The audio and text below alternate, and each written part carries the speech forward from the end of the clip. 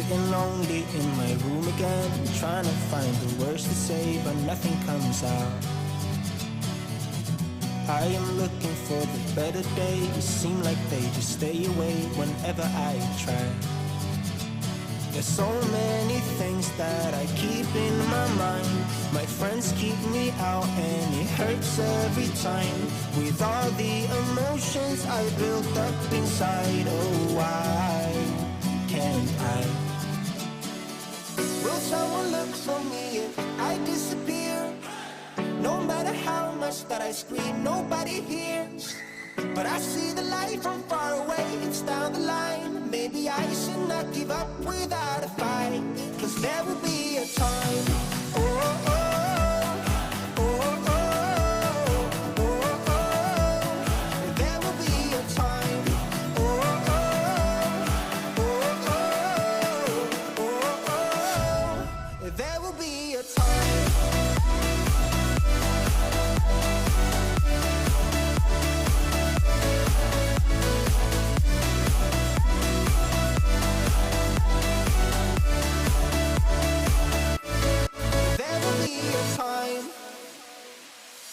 Sitting lonely in my room again, acting like I'm innocent. Why do I try? 'Cause now I'm feeling like a fool again, thinking I can fool myself by telling me lies.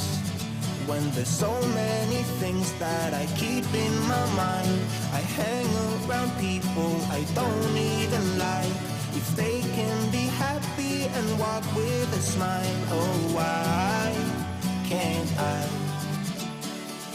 Will someone look for me if I disappear? No matter how much that I scream, nobody hears. But I see the light from far away, it's down the line. Maybe I should not give up without a fight, 'cause there will be a time. Oh, oh, oh, oh, oh, oh, oh. There will be a time. Oh, oh, oh, oh, oh, oh. There will be a time.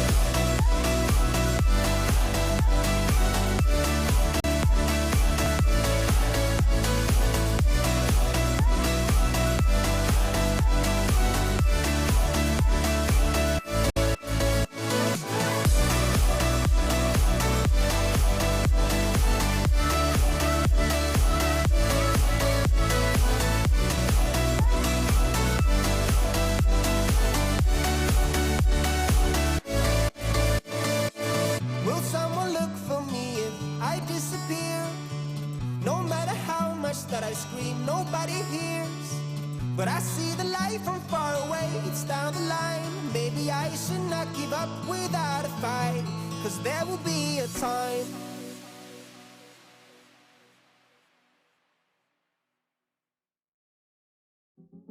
We are not alone. There's more to life than this. Show me what you know. Take me to that place. I'm stuck within these walls. I need a quick escape. You know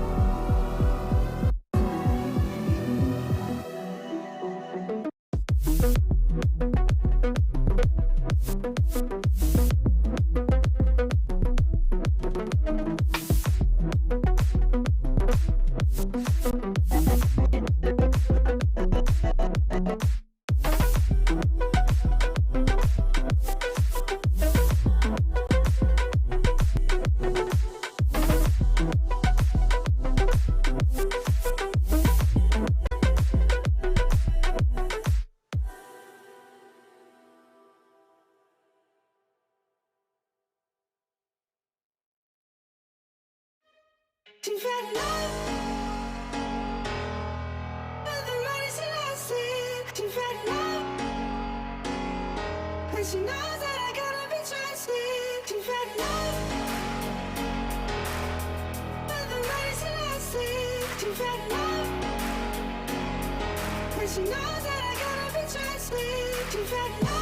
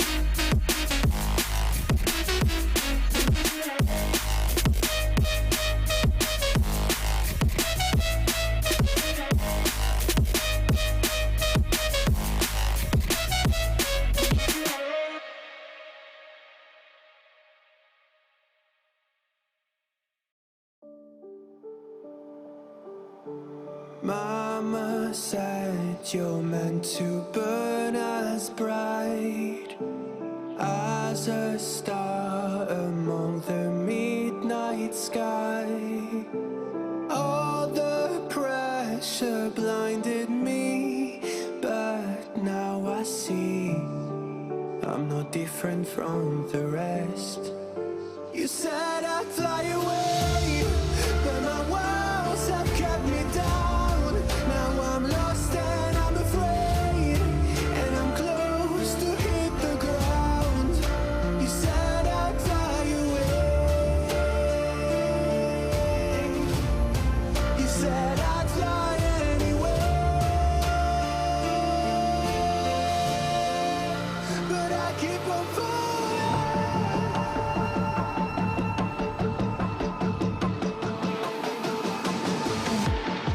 You said I'd fly anywhere, but I keep on falling.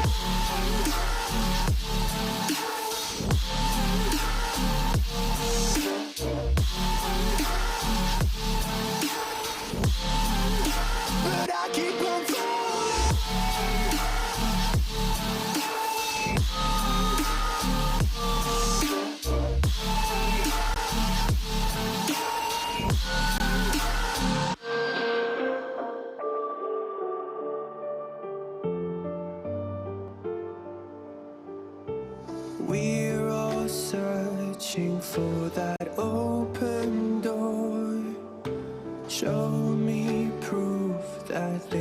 something more.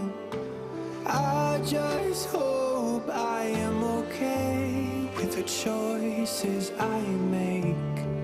Maybe then I'll understand. You said I'd fly away, but my words have kept me down. Now I'm lost and I'm afraid, and I'm close to hit the ground. You said I'd fly away. You said I'd fly anyway, but I keep on falling.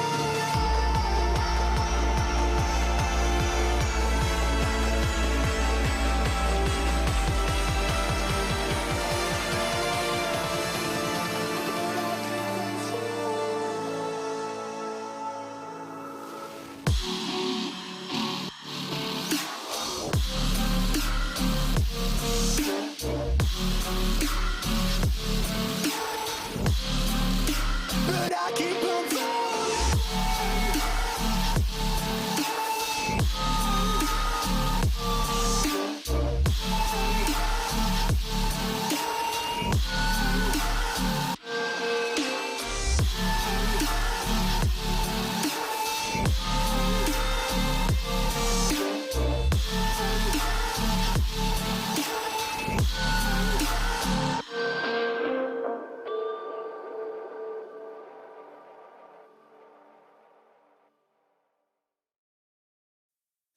Oh, I got lost on the way to you, in an orange sky by the ocean blue.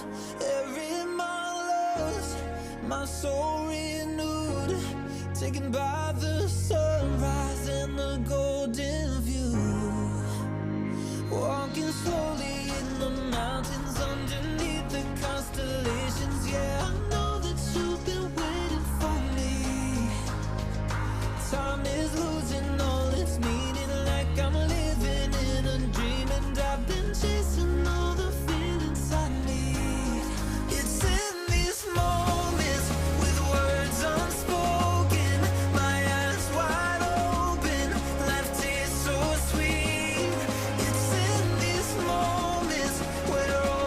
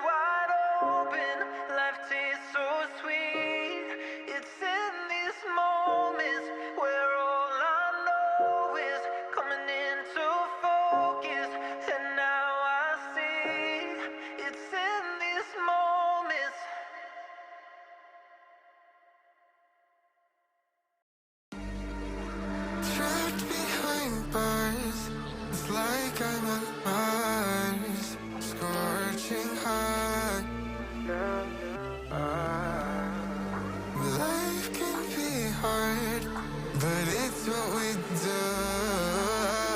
Take it to the top. Yeah, yeah, yeah.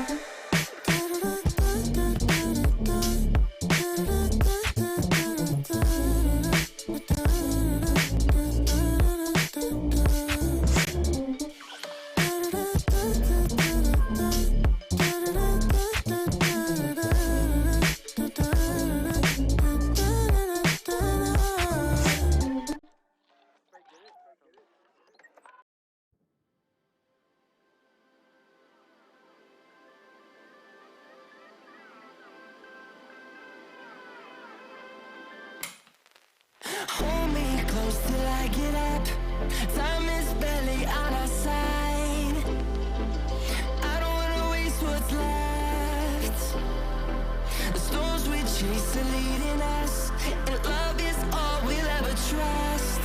Yeah, no, I don't wanna waste what's left. And on we'll go, through the wastelands, through the highways, till my shadow turns to sun rays. And on we'll go, through the wastelands, through the highways. And on we'll go.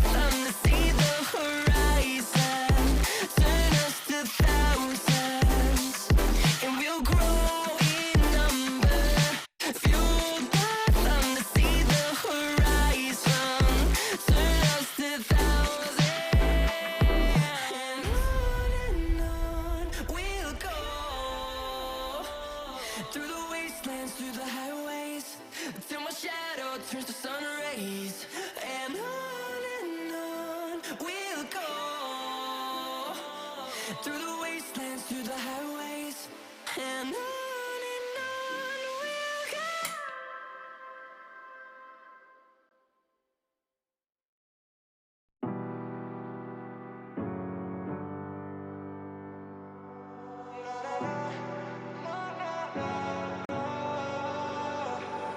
Baby, can you pray, pray tonight? Baby, can you pray, pray for us? Oh, baby, can you pray? 'Cause every time you make time, it's only to the end. So pray tonight. So you won't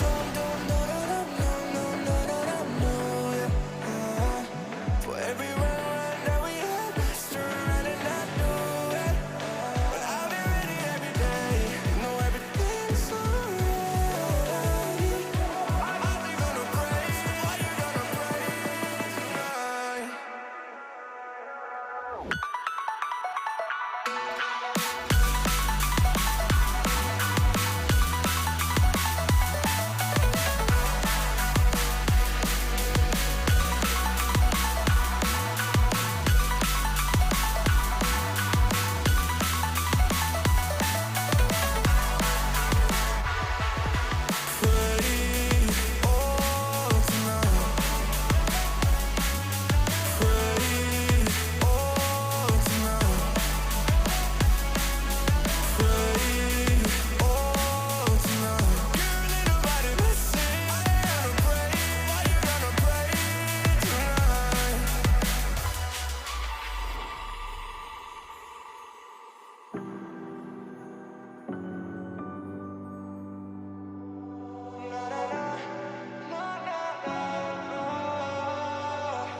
Baby, pray, pray, pray for me and for us. Baby, pray, pray, pray for me and for us. Baby, pray, pray, pray for me and for us.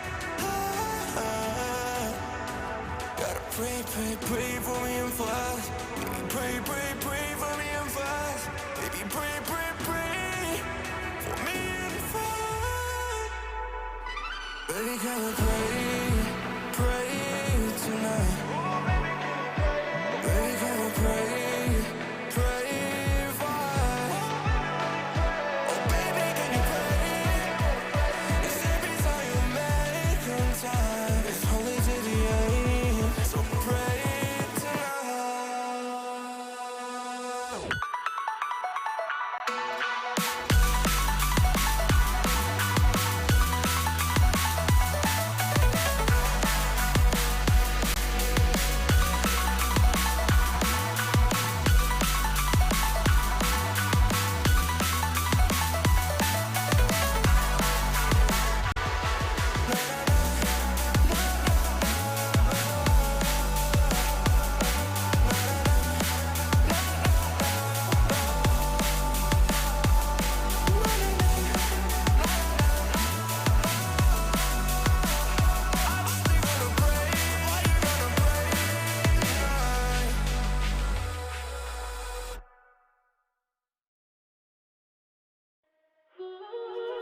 Careful with your pretty eyes and run with me, yeah, yeah.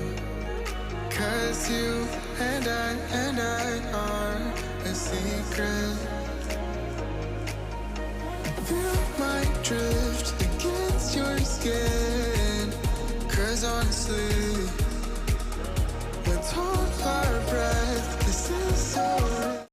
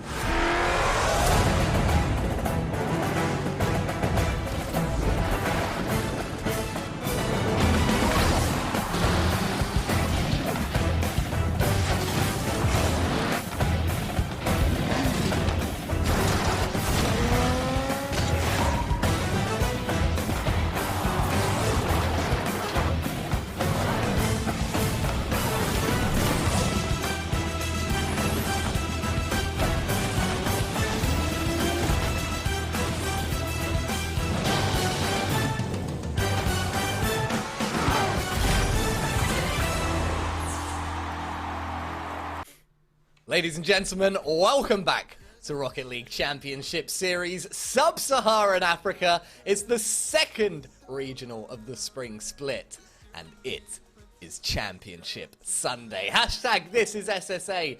Go and drop some love on Twitter. My name is Tofu Elliott, and I am joined today by the wonderful, the irreplaceable, and the unsurmountable Mr. Bepic Muntz. And Greybeard, that's Blake, Phillips, Luke, George, and Ryan Hogarth. And it is a beautiful day to have Blake with us for the first time on Championship Sunday this year. How are you doing?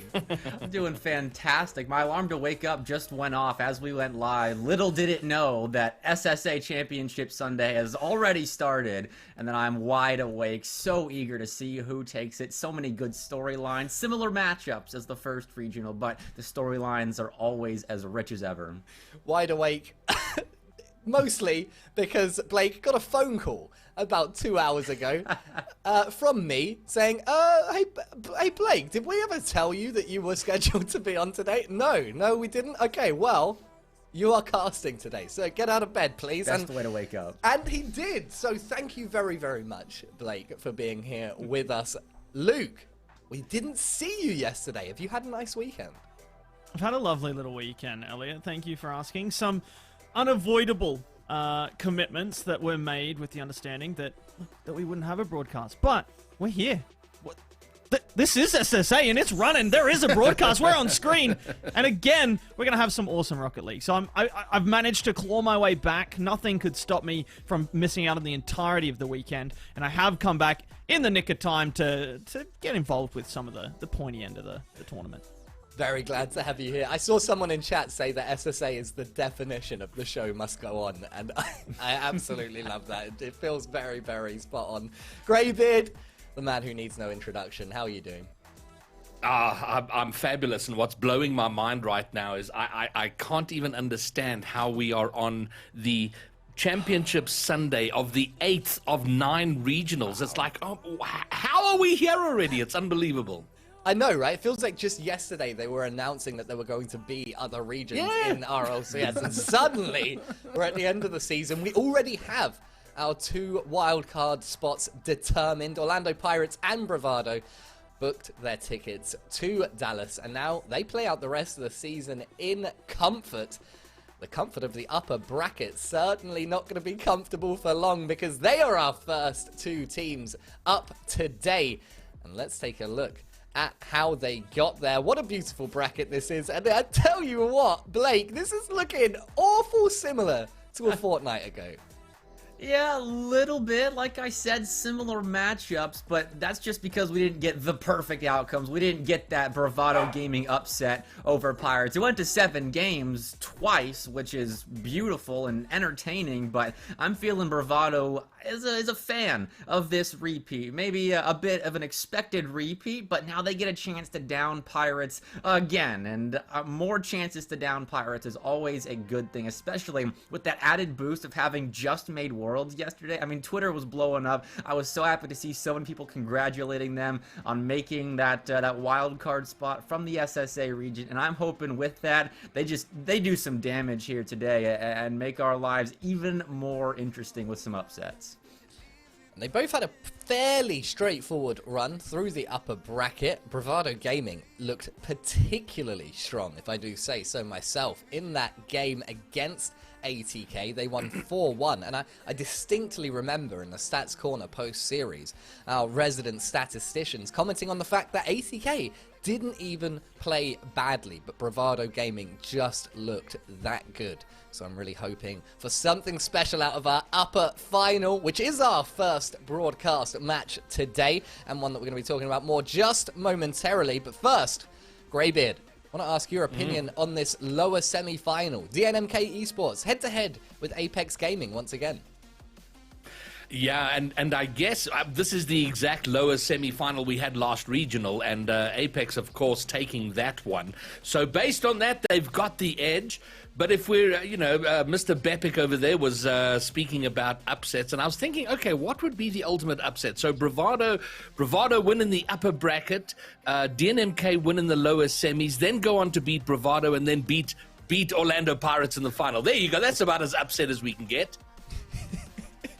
What? I tell you what, I think it is time to start talking about that upper semi-final matchup. Orlando Pirates XD going head-to-head with Bravado Gaming. The upper final. Did I say grand final? Did I say I said upper semi-final. Look, it's been a long, long week here, and it's nearly there. We're nearly at that final hurdle, but first we have to see, can Bravado Gaming do it, or are we going to see Upper Pirates go straight through to the grand final once again? Let's inform our conversation with some statistics. Joe, Taylor, how's it shaping up? Well, Elliot, it's going to be an interesting one. This matchup is one of the most common ones we see. 3 out of 4 upper finals, 4 out of 7 grand finals so far have been Bravado versus Pirates, Jota, and you'd think Pirates are the team to beat, but so far in spring, Bravado technically the stat leaders in many categories. We talked yesterday about how they had a few massive blowout victories that have really sort of inflated those numbers, but they've been playing brilliantly. It's been a really fantastic thing to watch.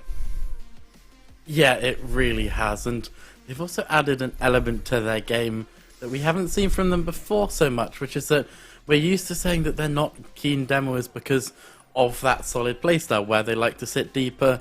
You've got to be efficient with your boost against Pirates. Lots of teams have learnt that one the hard way, and sometimes going to chase those demos is a very good way to empty your boost tank and end up with nothing for it. But Bravado have been adding an element of demos into their gameplay. They've increased it this regional specifically, and I think that in a matchup as well trodden as this one, it's definitely got potential to trip up the Pirates. Definitely. I mean, we were saying it yesterday. Against the Pirates, you're going to have to start trying new things when, they've sort of cemented their hold on this region over the past few weeks and trying this new stuff. 3.12 demos per game from Bravado so far in spring. It's going to catch out the Pirates. They are actually one of the more susceptible demos, more susceptible sides to demos this season. So that could really be a way in. Their boost management from Bravado, you said it yourself, has to be good against the Pirates. And it is. They lead the league for least time on zero boost, which is fantastic, but it's going to be a tough ask against Pirates, even though To Die For is playing so well. Yeah, it is, and look, I mean, we can talk about how well they've been playing in To Die For. He is top of the leaderboards overall, and he's 43 points clear of everyone else, the only person in the 500s for points per game, and that is not over a small number of games either. He's played over 40 already in spring, so that is pretty ridiculous stuff from him, but look, okay, we can say Bravado, they're going crazy, and they are, but let's not be disillusioned into thinking that Pirates have fallen off at all. They've been so consistent. It has been same old Pirates back and forth, and the perfect sign of that is both this regional and the last. In the previous round, they took down Digital Devils 4-1, the exact same scoreline again, and if that isn't proof that they are just as up to the task as they were 2 weeks ago, I don't know what is. Well, there you have it, Elliot. I mean, it's the age-old matchup in SSA, Bravado versus Pirates, and Bravado are leading in certain stats, but Pirates are never far behind. Second for goals, second for points, and for time zero boost. Their defense is slightly tighter, and it's always that way with the Pirates sitting back, the playstyle they play, far from the ball. It catches teams like Bravado out a lot because they love to sit close, but Pirates have that patience and the mechanical ability just to launch it long.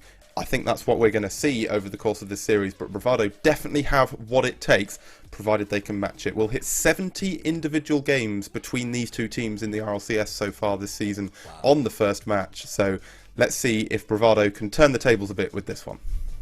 That's an incredible number to hear. 70 individual games.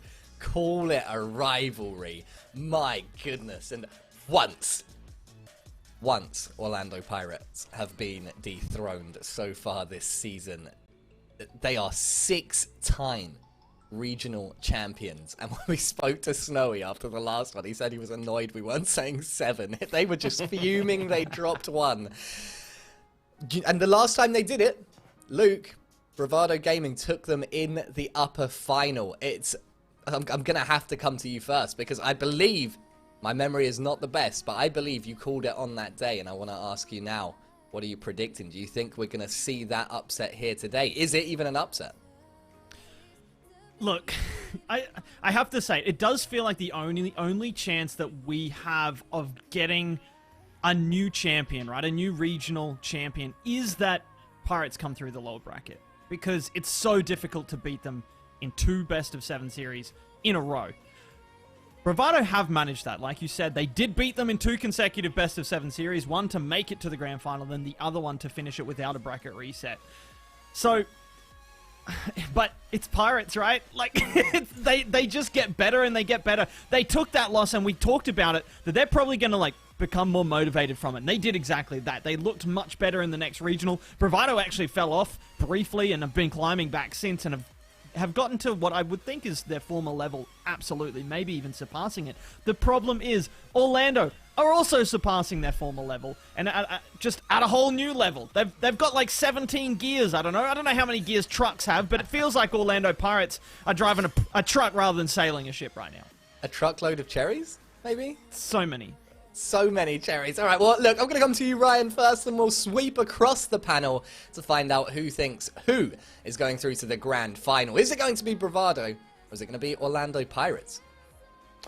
I'm just wondering if there's going to be a new dynamic with now World settled, both of these teams both going. Do they take the foot off the gas? Is it a bit more chill?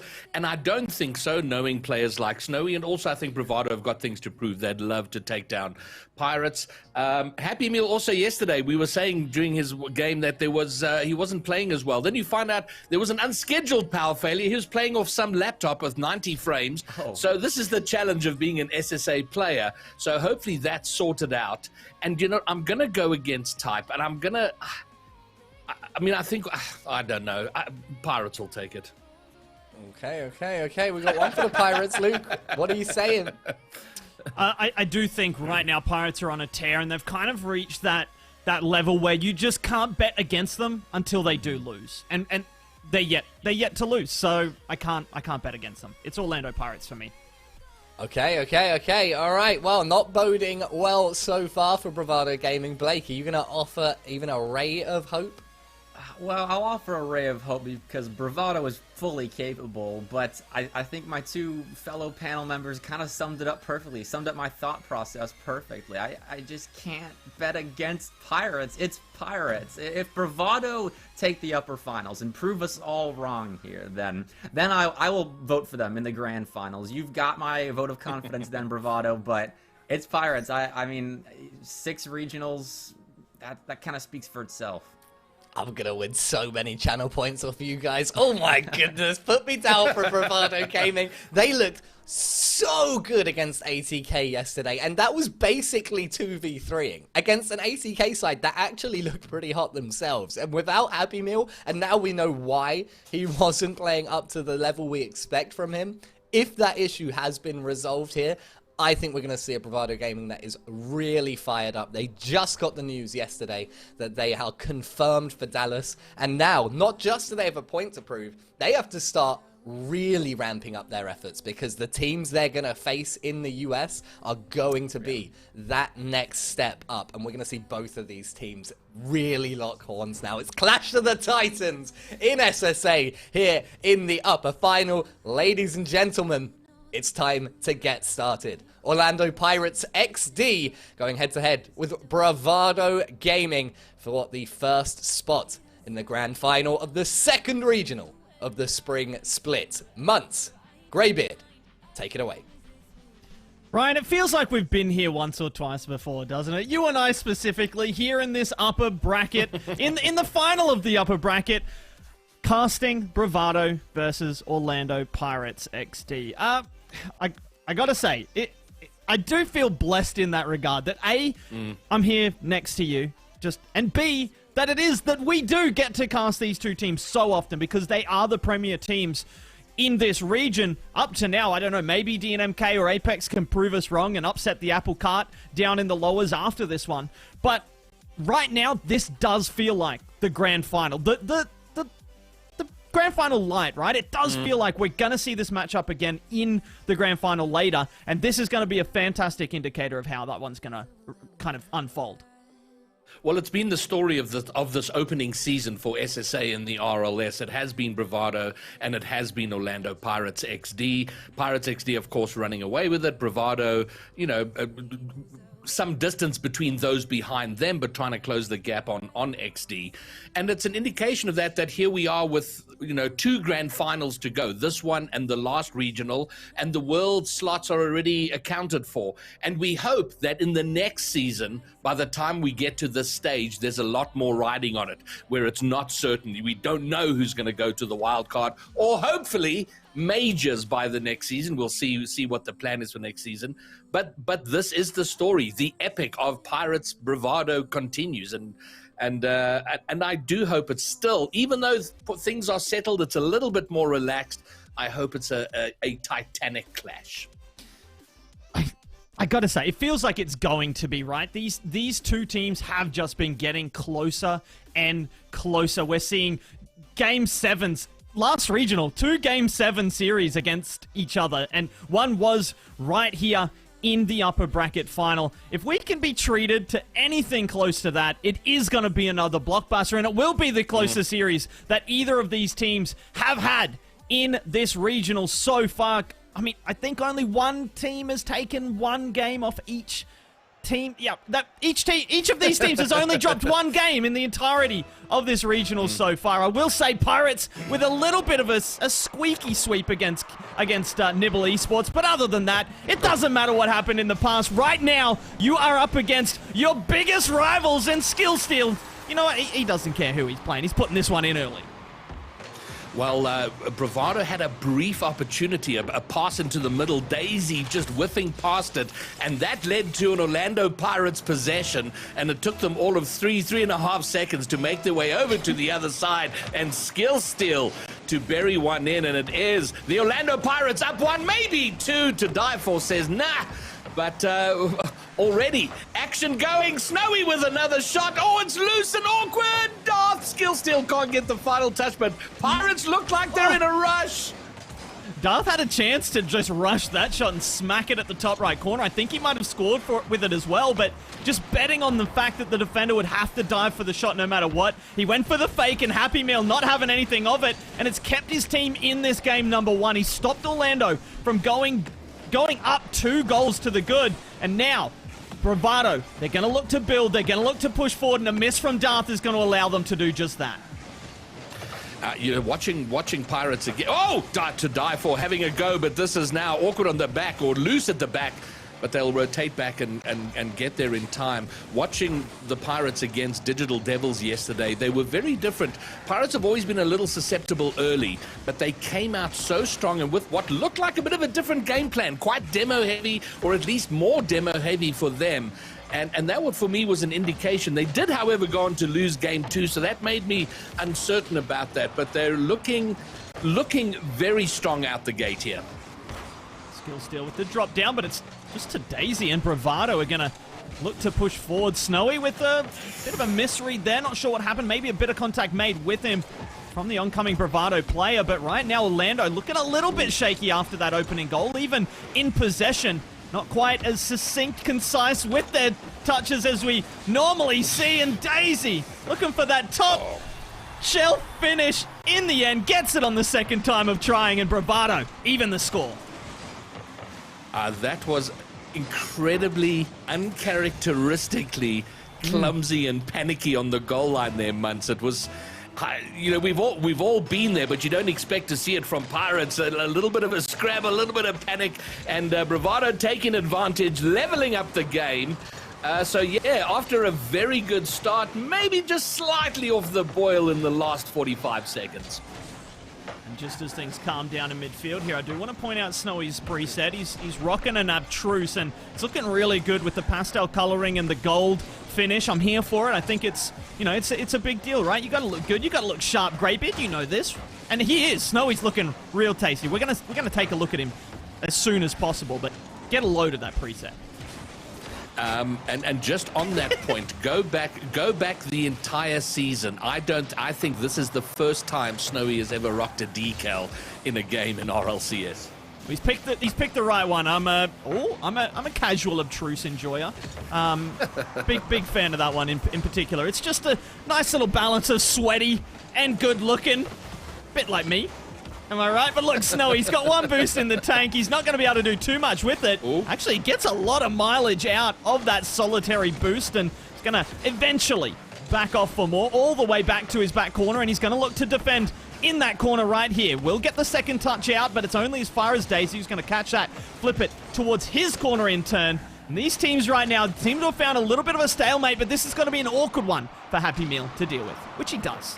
All right, Demo has opened up. Snowy, it's heading toward the net. It's on target. Happy Meal comes down with the goal line save. And it has, I mean, you mentioned the word stalemate, and it does feel like the fact that we spoke about a decal for almost a minute without a hell of a lot happening is kind of indicative of that. But maybe now something, floats across the goal line. No one there to finish it up. And here, Pirates on the attack. Skill Steal brings it via the backboard. Is anyone there? Happy Meal and Snowy. Skill Steal!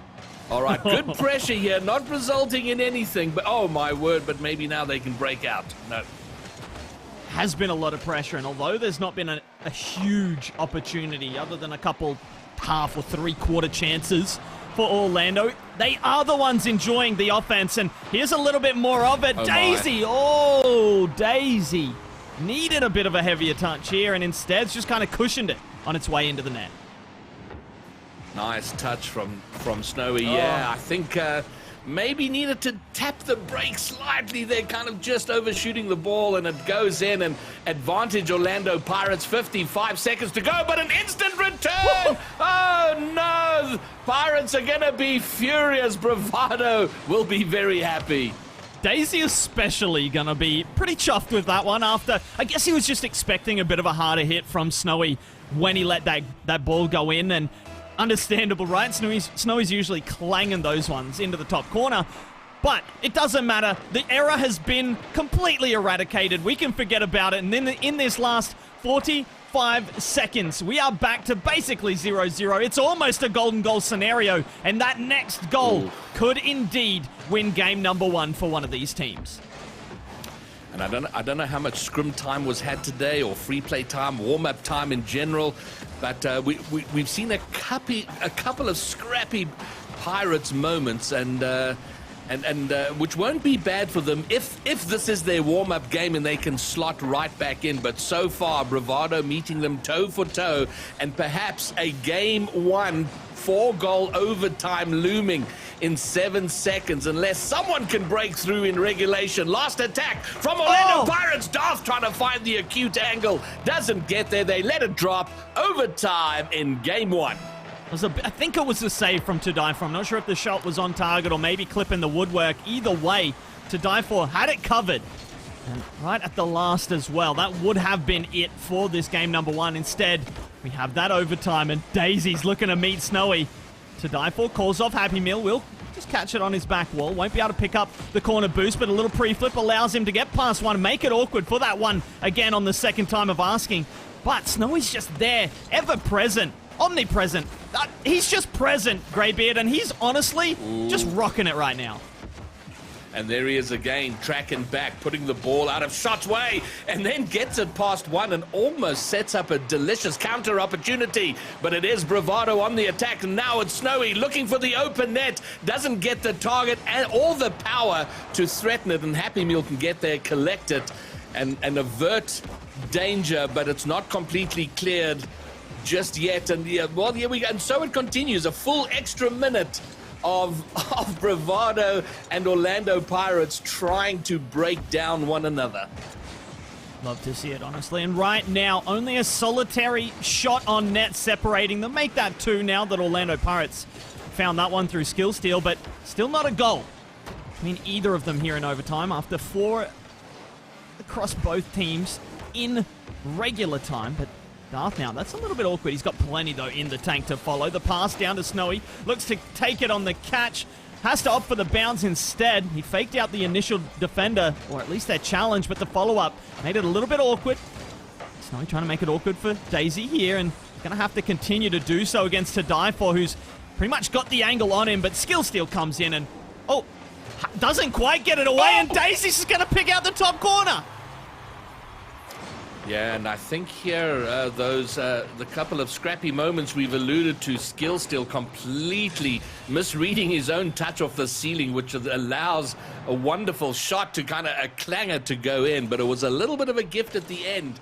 And some excellent moments from Pirates XD, but a couple of scrappy ones. And you mentioned Snowy being ever present, and I think positionally very good, but he prides himself on those power shots on open nets, and a couple of his shots being a little bit soft, not quite getting his timing right. So they're there, but not quite in sync. And Bravado take first blood.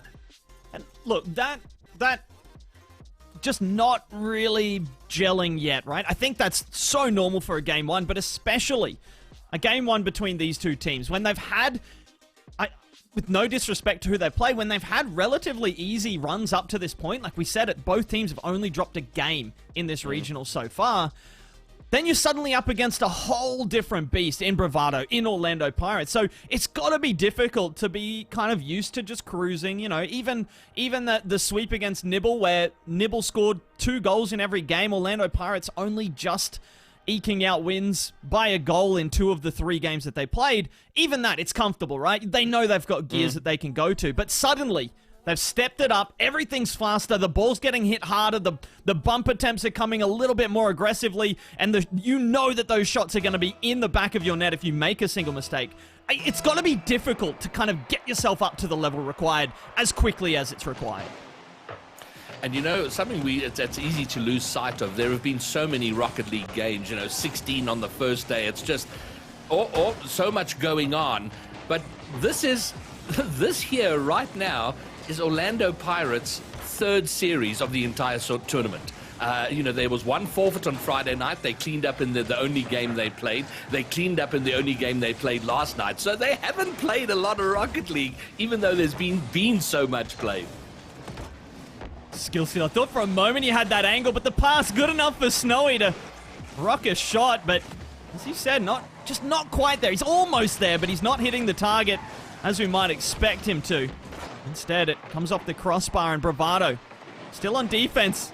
Daisy and Happy Meal combining a little bit of tiki-taka there, I guess you could call it. Some 1-2s in the midfield. Happy Meal with the big clear up. No one there to challenge Daisy. Drops it down, and Happy Meal had a chance but was denied by the defense. Well, so far, Pirates struggling to find their dominating form, and if Bravado can take advantage of that, as they've done in the first game, before Pirates find themselves, this might be their best opportunity to get a second one over Pirates this entire season. And they certainly look to be looking to find that right now as they try and develop something. The pass into the middle, shot by to die for. It's a double commit in defense. It might have hit the crossbar anyway, but almost the opening goal for Bravado. Happy Meal with the double tap off the ceiling. I thought for a moment Daisy was going to get on the end of it ahead of Skill Steal, who right now just buying time, it felt like, for Snowy to pick up some boost pads and regather himself for a big clear like this. Happy Meal realizes the danger and has to get onto it. We'll take that corner boost behind Daisy, who just smacks it. I thought he had to be going backboard or had to be going corner. Instead, the bounce shot over the top will give Bravado the lead. Wow, gets it. Oh, I mean, that is a 1-2 punch. The little clip over the attacking player, and then the banger from midfield gets Bravado in front. And so far, and you know, we're 6 minutes in the last game, and 2 minutes here. A tiny bit of distance between Bravado and Orlando Pirates so far. Right now, Orlando looking to get a little bit physical, and it will open up the opportunity. And Snowy, maybe a little bit hesitant there. Just spotted it. Didn't quite take this as aggressively, but I mean, he made sure of it, right? He at least picked out the top corner and got the equalizer. Yeah, but it's a clear sign that you're not completely. Any other day, he would have clanged that in at 120 from that distance, but it was like, nah, make sure it goes in.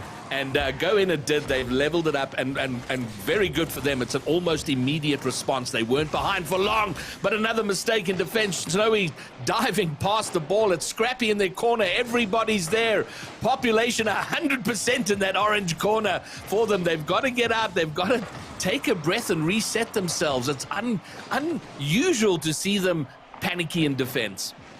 I mean, we have seen them struggle at times with Bravado. I think Bravado is one of the only teams, and maybe back when it was Royalty, the Digital Devils squad, I think at one point we were casting a game against Pirates, and they kind of made Pirates look a bit uncomfortable, just not quite able to punish some big mistakes when they did come in. The thing is, Bravado, this is a team that will punish those mistakes. I mean, we saw it with that winner, right, in game number 1.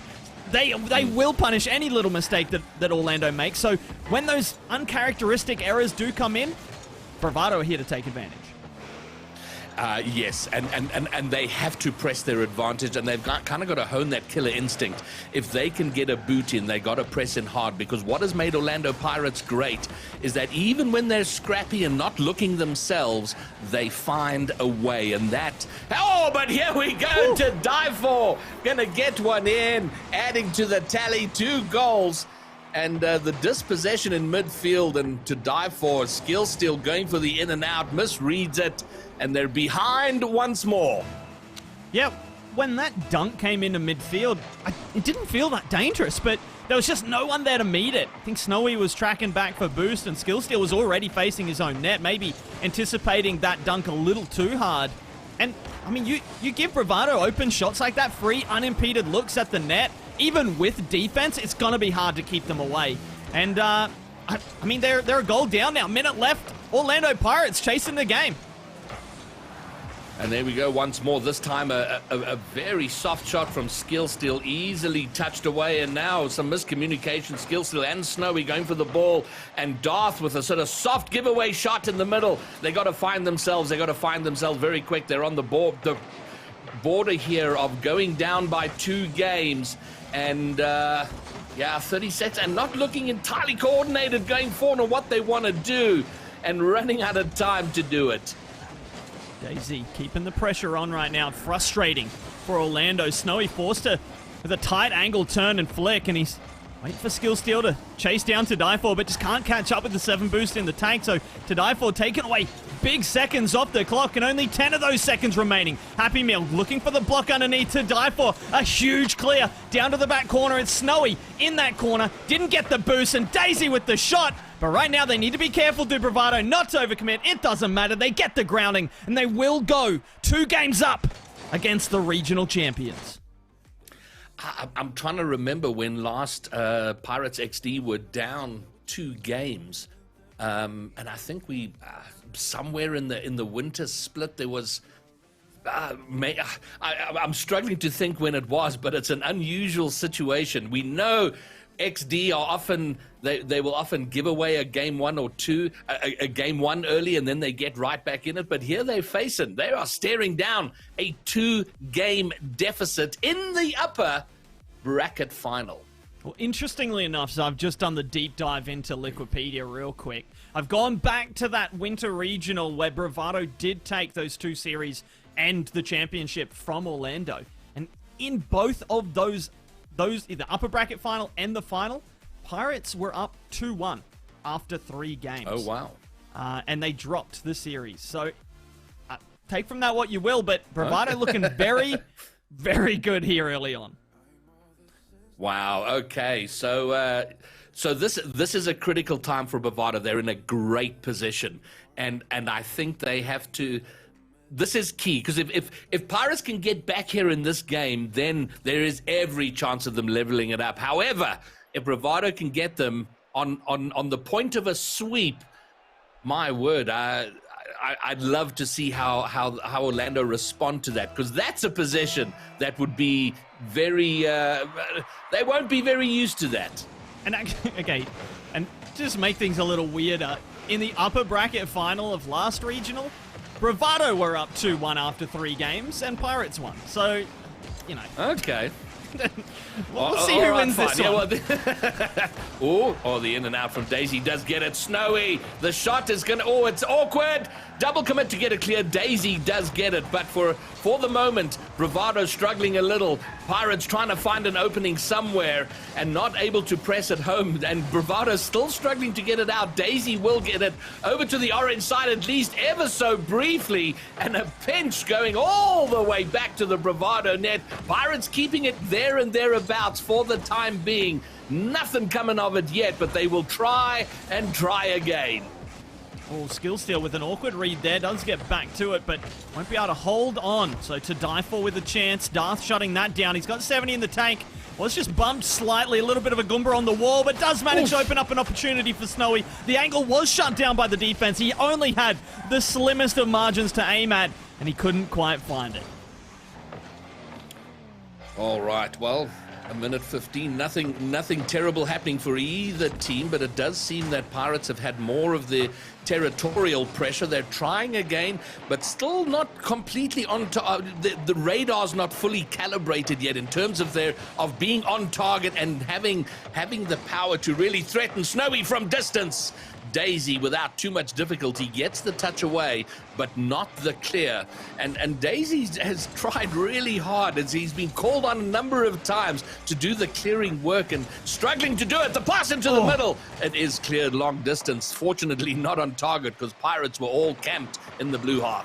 And interestingly enough, it has been Daisy with the most points on Bravado both games, game 1 and 2, and definitely doing a lot defensively, but just chasing hard, honestly, all over the pitch right now, and it's working out. He's not just creating opportunities for himself, but his teammates, and then when he's around, he's hanging around, he's staying upfield and getting opportunities and finishing them of his own, but Skill Steal finishing this one here, and Orlando Pirates will take the early lead. They needed this goal, and Bravado will be like, uh-oh, have they woken up?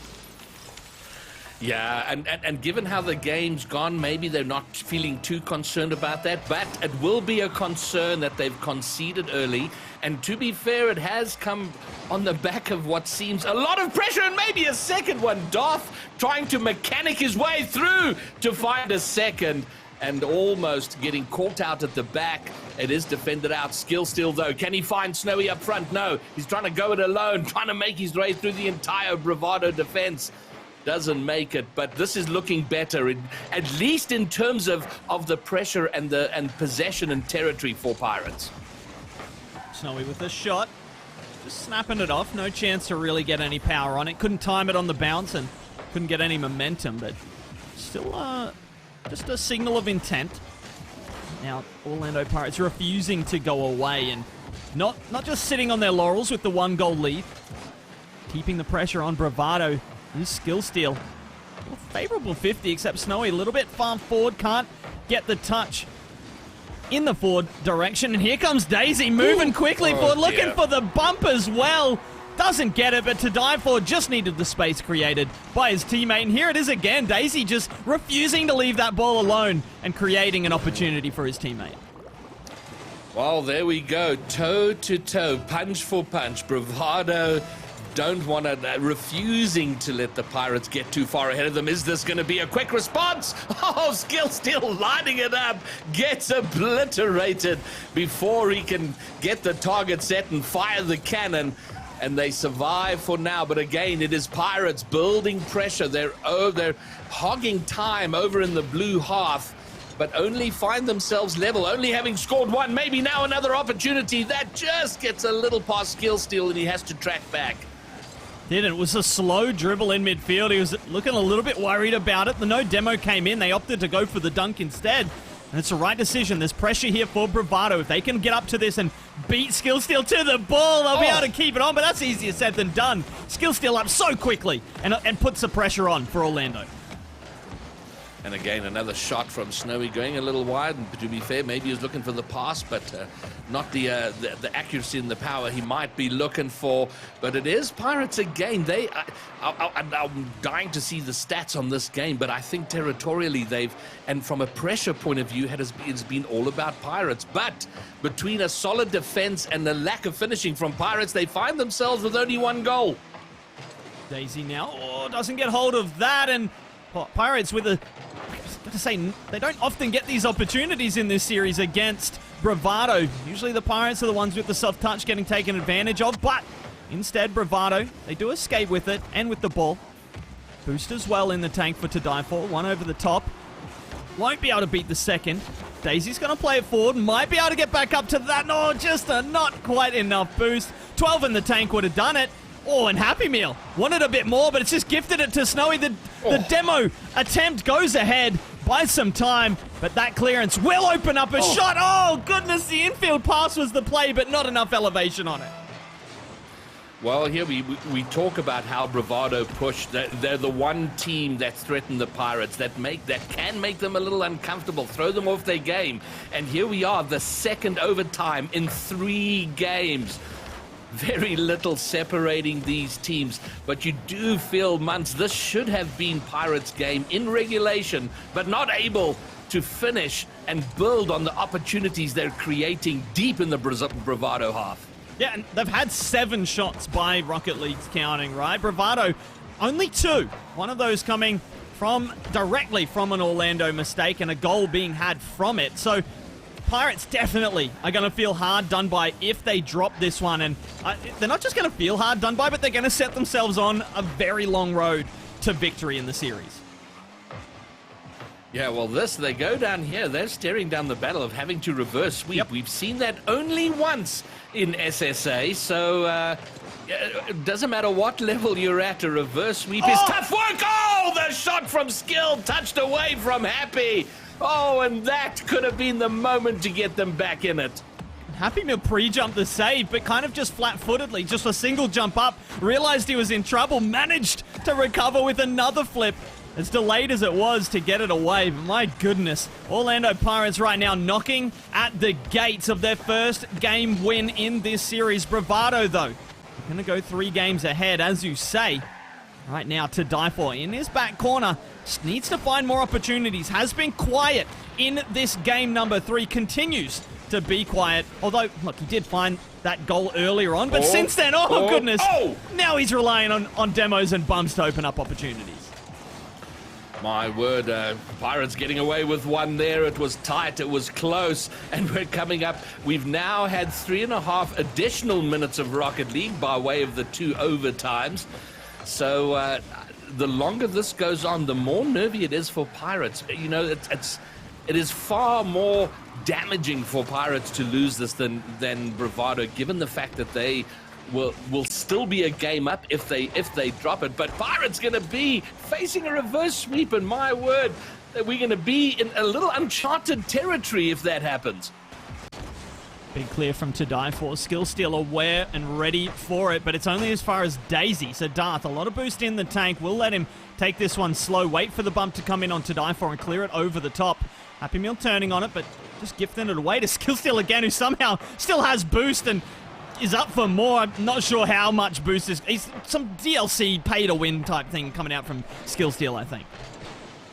And at what point do we start asking statisticians for what is the longest overtime we've had in SSA RLCS? I mean, I think we're some distance from it, but maybe this will be over now. No, Daisy gets back quite easily for the save, but another attack. Darth trying to put it into dangerous territory. Skill Steal, can he get on the end of it? He does. It's not powerful enough and will be touched away into the corner, but they're not clearing the ball right now. It's always going back to Pirates, but maybe something here To Die For. Snowy at 50s into the backboard. Skill Steal gets just a little bit dunked. A slight dunkage there, but able to stay with it and set it up for a Darth double. Plays it up. Daisy's there. Needed to make contact. Does exactly that. Now To Die For. Not sure if he was the one to get boost. Does seem like it. We'll look to pinch it. On the ground. It's not to be. Looks for the mid. Happy Meal. Continuing. Snowy. Awkward. So Darth comes in. To Die For turning off it. We'll give him a chance for the 50-50 here, but gets beat to it. Darth waiting upfield. Daisy, not too much boost. Hopes to play it to Happy Meal, but there's no contact to be made there in the corner. 4 minutes about to go past. That's a huge clear. Darth really needing to stretch for that. And here comes Bravado for another shot. Daisy trying to get on the end of it. To Die For trying to get a touch on the defender. Neither of those two things happen, and it's cleared away. But that touchdown, this is it. perfect. Oh, no! How has Happy Meal missed that? You know, just before that came in, and now they're going to get punished on the other side. No, Daisy will save. What is going on here? As that open net miss from Happy Meal came in, I was about to comment on how mechanically Pirates, you know, their touches are betraying them. They're not quite getting there. They're overshooting, undershooting, not collecting the ball, and then a glaring open net miss, but maybe now a cross-field work from Skill Steal doesn't go in, and we have a... Oh my. What is going on here, Muns? We've had another game of Rocket League. I'm here for it, honestly. It's been honestly wonderful. I don't know what else to say about it. I'm just having a great time. Oh, and so might Darth be with that pass from Snowy, but it's not to be. Happy Meal cuts it away to die for. Opts for the boom. Think that's the right decision there. We'll get back to it, but no power on the shot. Snowy there to take it away. Big clear off the bounce and looking to follow. And might be following. Well, the longest overtime we've had this regional was DNMK Espion. 7 minutes 42, but Darth will end it at 5 minutes 21. And an awkward touch from Snowy, but it sets it up for Darth, and Pirates breathe a sigh of relief because they're not facing a sweep. And I tell you what, they really needed to score the follow-up of that. Otherwise, Snowy might have tilted off the planet there. He had the chance. The open, unimpeded, free double-tap attempt. He just needed to make contact anywhere on the left side of the ball. Instead, comes across it a little too far, smacks it into the post. Fortunately for him and Orlando Pirates, they do take the win after 5 or so minutes of overtime. An entire extra game played, as you said. And they will get their first win on the board for this series. And you know, but we made the point as they went into overtime. It was a game that Pirates should have taken in regulation. They were out shooting, out pressurizing. And if we look at the stats, after a full additional game of Rocket League, 14 shots from Pirates, 6 from Bravado in effectively 2 full games there. So Pirates, they, no problems getting into the final third there and getting shots on, but not getting them through. And that has been letting them down. And that has gotten them to the point of almost facing a sweep. But they are back into it. Does it mean the return of Pirates in this series? Or can Bravado pick up where they left off after game 2? Yeah, and look, Pirates having a glut of opportunities. I have to say, Bravado doing a fantastic job at stopping those crossing the line. 8 saves they combined to find in that game. But look, you don't want to be saving shots off the goal line. You want to be cutting them out at the source. The less saves, the better, right? As long as those goals aren't just going in unimpeded. But Bravado, they need to get more aggressive, and this is about as aggressive it gets. 9 seconds in, starting it off with a bang is Happy Meal. Yeah, and everyone on the same side of the field, they are, positionally getting themselves into trouble there, and Bravado punishing it. And that is going to settle them right down. A nice little 9-second goal. A little bit of a lead gives you time to take a breath and go, okay, guys, let's get back to our game plan. But Pirates love the quick response, and they get it from Darth. It didn't take too long, did it? 8 seconds. The 9-second opener, the 8-second response. Love it. Just a little one up there from Darth, and Skill still doing a whole lot of work in the lead up with the air dribble to the back wall, little pinch down to his teammate for the finish. This matchup is just amazing. We don't have a goal for 73 minutes or whatever the last overtime was, and then we have 2 in 10 or 2 in 20 seconds. Like, goodness. Yeah, it's or problems here, maybe. 20 seconds? Nah. Including the winner? This is awkward. And we've seen Pirates be a little bit awkward in front of their net. They continue. Skill still can't get the clear. Neither can Snowy to die for. Looking for the shot. He puts it wide. It's still high, loose, and awkward. And panicking from Orlando Pirates. They're spared a little bit. They have a few moments to pick up a bit of boost, get back into position. But it is Bravado. We haven't seen this from them in a long time. Right up against the Orlando Pirates goal line. They're trying to find something. Pirates desperately looking for the What a clear. play. Happy Meal's wide. Daisy puts it in. It's been wild and frenetic. This was absolutely calculated by Happy Meal. Snowy had the shot shut down completely, all angles covered. Happy Meal knew all he needed to do was beat Snowy on that right side. He puts it to the post, and his teammates are there to follow it up. Heads up, huge brain, giga brain stuff there from the Bravado players. All right, and there we go. 3 goals in 10 minutes and 21 seconds in the last game.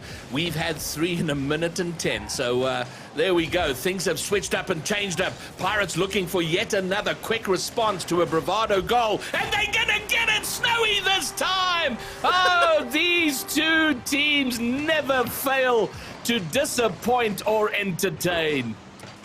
Just a slightly soft touch from Happy Meal in midfield. A bump onto Die For on the far post, and we have that equalizer. Goodness gracious me, Greybeard. We are just 90 seconds into this one, and 4 goals. I'm going to run out of my math soon. It's just not going to work. Oh, and there's multi-kills on the field. It's another attack on the Pirates' net. Snowy gets it some distance to Die For, almost gets the read on the insta rebound. But it does, at least for now, remain at, do I say it, only 4 goals? I don't think it's likely. We're going to get at least 1 more. We know that for a fact. It's going to take however long it does take. We're going to get 1 more, but, mate, it's got to be another 2 apiece at this point, right? 4-4 overtime. I'm here for it. And the demo count. Oh, my word. The little earlier demo had set up that ball, almost rolled in for a slow goal. It is saved away. Daisy now, as he has done so many times with the clear, but the touch on from Darth is terribly awkward. Snowy will complete the clear, but it does put them under pressure, and Snowy again with an awkward touch away. Oh, it's scrappy stuff out there, but they survive for now. And Pirates do go. Okay, how many times have we seen the attempted clear turning into a back play? Yeah, I mean, that was incredibly awkward for Snowy there. The attacker got a touch on the bounce unexpectedly, but, I mean, you're 100% right. It just feels like that wouldn't have happened in the last regional in the matchups between these two teams. But Bravado, I have to say, doing a great job at getting boost, securing boost, and really pushing on Orlando Pirates to force those little mistakes, to force those softer touches, and to capitalize on them when they do happen. Yeah, another one coming out there. They're fortunately not punished for it. But, yeah, this is a Pirates team who are a little bit almost, you sort of get the feeling that, you know, if this were, is that going to be a no? Skill still will get the touch away. If this were a boxing match, like, it sort of feels like they went 6 rounds earlier with a bit of a tough sparring opponent and not quite fully themselves at the moment. Oh, straight across the goal mount there. Skill Steal just cool and calm, takes it away. Daisy over the top, gets bumped off it, so Darth has got a moment or 2. Daisy gets back to it after the bump, comes down off the ceiling, uses his flip, but no one really expecting it, but Orlando the first to react with the transition play, and Darth gets on the end of it. Wow, and a lead for Orlando Pirates in what seems to be like a really, really long time, but they do have it, and that was more like it. The 1-2 play downfield redirect to finish it off. Pirates find themselves in front, and now Bravado, for the first time in this game, kind of chasing proceedings. And interestingly enough, Greybeard, Bravado with the vast majority of the shots here, 12 to their name, and Orlando only have 3. But they've got 3 goals from them, so a little bit different to the last game, and both these teams playing and adapting to one another, but right now Orlando doing the better adaptations and just playing the more efficient Rocket League. Yeah, and it's going to be one of those cases where, surely this is going to be a goal. Oh, no, terrible mistake. As soon as it went past in the corner there, it was, you kind of knew that, Skill still robbing Snowy. Oh, my word. Oh, and that, I mean, that sums up for me, Muntz, kind of where Pirates are. They're just not, they're not gelling at the moment. I mean, yeah, so completely. There's nothing else to really say about it. I mean, okay, first the double commit comes in, which happens so rarely for this Orlando side, but then Darth with an uncharacteristic just miss on the sidewall, and it's in the back of their net. So all 3 players involved in mistakes on that one, and for me, that's crazy, right? Okay, if there's a single mistake coming in as Bravado just pepper this backboard for this final 10 seconds and find an opportunity. But if one player makes a mistake, the second player's not going to. And if the second player does somehow make a mistake, the third player won't. But this ball's not touching the ground right now, Greybeard. Okay, it is. Oh, my word. Okay, so is this another game of Rocket League we're about to see? Another full game, the third overtime now in 4 games. Oh my! All right, so any plan we have, and I know Chris is going to be tearing his hair out because there's a schedule we have, guys, and this is going to ruin it. Yeah, okay, thank you to Die For finishing this one off, and it's actually going to put Bravado on match point with a huge overtime goal, giving our producer and our admins a little bit of hope for the schedule. 16-second overtime. It goes to Bravado 3-1. Orlando Pirates not having to do the best of 7 reverse, but a best of 5, which you don't... Oh, I've just seen Darth's ping at 236. Oh. Ooh.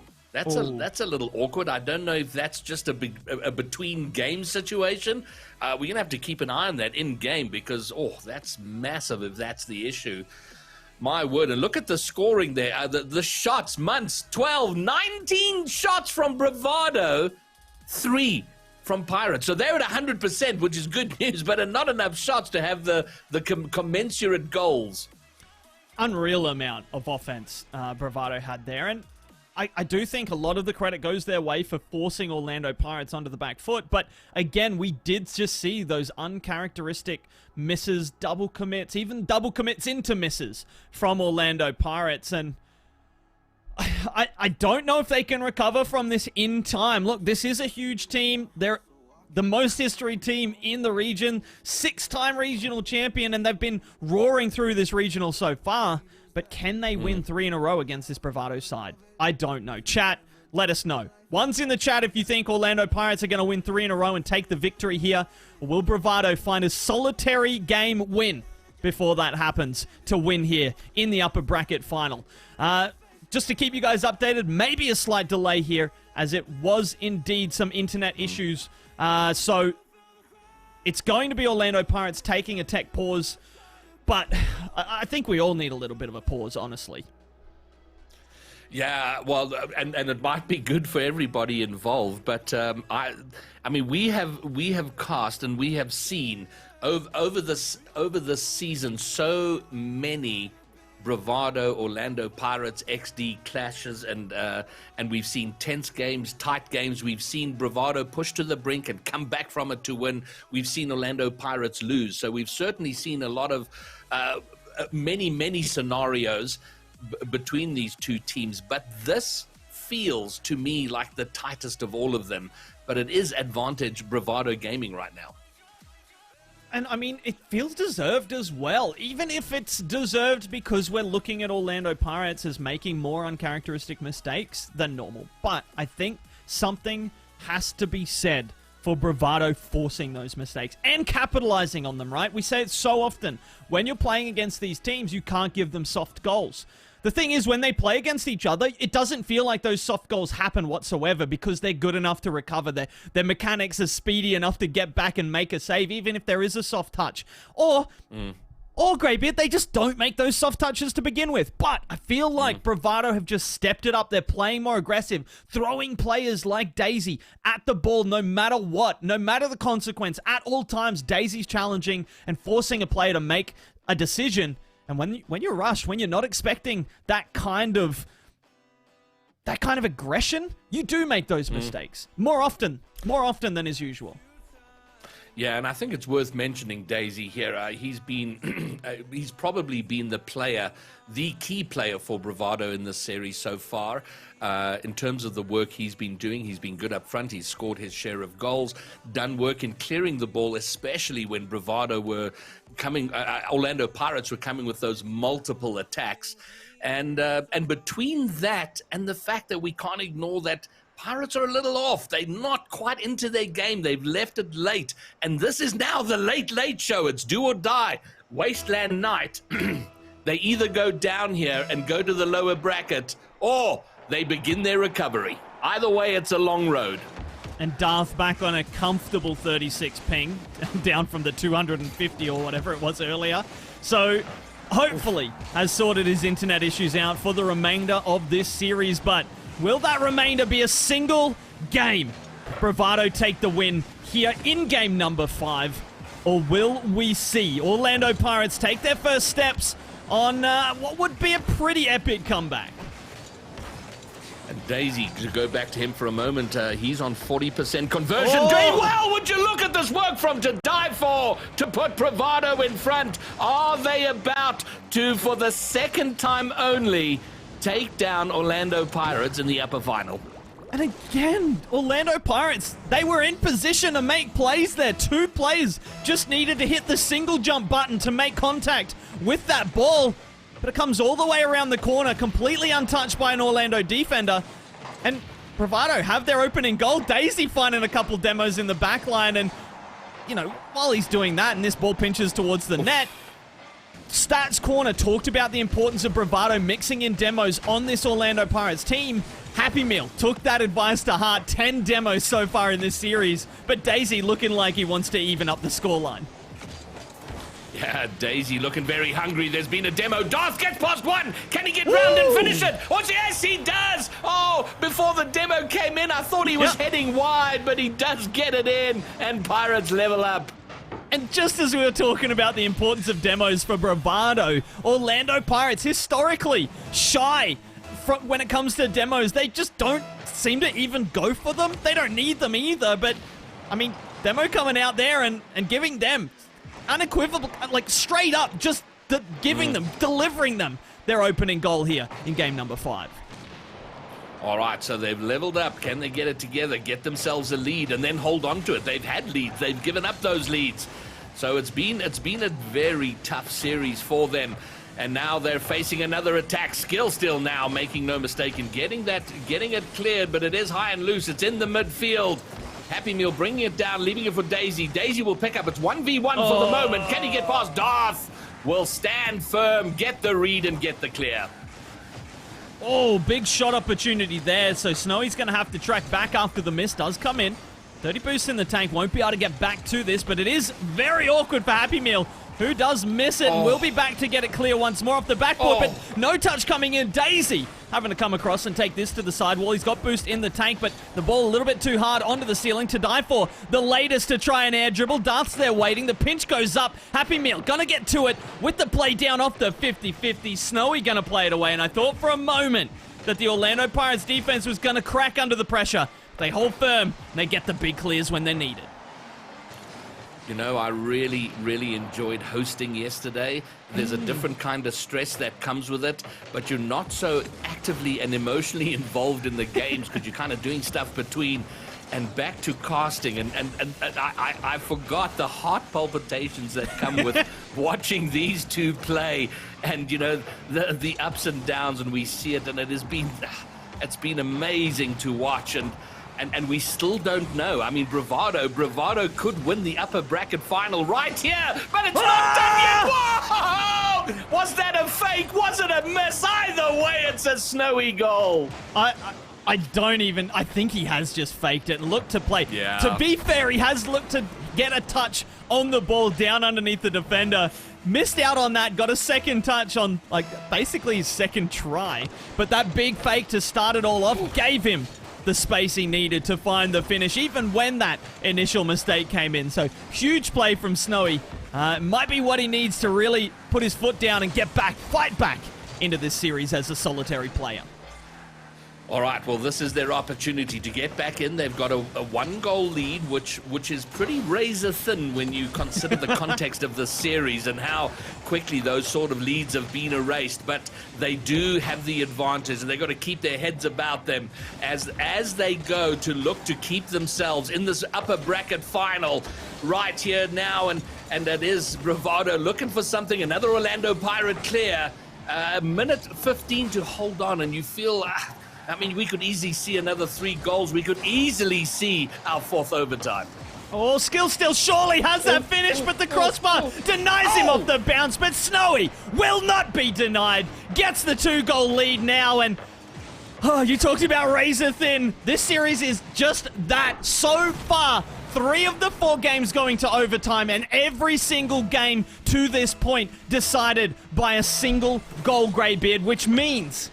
you know Bravado's got at least one more in them, right? Yeah, but and again, within the context of the series, a 2-goal advantage, almost 3. is huge here. I don't think we've seen an Orlando Pirates 2-goal lead. So, it's almost luxurious given what we have seen. Oh, and now 2 players out of the play for the moment. Happy Meal can't get on the end of it. And despite dying for the cords, it is clear. Darth, does he get this read? No, Daisy with another booming clear. Onto Happy Meal. We're into the last 30 seconds. And it's Pirates facing pressure. And their defense has had a tendency to get a little bit broken down under this pressure, but they do get it cleared, and they're now just 20 seconds away from erasing one of those series points. Snowy with the soft shot towards net. Happy Meal scrambling for that mid boost. We'll get onto it in 10 seconds now. So Bravado, they're going to have to pick that ball up out of the back of their own net. There will not be a comeback. This series will go just a little bit further. All right, and XD, hold on. They ain't done yet. And it's far too early to know if this is now XD getting back in the saddle and back to how we normally like to see them play, or if this is just a one-off.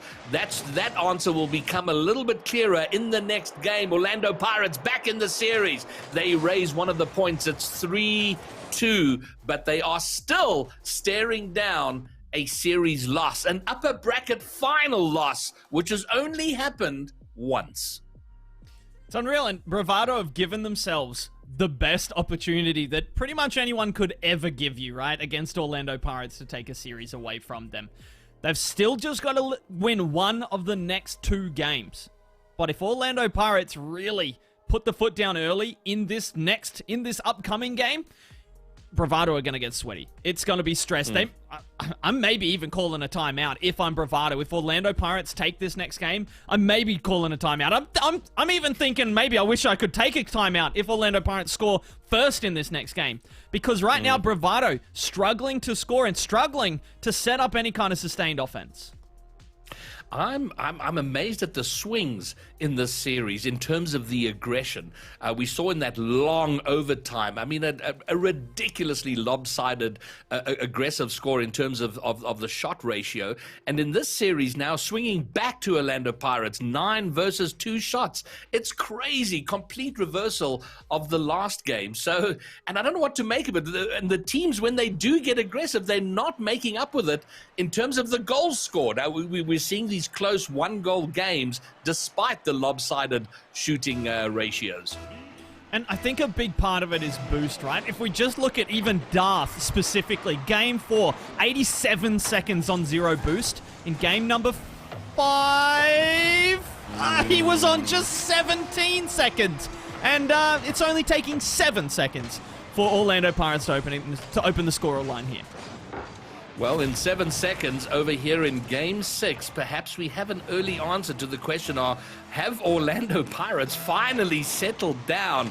And not bad, but we've seen early goals undone both sides of the equation here. Orlando Pirates scoring very early in Game 1 and then going on to lose. But they do have the lead here. The pass into the middle is touched away. And the Titanic struggle continues. We still don't have a clear vision of who will take the upper bracket final. Happy Meal trying to get something started, but Snowy unrelenting right now and continues to stop that ball from getting past. With the dunk there, the demo attempt coming in from Daisy, but forced into the doink. The shot taken quickly over his shoulder. Happy Meal awkward, plays it off his own crossbar. I'm sure chilling with 0 boost in the tank on that save, but I was a little less so. You were so much more chill about that than I was. Snowy, long distance! Oh my word! It traveled almost a full length of the field. In fact, it did, and finds the bottom right corner. I think if that goes anywhere else, Happy Meal saves it. But it's just nestled in to the bottomest of rightest and cornerists of corners. Goodness. That's one way to take a 2-goal lead.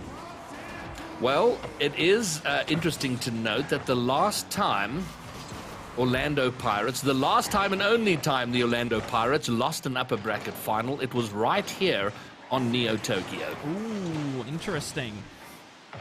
Daisy's touch here interesting as well, but no power on. I thought for a moment it was top corner bound, but To Die For looking for the flip reset over the top. No scoop on it. Darth with the big clear away. To Die For now in a precarious position. The fake comes in from Darth. To Die For just escapes the physical play, but Skill Steal off the ceiling. Going to use that flip early. Bumps coming in. To Die For's chilling there underneath them. Just watching the opposition come past. Little fake play, little slow play. He's going to look for a bump of his own. Daisy can't turn this towards net. So Happy Meal going to have to deal with it awkwardly. Can only do so much and has to restart the offense on behalf of To Die For. And interesting to me in the last game is that Bravado had 7 demos, but only, well, I think like 3 shots. So their demos being a lot more aggressive physically, but not turning into shots. Snowy floats one right across the line, but Darth was a little too far away for the tap-in. But it is still ongoing Orlando Pirates pressure. Right now, Orlando Pirates, 2 players in that near post corner. It does make for some shenanigans, but you get a little bit lucky with the roll of the dice and the bounce of the ball as it pinches out directly back into that corner. But Daisy tries to play this one underneath Darth. It's not to be. Snowy cuts it out. Will set that up for Skill Steal. But he can't deny To Die For is getting on the end of it. 3-player passing play, but the miss comes in. To Die For not expecting it. And a chance goes begging. Bravado would have been a delightful little play if it had come off.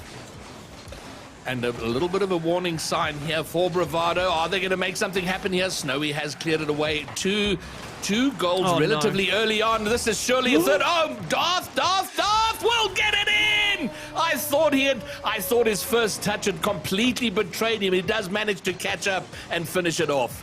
It's just a huge overcommit here from Bravado. To Die For getting back in time, but not enough boost in the tank to come from the angle he wants. And in the end, a difficult save to make there. But Daisy, I think it was, just not really realizing that he was maybe not quite third man, but at least 2.5. If 2.5 man, that's a deep cut. Goodness. Sure, that's a thing. I'll go with that. But it is a warning sign here for Bravado. The fact that Pirates have gotten they had the 2-goal lead and suddenly were not looking overly stretched. All that sort of that edgy, nervy, panicky play of theirs with the whiffy touches seems to be going away here, and that will not bode well for them, as we are a minute 15 away from finding ourselves on Champions Field. Bravado Gaming, Orlando Pirates. Skill Steal now with the demo. Looked him to get the flick, but didn't get hold of it. It doesn't matter. Snowy there to follow it up. And a minute remaining. To Die For needs to set up some offense right here and right now. And instead, it's Darth looking for the angle. He just about finds it. But the crossbar will stop him in his tracks in that particular moment. But, I mean, all of this is just playing into Orlando's hands. They are looking good to take their 3rd game of the series. It'll be their 2nd in a row. And they might, barring a miracle comeback from Bravado, be only 1 game away from an historic comeback, it has to be said. And I don't know if there's any significance in the fact that all of Bravado's wins have been tight games. The last 2 wins, and I'm assuming there's going to be an Orlando Pirates win here, have been, in the context of the series, to say it once again, have been fairly dominating wins. Sort of 2-3 goal games rather than the one we've become accustomed to. And I don't know if there's anything to read into that in terms of how Pirates are doing right now and where they are and how they feel about themselves in the series. But they will take down Game 6. Oh, goodness. I'll be honest. Bravado with 3 match points, I didn't think we'd be here. I did not think we'd get to a Game 7. Thought as good as Orlando were, I didn't think that they could win this many in a row against Bravado. It's not happened to this point, right? In the last 3 series that we've watched them play, including this one, or before this one rather, they take games from each other. It's kind of one apiece, and maybe one team will win 2 in a row to win the series, or the pattern will just play out until one team wins. But, I mean, I just can't predict this matchup anymore. It's all out the window. All my analysis, all my observation, it doesn't matter. The eye check is irrelevant because these teams just have the ability to switch something on that's just a little bit extra and that the other team doesn't expect. Months, have either of these teams taken a taken a timeout against the other. I'm not sure that, and I don't know that we're having a timeout taken here. It doesn't look like I've seen nothing on that. No. And I don't know, do you think there might be a pride thing involved? We're not going to take a timeout. I don't know about pride thing. I think it's probably these teams. I mean, we've seen them adjust so quickly and so well throughout series, and even in the middle of games. But I mean, technically there was a tactical time. Technically there was a technical timeout, Greybeard, earlier on in this series, and that was actually the turning point, right? Like, Orlando Pirates have won every game since then, so. You know, I don't know. Maybe a little conspiracy theorist for those out there that are a little bit partial to it. I'm not sure. Look, we all saw the number of Darth's ping, which was 250. They definitely needed to take that. But look, forgetting the last games, forgetting the lead up, because all that matters, Greybeard and chat, is this game right here. Game number 7 in the upper bracket final. The winner of this game will go into the grand final with a series advantage. Or not with... Okay, forget about it. Skill still scored. Oh, my goodness. All right, Darth with the flip reset pass and the finish from Skill Steal. Oh, and that, I mean, if there were warning signs before, the sirens are flashing now for Bravado Gaming. First blood in Game 7 to Orlando Pirates. And this is the 4th time that these two teams are meeting in a Game 7. Pirates are yet to lose one of them. And now in the last 3 games, Greybeard, it's a 8-to-1 ratio of Orlando Pirates goals to Bravado's goals in the last 3 games, including this one. Also, I just do want to clarify, no one's going into the grand finals with a series advantage. They've got a bracket reset advantage if they win here. I was just trying to get my words out to talk about the goal because, my goodness, are things tense right now? The players feeling the pressure. We're feeling it as well.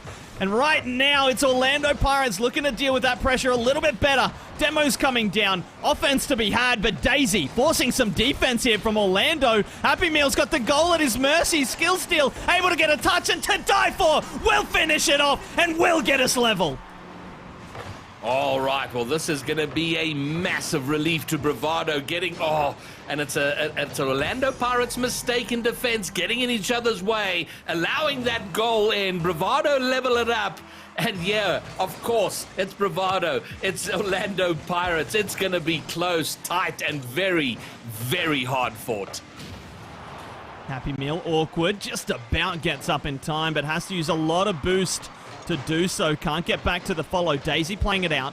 Happy Meal meeting Darth in the middle. Skill Steal just turning on that quickly. To die for, ready for it though. Snowy now. Up to die for. Snowy. Touch over the top. Daisy ready. Daisy can't get past Darth, and Skill Steal now alone at the back briefly. To die for can't get up in time. Snowy can't get a touch either. Happy Meal with the dunk, and Daisy a boost steal in that corner, but the pinch away is going to ruin Bravado's moment to put on some offense. And to put into context, the team that loses here, if they are to win the regional, after losing here, will have to go on to win 3 best-of-7 series in a row. The winner here just needs to clock 1 more. 3 best-of-series in a row, 2 of those against the winner of this series. Yeah. It's such a monumental task. Yeah, it's incredibly unforgiving, especially when you've got 2 teams like this. It just feels so even until they don't. I don't know, both these teams have the ability to just run rampant on the other one, but it does feel like Orlando right now, the ones, I mean, as we said, it was 8-1. Now it's 8-2 in the last 3 games combined. Snowy trying to make it 9-2, but denied there. To die for with the snapshot over the top. A miss comes in, and Darth able to clear it. Wow, that would have been a lovely little sniped goal, and it wasn't far off. But it remains, and again, we see the swing. You spoke about how these teams adapt to one another. And after getting a little bit of a pummeling in the last game, Bravado are adapting. They're keeping it tight, keeping it close. And we're, 3.5 minutes in. We've only seen 2 goals. I correct myself. We've seen 3. Skill Steal gets his 2nd. Orlando Pirates 2nd. And they are back in front. Snowy just cutting out 2 defenders, and As soon as To Die For crept off that back post, he needed to go ball, or he needed to go in and out or something, but he ended up with his back to the play, and then that ball going past him into the bottom corner. So a little bit of a misplay there on that goal line for To Die For, but Snowy with so much work done in the lead up that it was almost impossible for his team not to score there. But right now, Daisy trying to make something for Bravado, anything to get this game back with a minute remaining. Yeah, and that minute, it's like this looming this huge anvil over your head as that minute clocks, and you just got to get one goal, and you try and convince yourself you've got time, but every second just feels like an eternity. Is that the end of the upper bracket final? As you said, you've just got to convince yourself, right? You do have time, and they do. You've got a fifth of the game remaining with a minute to go. You can't be pushing up. You can't be getting edgy and kind of just squeezing out every advantage you can, because you overcommit, you find yourself down by 2 with the same amount of time. So Darth trying to make it 3 right here, but Bravado kind of digging their own hole right here in game number 7. And it is Skill Steal with the hat-trick in Game 7, the decider, the deciding game of the upper bracket final, and he's probably done enough. There's 25 seconds. If they score right here, right now, we've seen the kickoff goals happen, but they've got to make it. They've got to force something through right now. Daisy's up. Oh, but it's cut out. And another 5-6 seconds will burn, and now we're into the final countdown. Yeah, unless this goes in, we get some kickoff shenanigans. It doesn't, and we won't.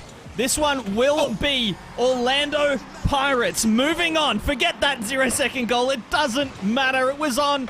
There won't be another kickoff. It is Orlando Pirates moving on into the grand final, and it will be Bravado dropping down to the lower bracket where they'll hope to get a rematch against this Pirates side, and if they do, they'll have to win 2 series in a row.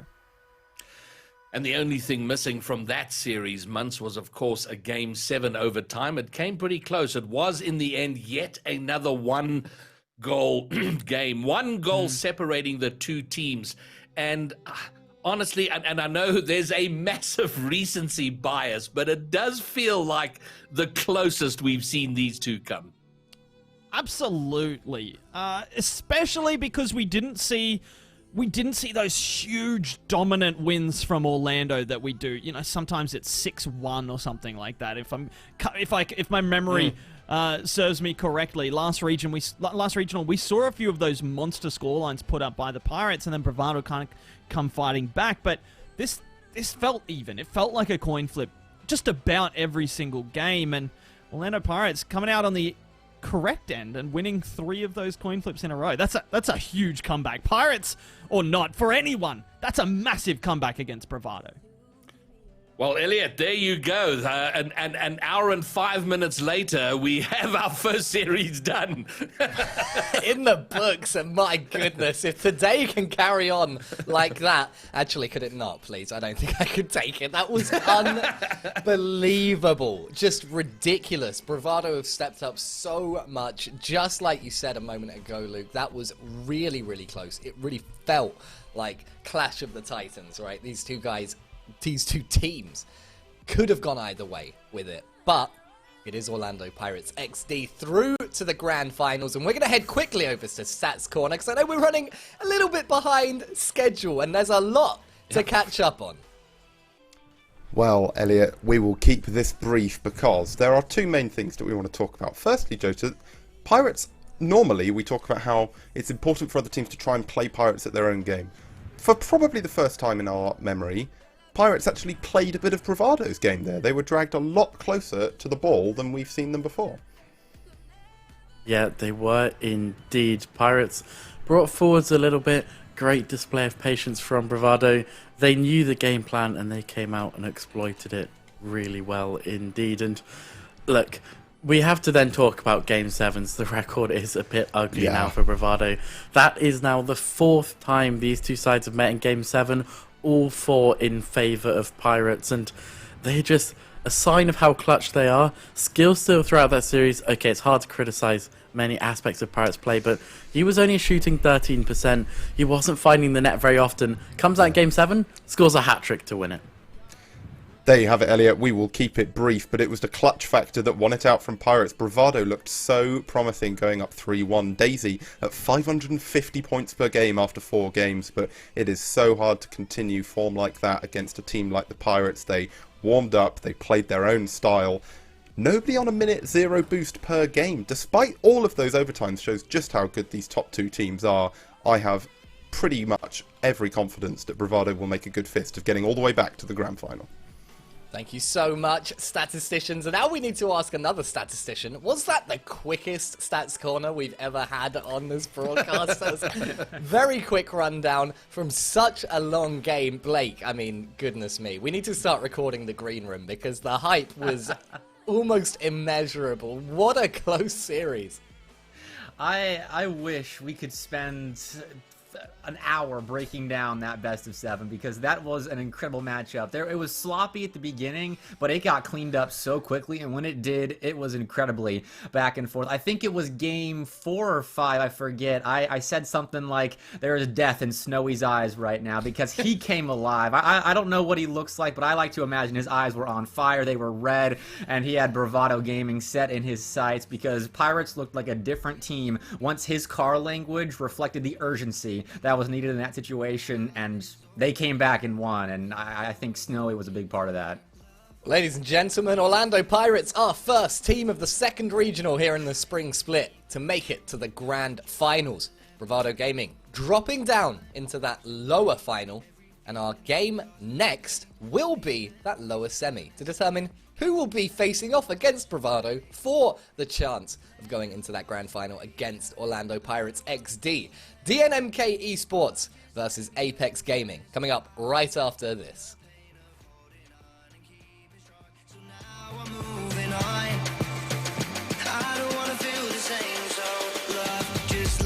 Me go.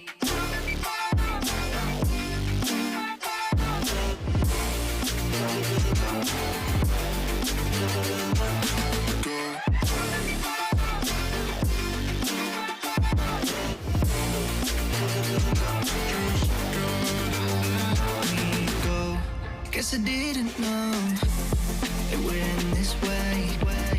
One drink too much and I could see your face. Why did I let you go? How could I let you leave? Will I ever see you?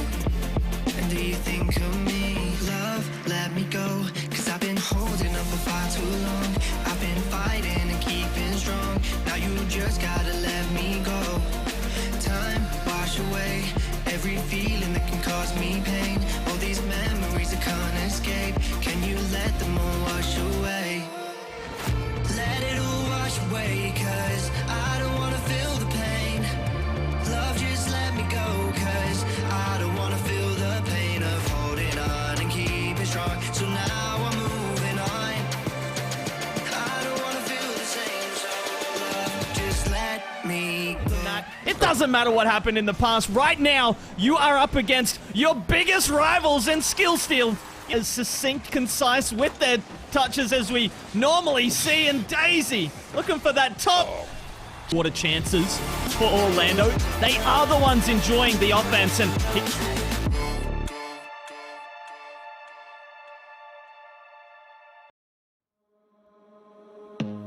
I don't wanna see you. I don't wanna hear you tonight. I don't wanna fight you. You don't wanna know if I feel alright. I don't wanna just forgive you, I just wanna be fine. I'll be waiting for a sign to light up, yeah. And your heart is out of sight. I just wanna feel mine. Hey you, I'm gonna be the one for another one. Hey you, maybe then you'll know that I was never one. I don't wanna see you, I don't wanna fear you tonight. You don't wanna know me, you just wanna make sure you're right. I'm gonna be the one for another one.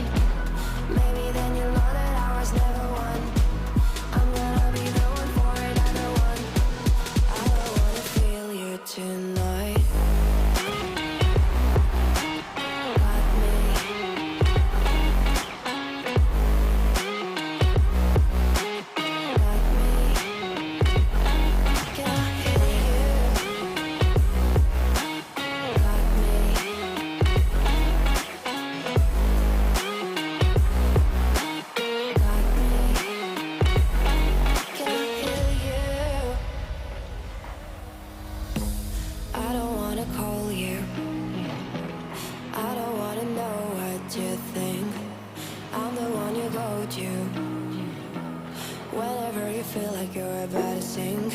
I don't wanna just forget you, but I wanna be fine. I'll be waiting for a sign to light up, yeah. And your heart is out of sight. I just wanna feel mine. Hey you, I could become the one for another one. Hey you, maybe then you'll know that I was never one. I'm gonna be the one for another one. Maybe then you'll know that I was never one. I'm gonna be the one for another one. I don't wanna fear you tonight. Got me. Got me. Got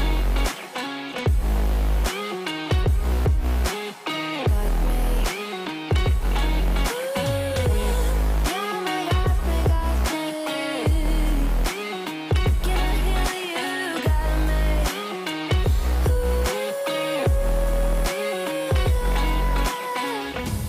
I don't wanna see you.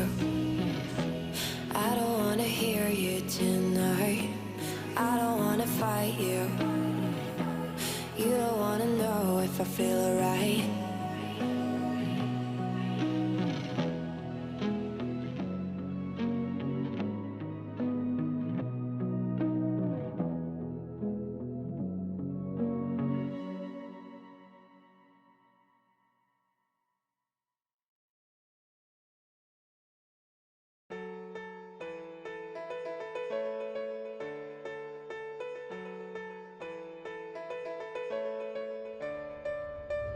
I know the air I'm breathing, it's no good for my lungs. I do this every season, I hate when summer comes. I fall into a trap that I made by myself. Oh, and I always do the wrong thing.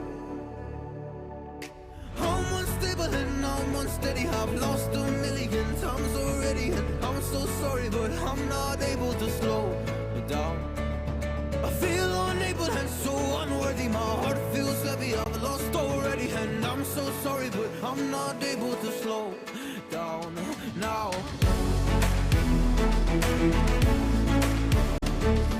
And I'm so sorry, but I'm not able to slow down now.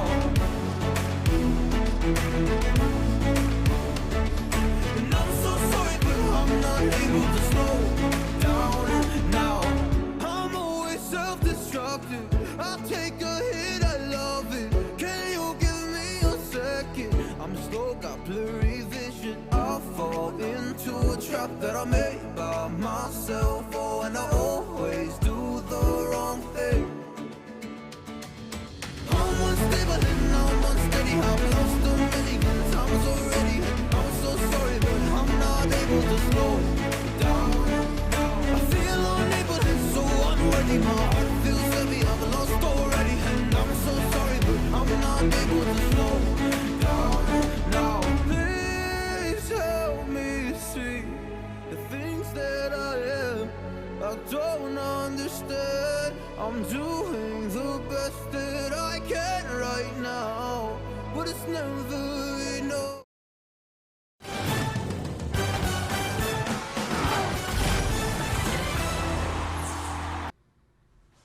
Welcome back, ladies and gentlemen, to the second series of the second regional of the spring split of RLCS. It has been very exciting this weekend so far, and today was no different. Starting off with that upper final matchup all the way to Game 7. Orlando Pirates clambered back from a couple of games down against Bravado Gaming to take the win and put themselves through to the grand final matchup. And now, to determine who goes up against Bravado Gaming in the lower finals, we have our lower semi-final matchup. A best of 7 between Apex Gaming and DNMK Esports. Greybeard, what a matchup here. Two teams that have made such enormous strides over the last few months.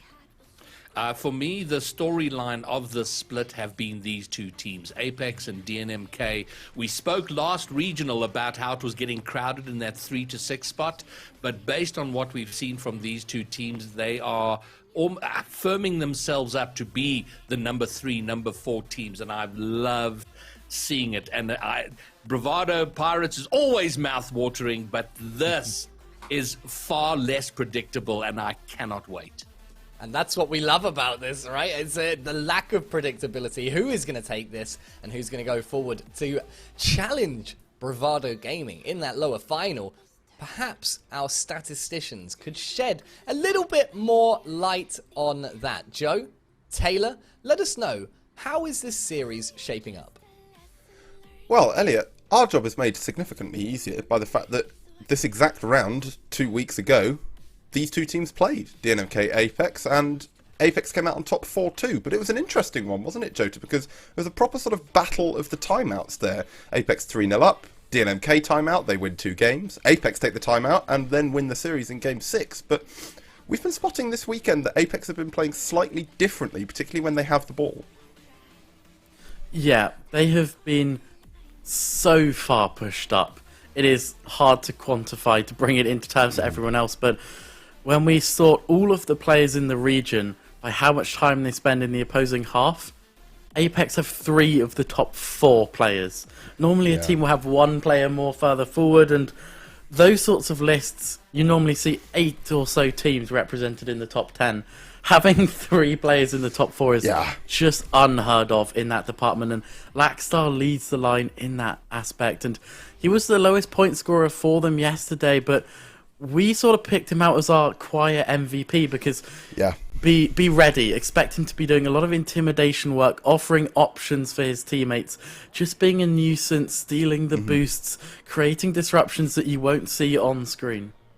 Yeah, it was a really interesting performance from him, mainly serving as a diversion and working really well in that role. But against DNMK, with Upego scoring for fun like he is, you know, already 4 games to split over 700 points.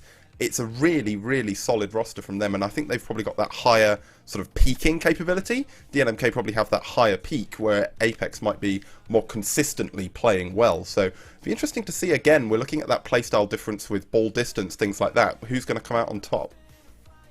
Yeah, and the playstyles in this one are so different. It's going to be a joy to watch in that regard, because DNMK don't mind facing so many shots. They've conceded 8 per game, which is around the mid-pack, compared to Apex, who they do everything they can to reduce the shots taken, snuff out the opportunities early.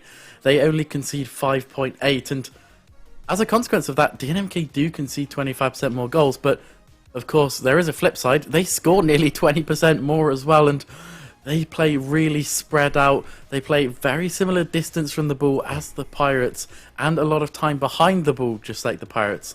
Whereas you look at Apex's stats, on the other hand, they play the closest to the ball of any team, which means that you will not have any space. There's always going to be one of them turning and pressuring, and they're in the bottom 5 overall, 4 times spent behind the ball. There is always one of them lurking.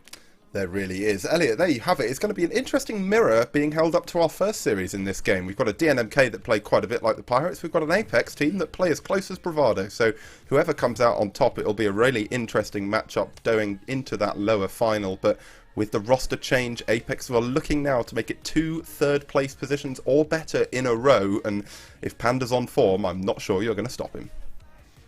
So much, Joe and Taylor. Fantastic stats as always. And now it's time to see what the panel think of this upcoming series. Greybeard, I'm coming to you first again here. DNMK Esports, Apex, very, very closely matched on paper. The channel point prediction, I think, or at least last time I checked, leaning slightly in favour of Apex, but pretty much a coin toss from the crowd. I think pretty much a coin toss from the statisticians. Can you shed any more light? Which way is this going to go? All right, well, Apex had the advantage. We were in exactly the same position in the last regional, and it was Apex that went forward. I do have to say, there was a tweet last night by Wee Casper's dad, where he took a picture of Wee Casper and defunct in Casper's room after they'd won yesterday. It was my favorite social media of the weekend, and I am going to pick them to win, and I apologize to Epidex, but I'm going to back Falcon's team here, and DNMK will go through this time. Yeah, I absolutely loved that post. We retweeted it from the Coliseum account. Go check it out on Twitter. Hashtag this is SSA. Luke, do you have an idea? Who's going to take it? I do.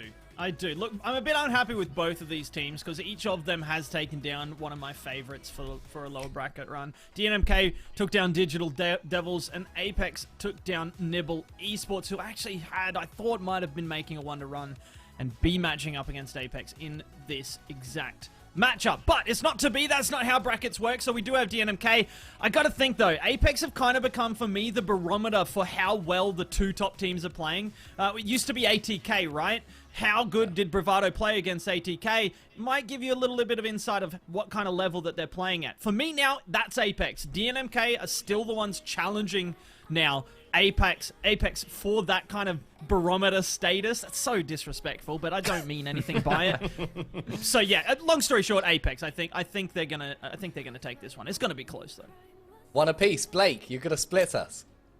This is going to be a fun series. I know that for certain. My prediction is a little bit less confident, but yesterday I did say that Panda was the best player in this region, not on Bravado or Pirates, and I'd be remiss if I picked against him at this stage in the bracket. I like Apex again, but I will agree with Mons, it is going to be close. And I can't bet against Reunion Island. Anyone, Panda? Come on, give me Apex Gaming, but DNMK Esports are getting my channel points. I'm sick of being wrong on both, okay? I'm covering all bases here. Hedging. I'm gonna win something from this one, so I'm a happy camper. But look, let's get into it. Ladies and gentlemen, the lower semi-finals, fighting to avoid elimination and move on to face off against Bravado Gaming in the next series of the day. Apex Gaming, DNMK Esports. Blake Phillips, Luke George. Take it away.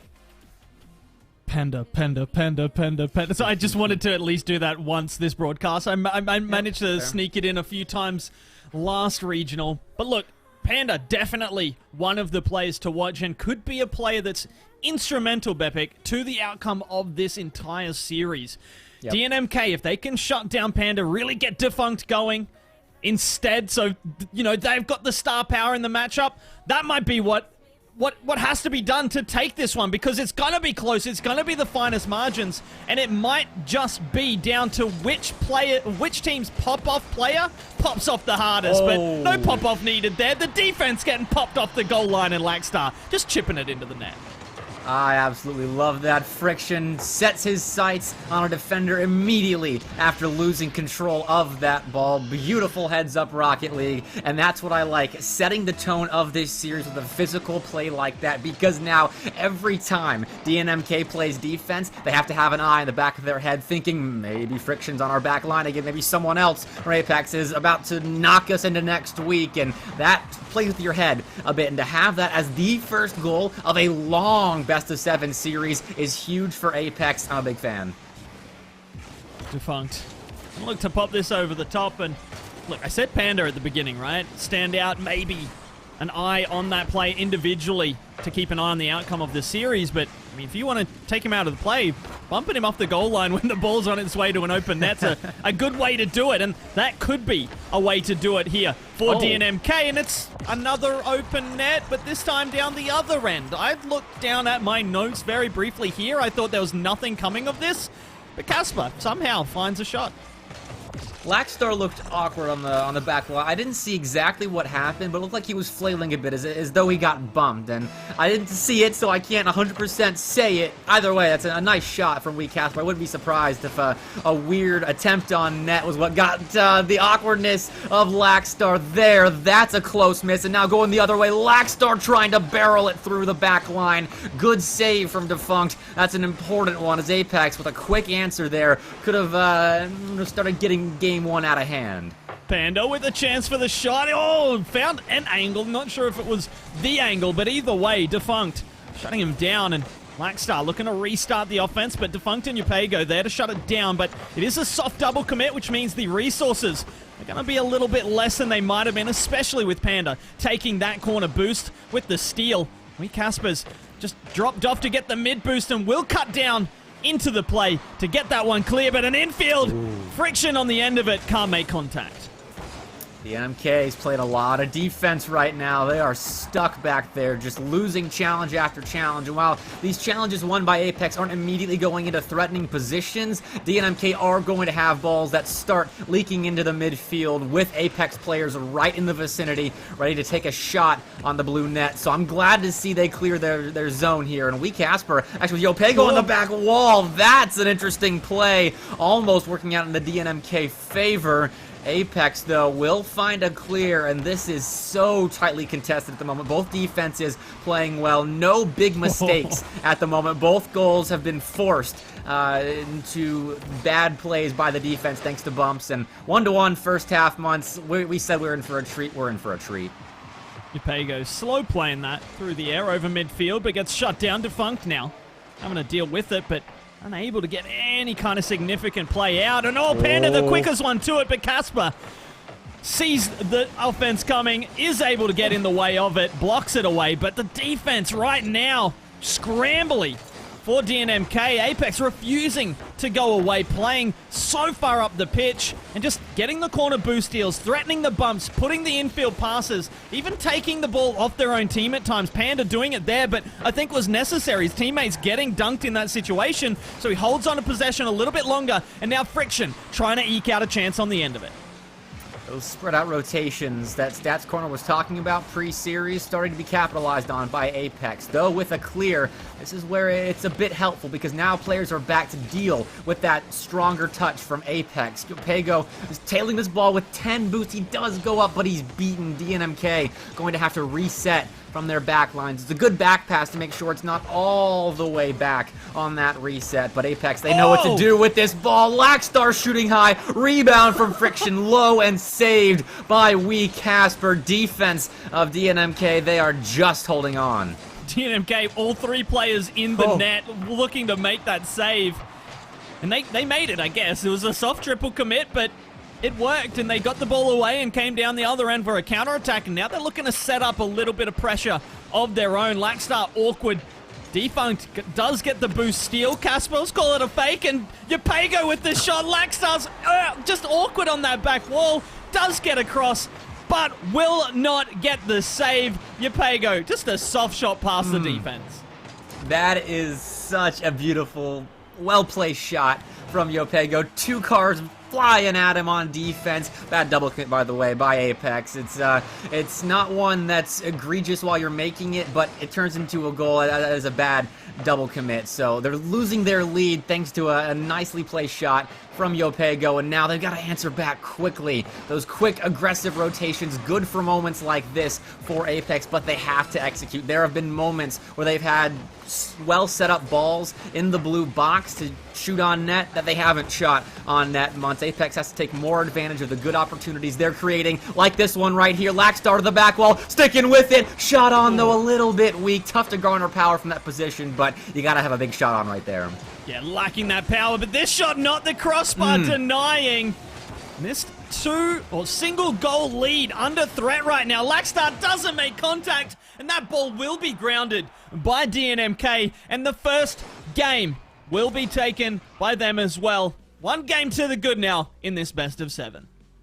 That was a good game from both teams. One slight mental error from Apex where two players go for the ball. It gets punished. That's what turns the tides of that game. Yes, there were missed shots, but they were difficult to execute shots. DNMK played a really great game defensively right there. Their rotations, while a bit scattered at times, I will admit, I think when you're playing against a player like Panda and a team like Apex, you do tend to get scrambled at times in games. But the fact they were able to hold it together for the most part, hold Apex to 1 goal on 9 shots, that is a win for DNMK, and if they can replicate that, they're in a great position. I mean, we talked about keeping Panda quiet. He's down there at the bottom of the scoreboard, just 179 to his name. A single save and 3 shots. The only stats on the board for Mr. Panda, and look for that to change. This is a player with the highest of ceilings, so there definitely could be an upswing, but at the same time, DNMK playing extremely well. We saw the bumps early on for the opening goal especially,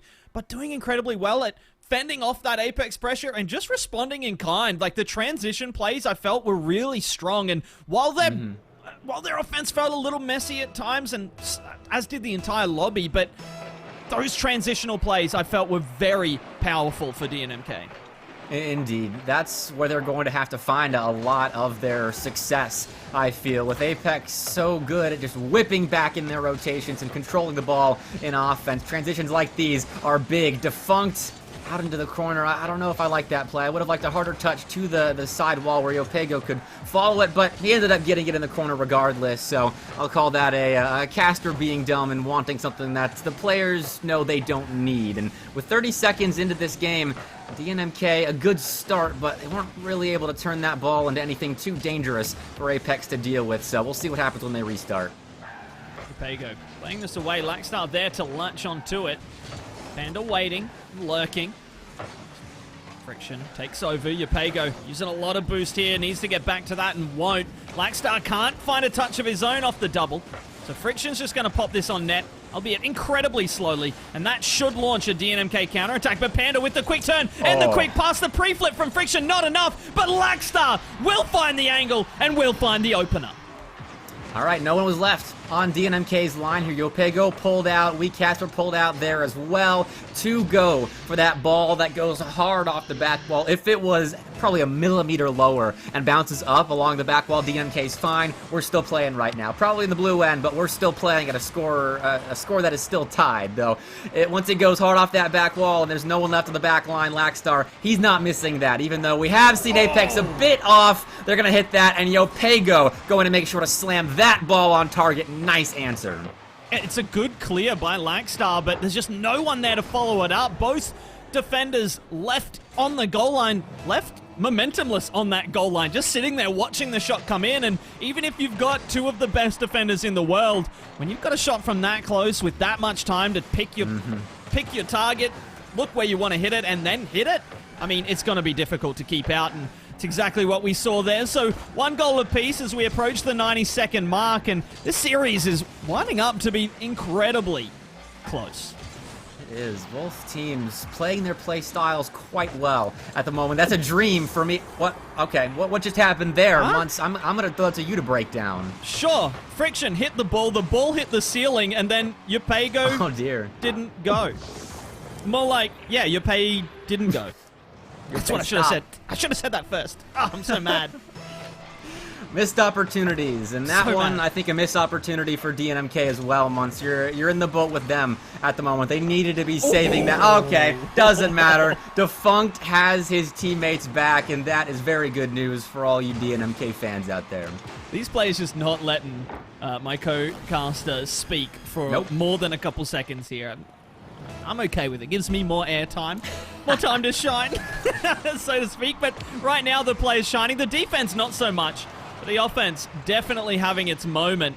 Yopego's going to try to get a little bit of offense started here. And you know what, Bebek? I'm going to throw it to you nice and early.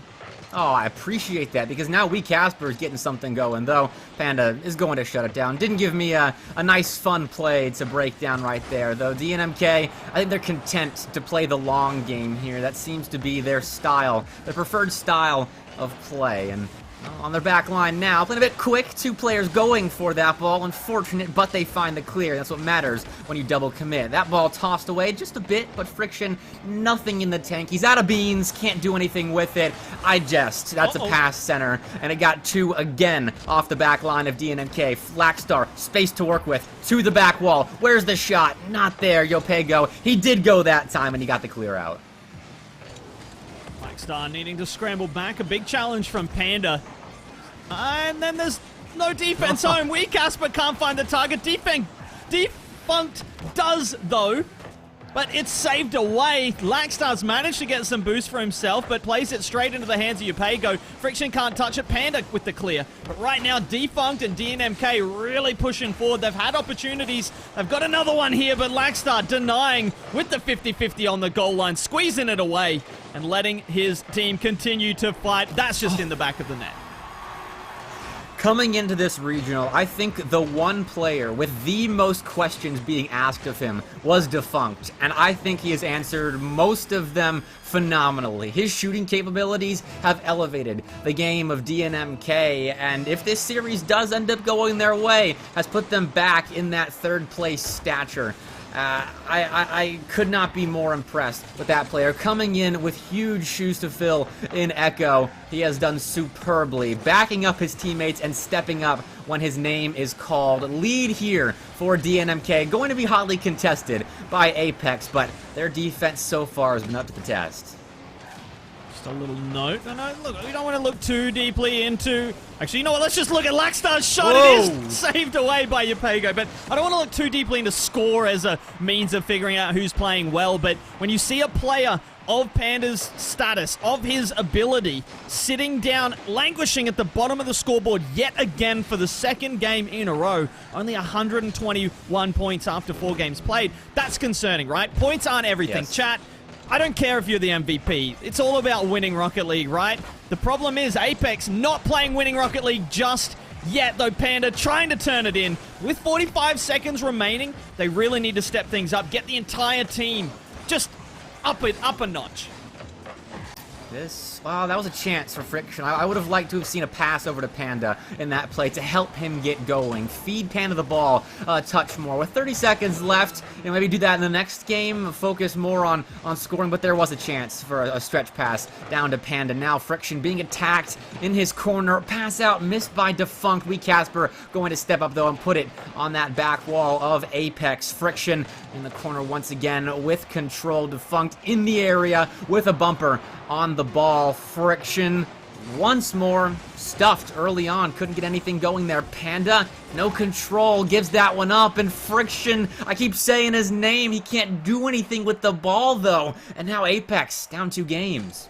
Yeah, I mean, Friction all over the field there, but just not able to get any traction, unfortunately. Maybe needs to change his name, but I mean, Apex, they're looking, I gotta say, a bit lackluster at times. They're having some shots. I mean, they've got 7 shots on the board, which is equal to DNMK, but I'm not feeling like they're getting the vast majority of really good opportunities or anything like that, especially when you look at how far up the pitch they're pressing. Like, just in game 1 alone, like, Yapego and Defunct were in the back third for 60% of the game, right? Apex pushing on them. It didn't feel quite so dominant as far as territory was involved in this game number 2. We'll have to wait for Stats Corner to give us the data, but it didn't matter, right? Even with the change up, even with DNMK stretching at times, Apex just aren't finding these great opportunities needed to score more than DNMK. I mean, 2 goals is solid, and that'll win you Rocket League games occasionally, but DNMK just playing incredibly well all over the pitch right now.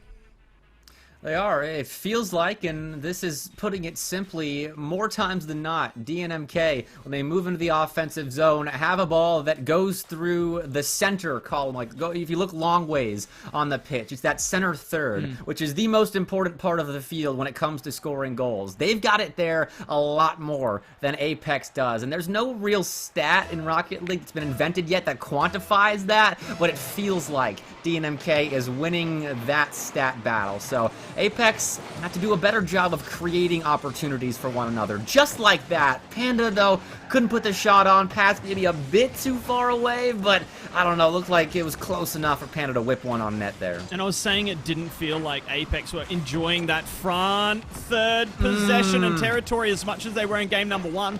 I mean, if we look at the mid-boost count as Panda tries to turn this in, just going to wait for this shot from Lackstar. It's defended. I'm going to continue to talk for now. So, in the initial game, the mid-boost battle was 21-10 in favor of Apex. So that's 21 mid-boost taken to 10. Wow. In the second game, DNMK won that boost battle 25-18, turning things around, really putting Apex back on the back foot more often than in that opener. And right now, I got to say, though, Apex have started off maybe the better of this in this first minute of this game. Apex are slowly finding their footing, but there was one sequence there where I think they had 2 or 3 opportunities to slam one on net, and they didn't. They either put it slow and on target or hard and off target. And the first opportunity that Yapego has to put a cannon on the orange net, he takes it and DNMK scores. Yeah, and this kind of sums up the series so far, right? Yep. Apex pushing forward, finding shots but not huge opportunities, or maybe not taking those opportunities with the level that they're deserved. And then here comes DNMK down the other end, gets a chance, gets a sniff, and then score a goal. Well, I'd like to see an answer quick from Apex. This is how you start a quick answer. It's with offense, just time on the ball, but they're not doing too much with it. It's just challenge taken, and it's either neutral or slightly won, and they can't advance it any further. Yopego, oh, you nasty son of a gun. That would have been incredible had he found it and put DNMK up by 2, just centimeters off, though. DNMK still looking so deadly when they're on that orange side of the field. The pass from Defunct maybe a little too good. Just rocketed it straight at him.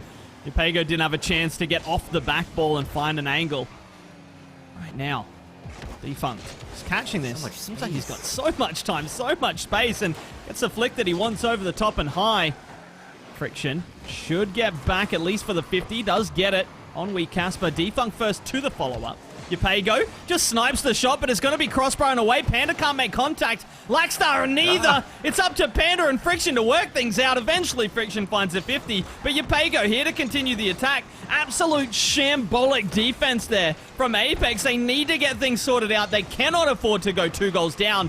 And Panda might have a chance with the flip reset over the top. Friction doesn't find the bump, and Yopego played away.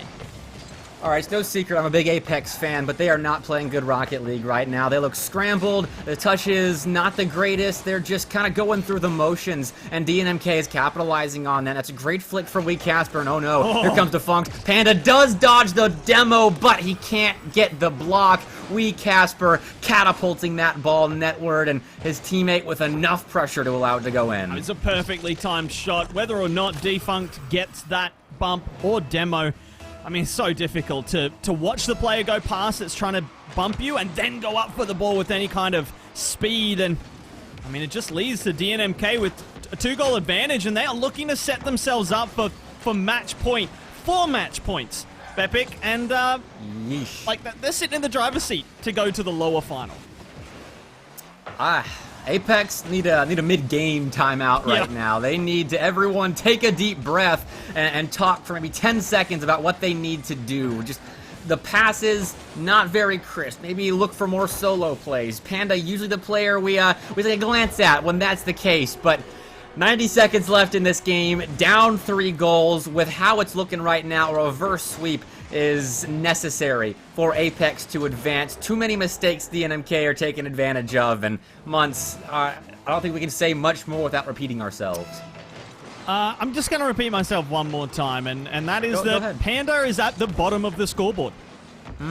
80 points. Again, points aren't everything, but again, when a player of this caliber is at the bottom of the scoreboard this many consecutive games in a row, it's definitely worth noting. And I think it is indicative in this case of how quiet Panda's been as he looks to clear it away, because we haven't seen those solo plays that you mentioned. We haven't seen him getting on the end of passes and demo plays and finding those opportunities to score. It's just been incredibly quiet from him. He might have a read here, though. He does indeed, and you know what? I'm happy to criticize a player if they turn around and find a goal of this quality immediately after. Let's take a marker and put a big X on that play right there, because if Apex turns this series around and has a go at moving on to the lower bracket final, that's a play that shaped that comeback, because Panda now looks a bit more himself with that play. He's carrying the ball now. I can't remember the last time Panda took that much space and used it to look scary for a second. So Apex might not win this game, but if they make a go with that reverse sweep, then I've lost my train of thought. Wee Casper just he took my train of thought and Apex hopes and threw him in the bin. Yeah, I mean, he's just smacked it into the top corner. I mean, right now, DNMK looking incredible. And I do want to back us up a bit because, okay, Panda not maybe living up to the expectations that we've placed upon him. Apex the same. I talked about Apex is maybe the 3rd best team in the region in the pre-match, but DNMK are just fantastic right now. And yes, okay, yes, Apex are making mistakes, but they're forced by DNMK, and DNMK are there to take advantage of them. Just relentless and absolutely punishing every little mistake that comes their way. So bravo to them in this opening 3 games, and they will take the 3rd game win here, and they will have 4 match points as they get 5 goals here in game number 3.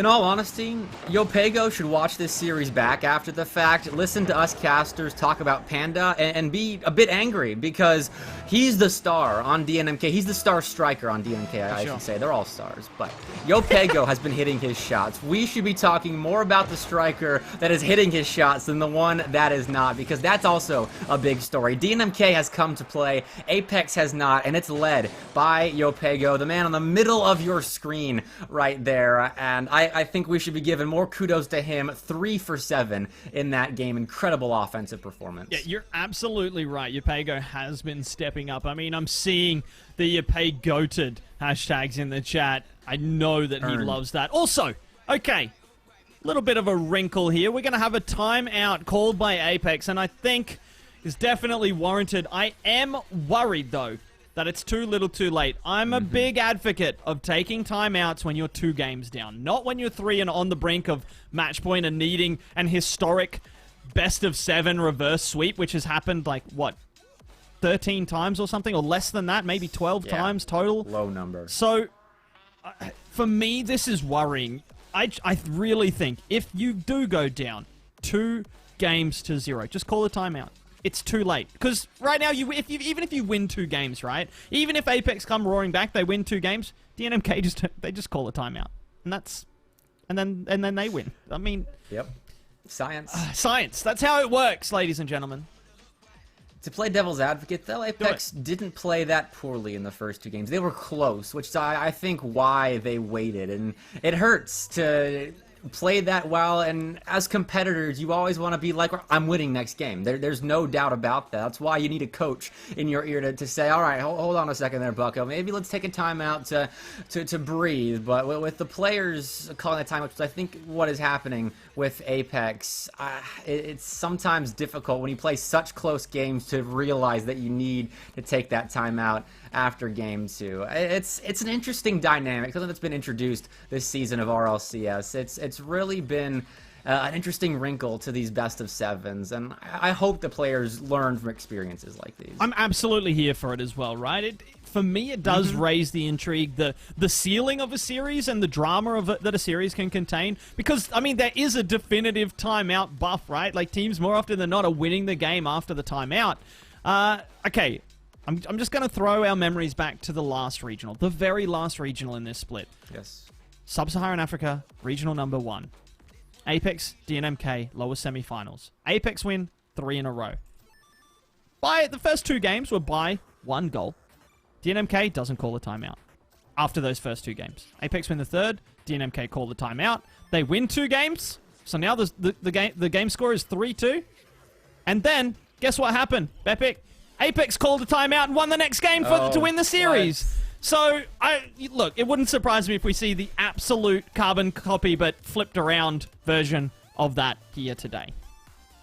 I wouldn't be surprised. Apex, though, need to get their offense going. I don't know how many ways we can say, months we get paid to say the same thing in a whole bunch of different manners, but at this point, I'm starting to run out of ways to say that Apex need to start up their offense, get the engine revving. I don't know what they need to do. Toss a match in there or something. Light the fire. Panda started to get going. There's a little bit of churning in his engine, but he has really got to get on the burners right here, and maybe it starts early on, maybe it starts late. I think that's more of DNMK putting a stop to it. So if they have their way with Panda once more, then this series might be over regardless of whether or not we just took a timeout. My advice to Apex is just score, lol.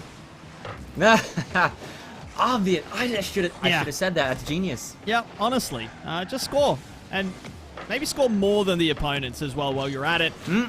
Friction. See, that's it. That's it. They're taking my advice to heart. I mean, what can I say?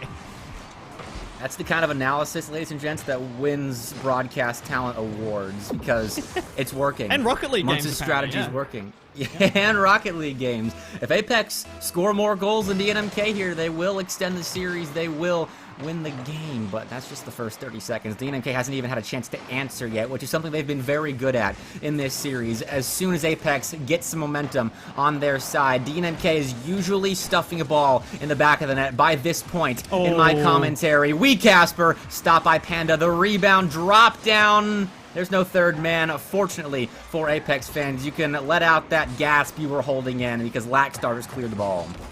A boost in the tank, but does a lot despite it. But despite that fact, finding the musty and then a dunk to follow. Friction can't get back down to that. But his teammate Lackstar does, and now Apex Gaming, after taking the tactical timeout, 2 goals to the good here in game number 4. Simple goal. That's They just all scored. it really took. They just scored. Friction just kind of carried the ball and off the back wall. It was a simple win in the box that allowed Apex to now be up by 2, and they've done it without Panda. So that's important here, especially if Panda does need another game to really start his engine. And with 3.5 minutes left, DNMK is going to be a very threatening team yet, but they are down in a rut in this one so far. So we'll see if Apex can capitalize on that and stuff a comeback before it even really gets going. It's going to be difficult, though. Pago looking to get over the top, but Panda denying. Wee Casper can't get back to that with the double. Defunct playing it forward. Friction over the top. Pago again with just throwing the ball away that time. Realized his touch was incredibly heavy. Wouldn't be able to get back to it, so backflips out of the play. And right now is hassling the defender. Despite Pago's shenanigans, he's going to have to chase back on defense here. The pinch on the 50 over the top. Defunct's just going to play it off his own backboard. It's a solid clearance out, and Friction can't do too much with it. And Pago coming in has been everywhere in the last 30 seconds. Looks to set up a counterattack. Alright, Wee Casper still playing back. He played way far back in that last game. Spent about 60% of it in his own defensive third, which is an incredible number considering that 5 goals were scored for DNMK. So he's not tempted by the outpouring of goals. He is dead set on that defensive style of play that DNMK like to play. And even when the confidence might be high for your team, you might want to go out and grab a ton of goals. Wee Casper, he's not tempted. He's sticking in that third man role. But when he's called upon, he will take an air dribble, but not there. He's going to stay on the ground and rotate back. He's needed here as Lackstar puts a pot shot towards net off the back wall. Friction somehow wins that, and Apex somehow up 3. This is interesting. I mean, first off, Casper's got to find that read. Then Pago's got to be in position to make a save if Casper doesn't have the read. And neither of those things happen. So just an easy goal there for Apex. They are just quite literally just scoring, right? Like they're the ones finally punishing and taking advantage of any opportunity created, because it doesn't feel like their opportunities have been massive ones.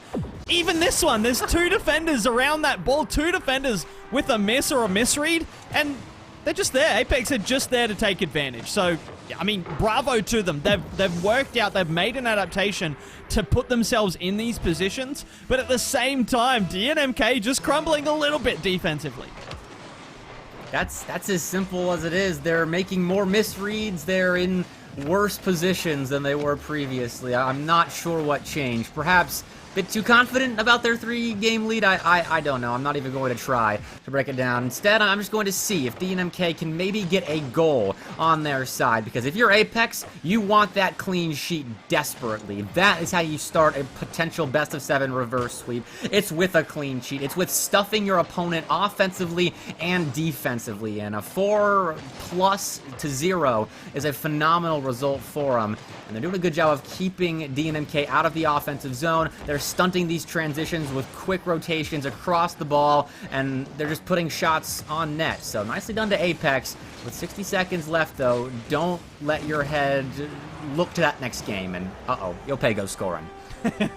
Yeah, I was going to follow up on your point about holding the clean sheet, right? Keeping your opponent to 0, especially when your defense has been incredibly shaky throughout the first or the opening 3 games of the series. Look, they won't be too worried about that. Big demo coming in, well-timed shot as well. So definitely hard to keep that one out. If it had been like a big mechanical miss or just a missed rotation or something like that, I think Apex would be like, oh goodness, we're still kind of throwing, you know. But right.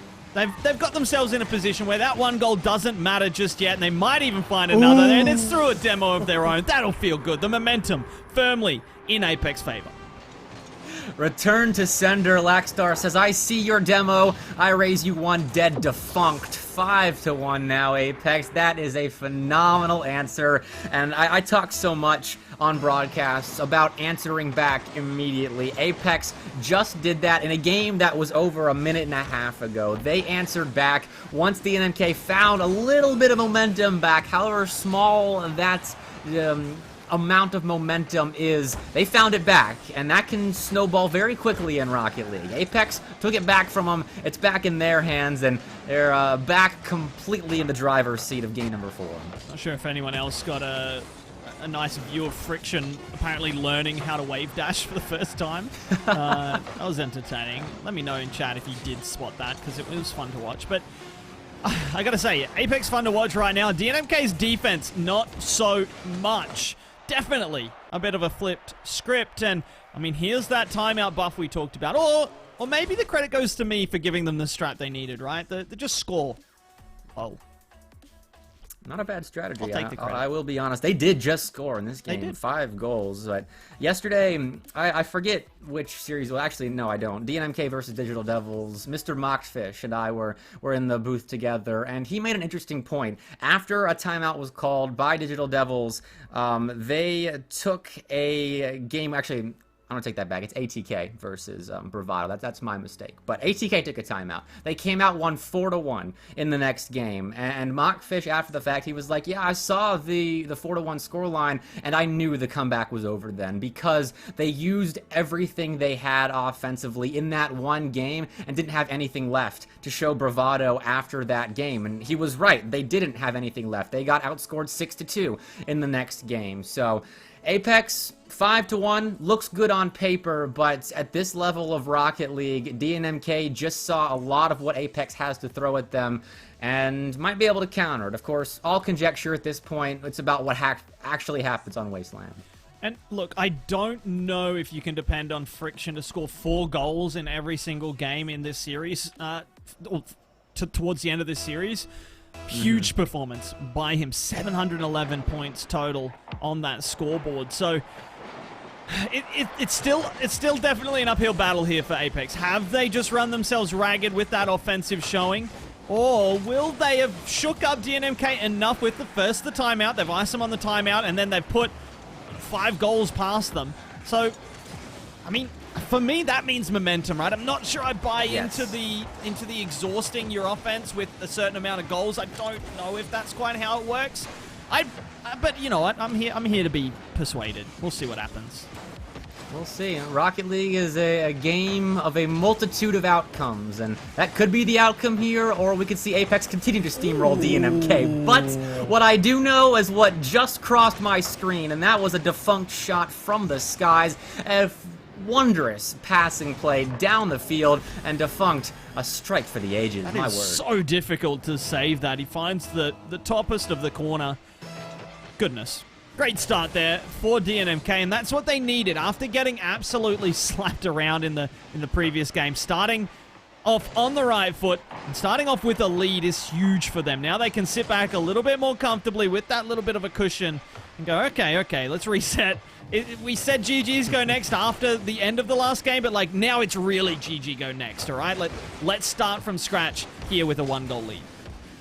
Oh, defunct, beautiful pre-jump taken away by a better read by Panda. Friction, the star potentially of this series if Apex comes back, denied a wondrous read of his own. And now Casper and Panda going at it.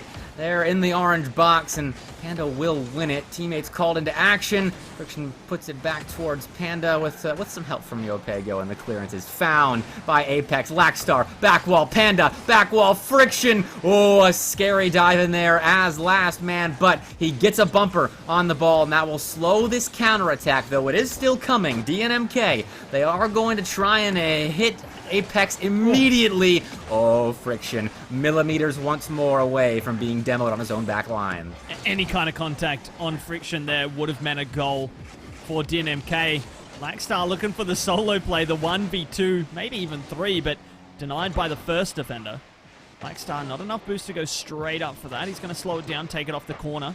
Still not much, so can't get back to the ball. Panda misses completely. Defunct with a chance to shoot, plays it high. Yopego with the read, finds the crossbar instead. That was a moment. I thought he was going to go up quicker than that, but opted for the direct shot. Almost happened, and Panda's having to scramble this away. All three players briefly for Apex in front of the ball there. They do get back, and now they're looking to get a little bit of transitional passing. Panda with a chance to flick, but he's absolutely dunked out of his boots by Caspar, who is in turn beaten completely in the corner. I'm concerned. I've seen a lot of boost grabs in the corners of Apex. Friction, though, just secured his corner for what felt like the first time in 30 seconds. So happy to see that. Plus the clear. You know, it would have helped a lot more if he'd been able to do a bit more in that blue corner, but at the very least, Boost a little bit back in control for Apex. And now an open net. Friction, is that in? Yes, it is. Apex will capitalize on DNMK stretching a bit too far out of their comfort zone. That's not a good double commit there in the orange corner, and they are punished effectively. Yeah, big double commit underneath the ball even. It wasn't... I don't think either of those players really should have gone for it, let alone both of them. And in the end, yeah, Apex leveling it up, and all of that work now for naught for DNMK. Back to level footing, albeit maybe briefly. That ball hits both posts before Defunct turns it in, and DNMK respond quickly. And, okay, all that work back now not for naught anymore. That makes sense, right? We can move on. I'm gonna need someone to make this... I'm gonna need someone to make this into a rhyme for me, because I'm not fast enough for my brain to think about it. But you hit one post, it's not good. You hit two posts, it is good, if you're on offense, of course, because it goes right back out to the center, and the defense is scrambling. I think we just saw that personified, though. Apex personifying the essence of mistake making in offense. No posts needed to throw things into chaos, just too aggressive of Friction. Yeah, overextension there from Apex as a whole even. And now, here they are, on the brink of elimination. The winner, look, is rough. This format's rough, right? You're in the lower bracket, you have a couple games, and you're out. And right now here in... goodness, they're not even letting me talk. But here in the lower semi-finals... That's it. 5 minutes of bad Rocket League, you're suddenly gone. And that timeout, again, maybe too little too late. Maybe there are a finite amount of goals in a Rocket League game, and Apex used all of theirs in the last one. But either way, DNMK, it's not 100% locked in, but they are looking to go all the way, and they are looking to set themselves up into that lower bracket final. All they have to do is not concede 4 goals in a minute 10 plus overtime. Ooh, that's a good start. Defunct getting back in time, but Friction, he's there in time to throw that ball into the back of the DNMK net, and this is where legends are made, Mr. Muntz. If Apex is going to make a big claim for third in the region, and Panda, Lackstar, and Friction cement themselves as legends in the scene, they gotta make a big comeback right here. It's unfortunate off the kickoff. That's not going to go all the way in. Panda gets in the way off the post. Friction over the top. He's got enough boost to get back to it. And he does exactly that. Halving the deficit down to a single solitary goal with less than a single solitary minute remaining. Do you hear that? That's the drums starting to beat, the drums of battle as Apex about to come over the crest of the hill and charge at you with every soldier they have in their arsenal. Casper really needed that touch. I'm happy to see him hit it, because if he misses right there, there's a thin margin between this scoreline right here and a tied scoreline and potentially overtime with everything on the side of Apex. That's a big win. No one was able to react in time on the side of Apex to turn and shoot, but they are really ramping up now. Lackstar, no boost. Panda, though, putting that one a little bit too close to Yopego. He can't do anything with it himself. Friction off the corner. The demo, Casper, stoic on the goal line, does very well to avoid that. Now DNMK can waste a lot of time with this transition. Panda, hard ball. Yopego, careful here. Has to get back in time. He does. I was scared. Yopego had that completely under control. I should have known. That's a miss. That's a second one. Lackstar, Panda, still in the area. Ball's in the air, not a whole lot of boost in the tank, and DNMK will quell the storm of Apex Esports, and that is the game, the set, and the lower bracket final is set. I don't know. Oh, goodness. Look, I'm a little bit lost for words as well, Bampic. That was a finish that I was not expecting at 4-1. That's for sure. And I said at the beginning of the game, I don't know if Apex can use or can rely on four goals from friction to win them a game. They got 3. They got very close to equalizing late on there, but in the end, DNMK had just already put the money in the bank. They'd already invested, and even though the stocks just dipped a little bit towards the end, they're still cashing out. And I gotta say, huge props to them. They did look. We talked a lot about Apex and their failings and then their resurgence, but I do think you're absolutely right. We need to talk more about DNMK, more about Yapego, and more about their performance as a whole, because they're incredibly impressive and deserved of moving on to the next round. But I think we need to move on and get the desk onto the screen. I'm out of breath. That was an absolute rip snorter. Elliot, I don't know. Give us your thoughts or something. I'm out of breath and I didn't even have to cast it. Sheesh, that was insane. What a series that was. Greybeard, I don't even know what to say. I mean, I said, right, as Apex looked like they were coming back there in the green room, I said, if they score here, if they equalize, if they win this game, they win the series. No doubt in my mind. They just built so much momentum in that final 60 seconds, but it was just a few minutes too late. Called it! Elliot, I was hoping you'd keep talking there so Greybeard would keep his hands here for a very long period of time. A statue. You know what? It's a rarity that I am right. It is even more rare where I'm the only one on the desk to be right. And what a stunning performance. And perhaps we're seeing the emergence of another rivalry here between these two teams. I mean, Apex had a bad day at the office, but my goodness gracious, DNMK, they had an outstanding one. What a series. Big up to them. They are top 3 in this regional. Well, let's see what our statisticians had to make of it. Joe, Taylor, how did the lower semi-final shape up in numbers? Well, Elliot, it was a really interesting series to watch because, yes, DNMK have come out on top, but Jota, it was Apex that we were watching most of that time. It seemed like they just didn't manage to get that same system set up that they did last time. Lackstar sat back, and that actually meant he started scoring. He was doing really decently. Friction scoring 1.6 goals per game that series as well. But Panda basically nowhere to be found.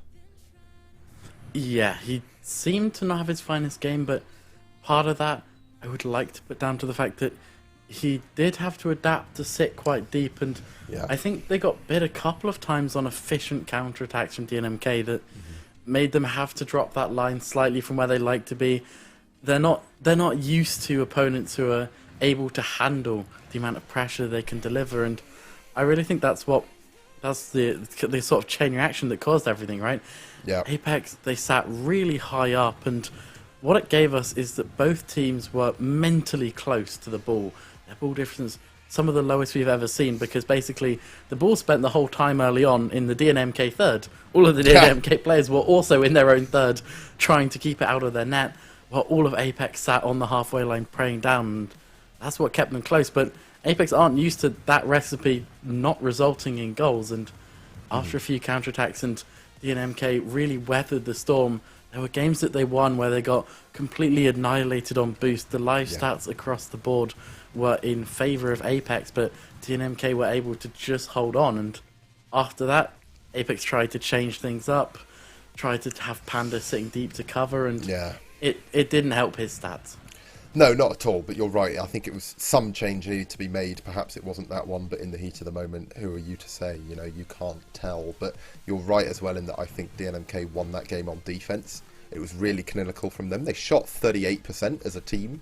Shows that actually, more than they're not scoring, because they did score 15 goals in 5 games, it just shows they're not shooting very much. They were being really clinical with the opportunities they did get, spending a lot of time patiently waiting for these opportunities to arrive. And we looked in Game 1 and Game 2, there are Apex players spending more time in the opposition half than in their own half, which doesn't seem like seem like that's something particularly insane, but in Rocket League you normally split about 2-1 in your own half.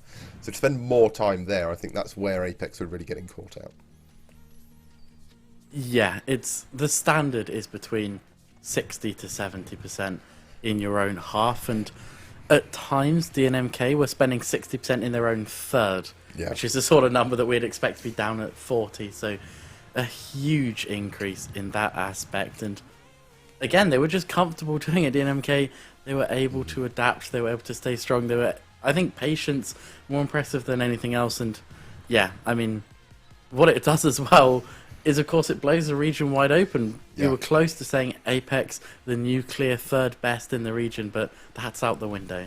It really is. Elliot, it's going to be an interesting regional to watch in a couple of weeks' time. I'm sure these two teams will at least come close to meeting each other again. And for DNMK going forward, the boost management is definitely improving. Lackstar still up there in those leaderboards in places he probably doesn't want to be, but Casper has really tightened up and is filling in those gaps in the rotation really well. Just 23 seconds per game on 0 boost. Some of the best we've seen in the region this weekend. So playing really deep. If the game was won on how much time the ball spent in your half, DNMK would have lost. But actually, at the end of the day, it's all about those goals, and they ended up with more. So Apex, unfortunately, have to go home. Well, thank you so much, statisticians. Incredible information as always. And what we thought may have been our new third best team in the region in Apex eliminated. And DNMK making even more of a name for themselves as the series go on. We have 3 teams remaining here in the second regional. What a time to be an SSA fan. Hashtag this is SSA. Orlando Pirates XD waiting in the grand finals for the winner of our next matchup. Coming up right after this break, we have DNMK Esports going head to head with Bravado Gaming. Don't go anywhere.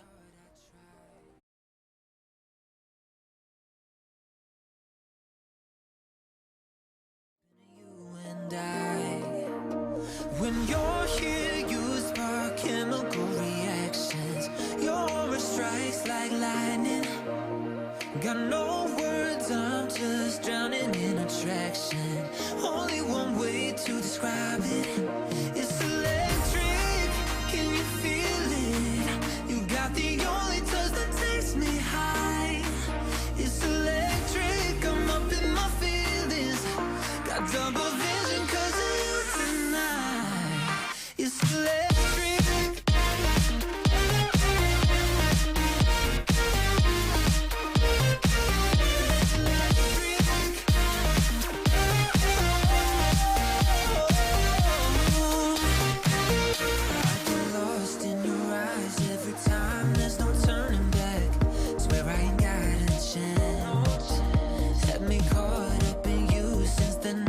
On the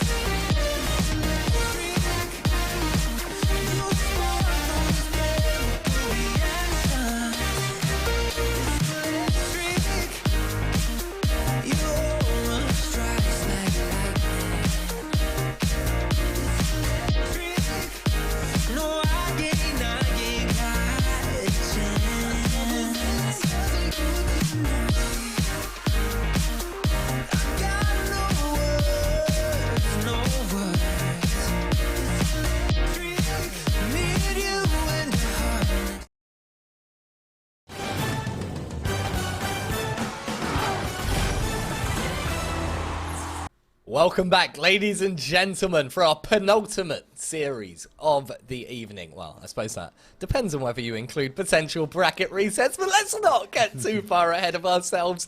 We've got a long way to go yet, particularly if this next series runs as long as our first or second one did.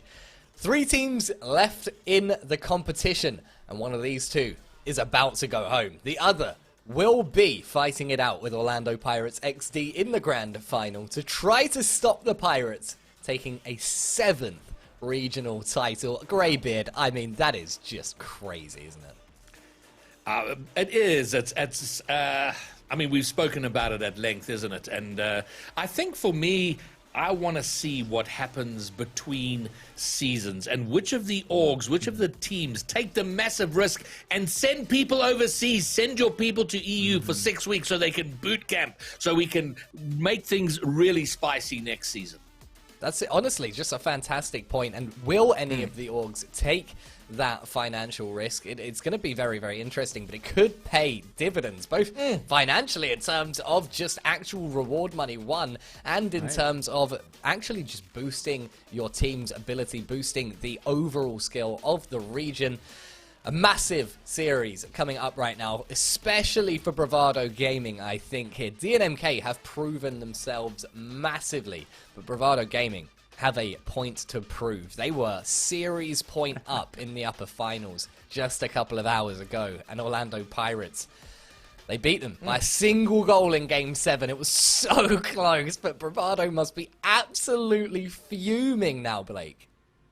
I'm sure they are, because they were so close, you're right, to taking down Pirates, and to lose it when you are that tantalizingly close to a competitor should light a fire in you. And I'm sure Bravado knows that there's a sizable gap between the top 2 teams and the 3rd through 6th teams in SSA, and they should come out here and absolutely stomp DNK. I don't want that, because I would love this series, the Battle of the Blue Squads, to go to 7, like I want every series to go. But Bravado, if they really want to show Pirates what they're made of in the grand finals and show everyone that they're capable of bracket resetting Pirates, they need to come out here and just absolutely decimate DNMK. And are they going to? Perhaps our statisticians can shed more light on this. Joe, Taylor, is it looking as one-sided on paper as it appears from our vantage point? Well, Elliot, it must be said that DNMK have to come into this as the definite underdogs, but it's going to be an interesting one to see, because they've changed their style a bit, Jota, since we last saw them in winter. DNMK now, we just saw them, in fact, not 10 minutes ago, sitting back quite a lot. When we wrote our notes for this weekend, it was potential that these two teams would be playing really aggressive, close to the ball Rocket League, but if DNMK come out and sort of echo the Pirates playing against Bravado, then perhaps they've got a chance. But with Bravado's stat line, is that possible?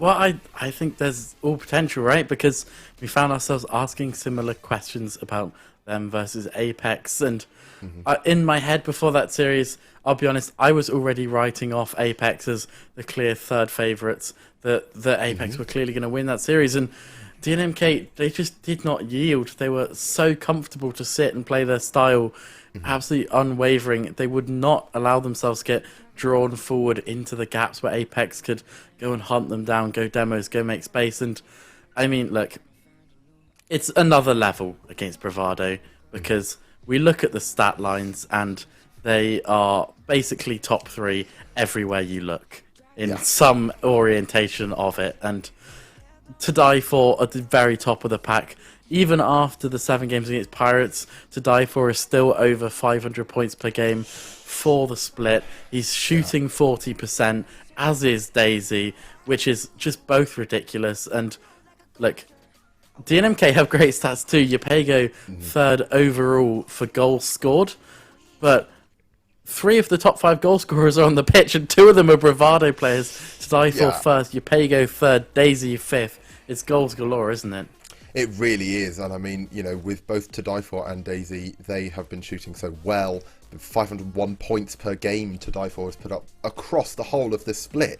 That's after he's just played this afternoon 7 games against the Pirates, so it's going to be a really interesting one. I want to talk a bit about the defences of these two teams, though, because We've talked a bit about DNMK struggling for boost, but they both like to try and limit the amount of shots they concede. But when they do concede a shot, actually their sort of goals conceded over shots conceded isn't that great. When the opportunities arise, their defenses have usually been pulled out of position. So perhaps something for DNMK alongside that boost is, they can work on that.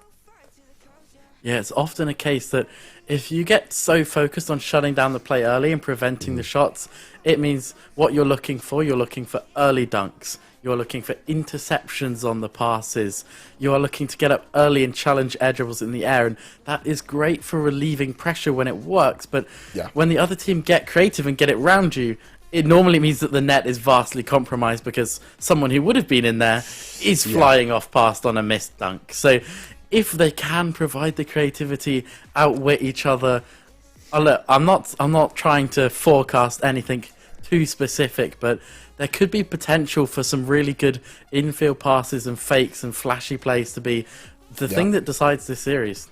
Yeah, I could not agree more. Elliot, I think the message from Stats Corner, the official sanctioned message, is wait and see, because Bravado's stat line is just incredible. There are, like we say, 3 of the top 5 goal scorers on the pitch today, so hopefully we'll get some high-scoring games. Daisy leads the assist chart, so expect Bravado to be looking for those team plays, but if DNMK can play as well as they did against Apex, they looked a formidable force. Casper's sorted out his boost, Upego is scoring for fun, so anyone's game here. I think Bravado have to go in the favourites, but that might just mess with their heads. Thank you so much, statisticians. Incredible way to hype up this series. Bravado, of course, the favourites coming in here, but DNMK, very hot, fresh off of a solid victory. Yope Goat definitely feeling himself right now. And I'm going to start this time with you, Blake. Do you think that this is going to go in favour of Bravado? Are they just too far out in front? I do. You gotta give me Bravado here. It's kind of the similar line of thinking when Bravado was playing Pirates. Like, this kind of matchup should be going Bravado's way. I think there's a chance that DNMK makes a go of it and pulls off the upset of a lifetime here, but I'm not going to have confidence in them until I actually see it happen. So, Bravado, it's a boring pick, but at this point in this region, it's the safe one. Oh, I think there might be more boring picks on the panel, and I'm coming to Luke next to find out whether he's going to add some excitement in here or whether we're going to be staying on the snooze train. Look, DNMK have been exciting this entire regional. They've been looking better as well as they play. The further we get into this tournament, the more dominant they look, and which is weird, right? Because they're playing better teams than they were. They had tough series, close series to start. Every step of the way, they've been stepping up. They've been stamping their authorities on games.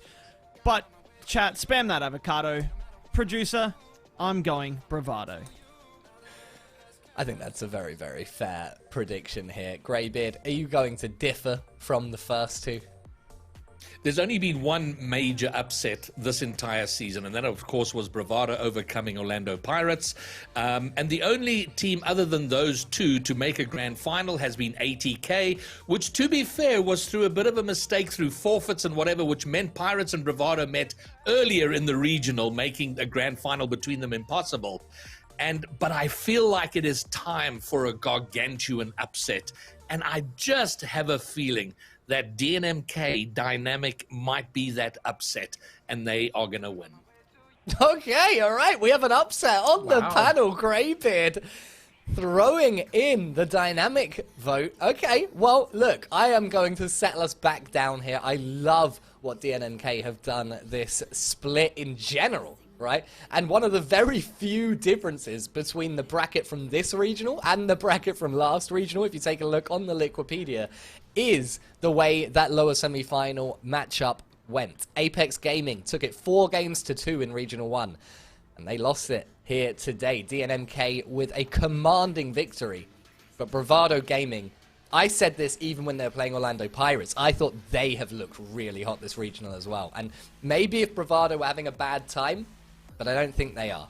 I think they're doing well. I think they've got a chip on their shoulder right now, and maybe if that loss knocks their mentality, they're not going to have a great time, and there's a potential for an upset.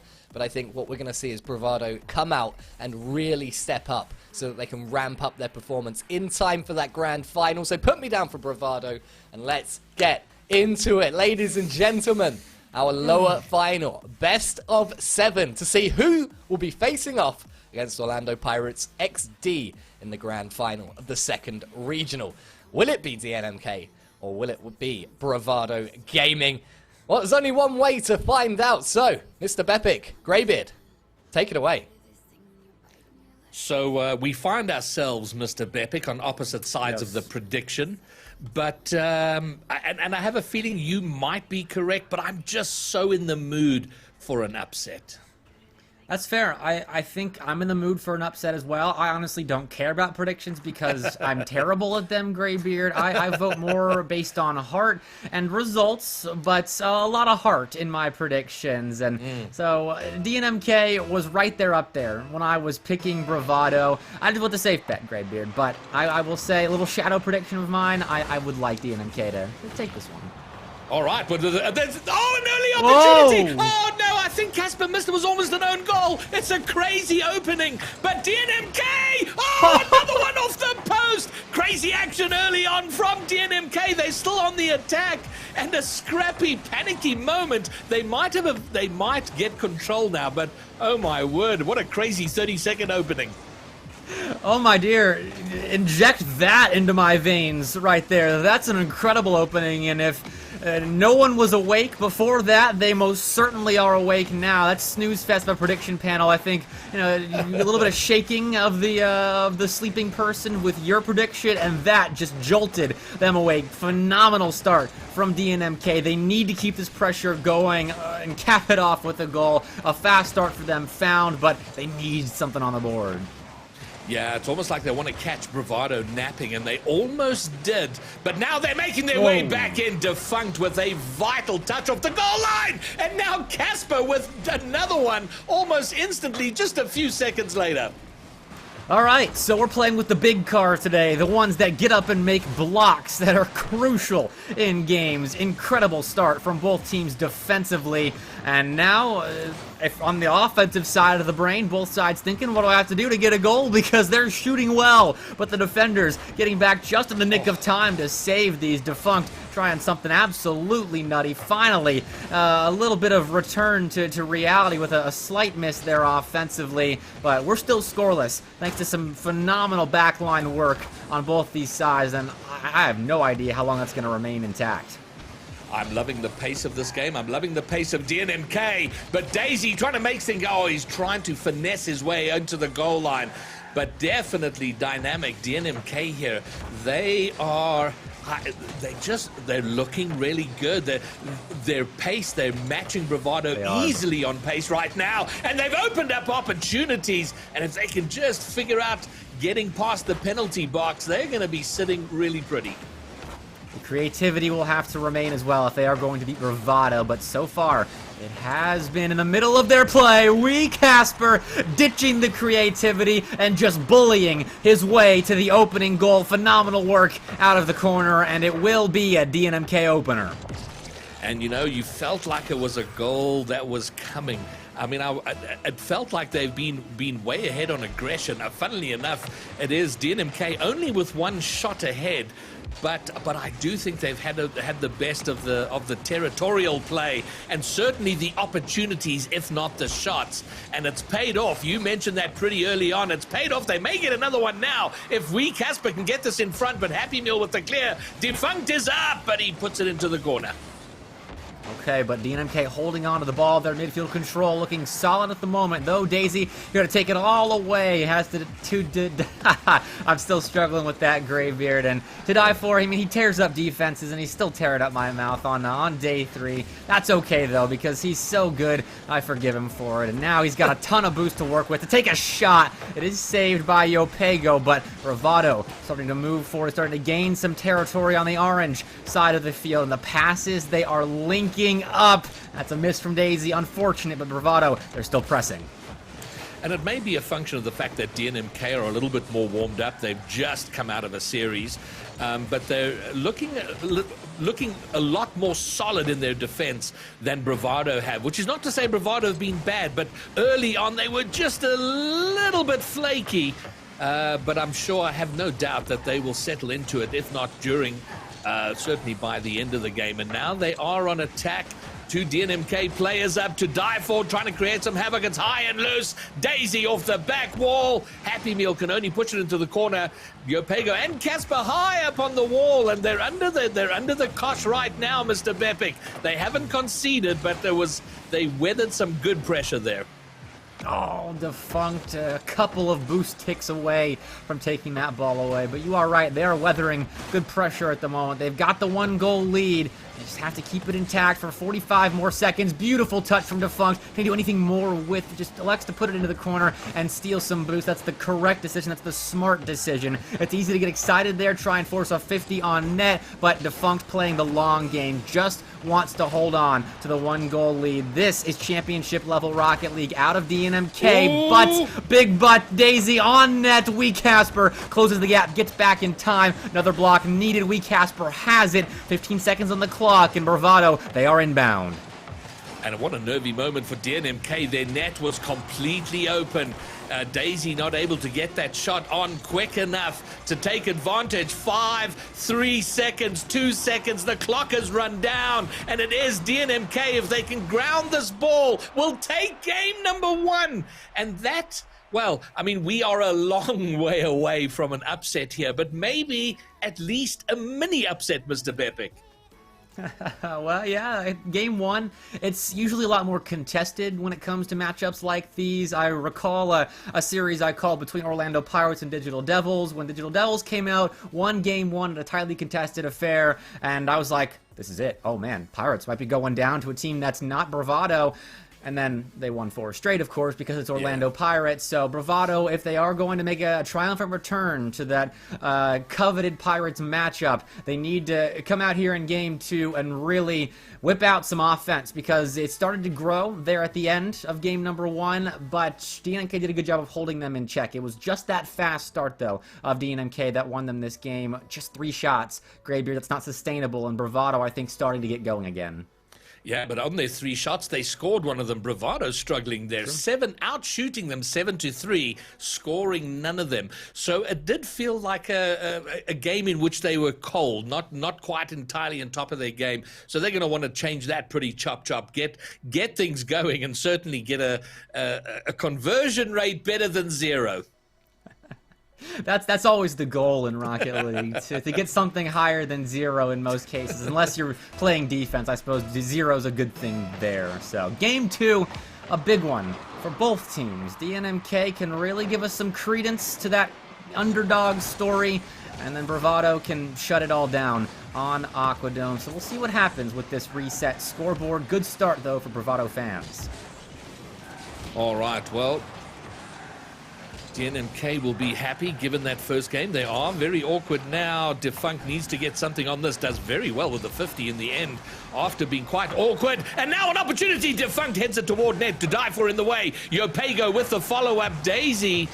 And we've seen him do that job very well all night, getting those important clears, getting the ball with a calm head safely away from net. And he does it again. And a minute goes by and a goal yet to be scored. Positioning there by Yopego. The defense not lost in this series on DNMK, even with the excitement of playing Bravado Gaming. Daisy going to require some good defense from DNMK, and he's attacked early. That's what you have to do against Daisy, who can really get rolling on those solo plays with his high level of mechanical skill. Do not want to let him capitalize on space, and DNMK doing just that. Good attack by Wee Casper, back center Defunct to shoot, no contact, the rebound. Yopego blocked. This is so back and forth right now. I'm happy, though, Greybeard, that it's not been all Bravado. Instead, DNMK take that bout of pressure and score. I almost wish I had studied the DNMK games coming up to this, because I'm trying to pinpoint what they have done in the last couple of regionals. That is, because they were struggling. They were sort of just drifting in the middle of the field all of the winter split. But coming out spring, they've looked great. But Bravado finally, 6.5 minutes of Rocket League later, will get their opening goal. And that is more like it. That is a Bravado play right there. One player moves down the field, gets through a couple, and then a gorgeous passing play is what follows. 1-1. Bravado answered. That was to be expected, I think. DNMK holding Bravado scoreless in consecutive games was a bit of a pipe dream, I think, no matter how good the DNMK defense might be. So their offense is going to have to get them back in it, or maybe starting from the midfield line. Good pressure there on Daisy. Better touches from the defenseman. Oh, and Wee Casper doing so well to catch that ball and look to get it back into position. It's now loose in the middle. Who gets there first? Yopego does, and then it bumps off another player into the middle. Defoe trying to get it in front, and more dynamic pressure building up. Okay, DNK. They're really not pinned back like an underdog might be against a Bravado Gaming-esque team. So that's a huge win, and really makes me believe that they could win this best of 7. To die for a shot on, but it's relatively weak. I don't think he got the boost. I think that was an enhance the defense, and I'll have to use it to clear this immediately because the shots are starting to come through for Bravado. Centering ball, nicely placed, but to die for a little bit slow on that. The defense will win out, and DNMK yet again surviving an onslaught. That's a shot. No save found by Yopego that time around. Shot just too clean. All right, Bravado right back in. Yopego knew it was coming, positioned himself to get there, and wow, the placement exceptional, because if it was just even a few millimeters further into the goal, Yopego had that. But it is Bravado, a goal in front, and now they're starting to look far more settled. And it's and that's danger signs for DNMK. It certainly is. This is where I like to talk about quick answer, because you don't want to let Bravado Gaming, of all teams, get going with their offense. I don't even need to explain myself with that point. So an extended period of offense here would be a great thing for DNMK, but to die for, not too keen on granting that to his opponent. Yopego, a difficult save required, but nothing out of his range of possibilities. Defunct needs to buy some time as his team rotates back. Happy Meal closes down upon him. Daisy shot blocked at the point of contact by Wee Casper. To die for towards the net, but just short of being on net. Yopego stopped by Daisy, has Defunct in tow. A pop up in the direction of Wee Casper, but he had to move forward further than he was comfortable doing. So Bravado going to take it away. They won that battle for midfield control and will once again play offense. And it does feel like, for the first time in the series over the last minute or so, it is Bravado that have pushed DNMK back. They've done very well, Dynamic, to keep pressure, keep attacking, but Bravado have pushed them right back now. And what a play from To Die For to get it past the last man. Fantastic control, slowing it right down.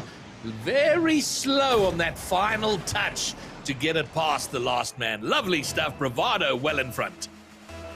As soon as I saw Wee Casper had about 12 boosts to defend against a 2v1 with Bravado Gaming in full control of the ball, I was like, uh-oh, because that's a 90% scoring chance. That one, a bit lower, a scoring chance, but when To Die For is behind the ball, I suppose the odds of it going in are pretty darn high still. That's a gorgeous shot, Greybeard, and there's just no breaking that down. Just simply put, nice strike. Well, so far, DNMK had an excellent game and a half, but now Bravado have had a wonderful last half of this game, and they've come into a position where they're now looking at a dominant win if they can keep this up for the next 40 or so seconds. DNMK trying to figure out a way to get back, and can they adapt to a Bravado team that have now looked like they've settled into their rhythm? Nearly won. Yopego trying to sneak it past. Happy Meal having none of it.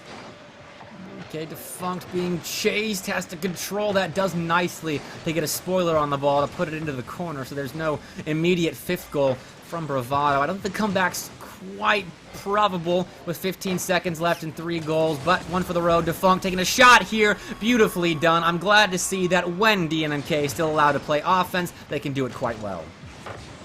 All right, well, we need the insta kickoff goal now to make things sweaty at the end, and why not? But you do feel Bravado have certainly done enough to level up the series at a game apiece, and there is the factor of the best of 7. You know, it's hard to maintain high performance and high pace over the length of a best of 7, and DNMK finding out early that Bravado won't stay down long, and with the clock done, it will be Bravado right back in it.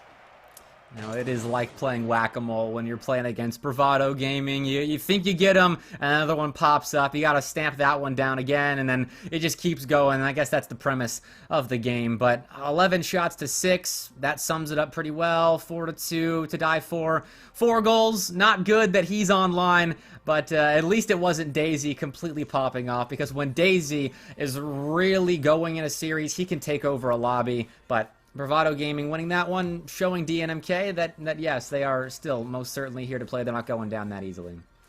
Bravado outscoring DNMK again, but this time getting that conversion far better there, and getting the 4 goals, taking it over. So we saw in the upper bracket final the wild swings between games where, you know, these really lopsided shooting percentages and so on. So I have a feeling this might happen, and we might see a swing back to DNMK in game 3, or Bravado step on the gas and pull a little ahead. Yeah, I don't know. If I was a betting man, I would not be wasting my money on that bet, because it is a 50-50 chance that DNMK bounces back or Bravado comes out and stomps a second straight. Well, so we'll just have to let the play do the talking, I suppose, Graybeard. That's what makes our jobs as analysts a bit easier, so we don't look nearly as dumb. All right, well, the start here really important for DNMK, you feel, because they've got to. There is momentum with Bravado, and they're going to be pushing very hard to continue it. DNMK want to get that stopped, retard that as quickly as they can, and get themselves up front. Nice intercept, dunk from Defunct, gets it into the Bravado corner. Opportunity, Casper does well. Yopay goes up. What does he do with this? He's going to come off the back wall, and Daisy, you can rely on him every day of the week to get the clear. Defunct went for that ball in the corner, coming from the center of the field. I think Casper had a better touch on that, and I think it conceded possession. And if Bravado does anything with this offensive opportunity, it'll show you just how thin the margins are in this series. Slight rotational errors can result in Bravado scores. Good save, though, by Defunct to make sure that is not the case just yet. But Daisy right back to his antics in the corner. Can't get through Yopego to die for. Towards net, carrying it to the right side. Far post, and it is far too easy for it to die for him. Yeah, it looks like he was just kind of, Casper, I think, saw quite quickly that he was in trouble, tried to get over the wall, off the wall, but by the time he was on the ground, it was so far past him, he was not going to be able to do anything with it, and is to die for. That gets Bravado up front, but almost a kickoff opportunity for DNMK to get right back in it. Thought here, Casper taking his time, waiting for a teammate to move forward, but DNMK not a team to throw players that deep into an offensive possession like that. So they will be stripped of the ball by to die for, and they'll chase Yopego all the way to this back wall, though. Yopego, lots of boost to work with. Phenomenal read by Daisy. I love that. Not going to quite work out for Bravado. They will have to play some defense here and triple commit while doing so. This needs to go punished. Very awkward at the moment for Bravado to die for, trying to control this ball. They seem to have settled, Graybeard, but that's a good sign for DNMK. It is, and it's such a rare sight to see 3 Bravado players all converging like swans in the air or whatever, converging on the ball. They aren't punished. They get away with it, so they will have spoken to themselves and, okay, boys, we need to calm that down. Let's not have any more of that. And it is just the 1 goal, and that's good for DNMK. They are at least, for the, even though with a goal behind, they are keeping pace overall with Bravado. I always call this keeping things manageable, because if you're down just a goal, all it takes is a simple whiff on the back wall, a phenomenal solo play from one of your players, and you are right back at a level game with some extra momentum on your side. So half a game to play, half a game to work with for DNMK to make this comeback happen, and they've been showing signs of life in offense. Just can't quite find that last touch that penetrates the back line of Bravado. That one close, and I like the demos from DNMK, but again, just not quite enough to get through Bravado. All right, 3 minutes almost gone. Still just the one goal in it, and you make a solid point about that solitary goal. They try and get the second. Yopego gets it away.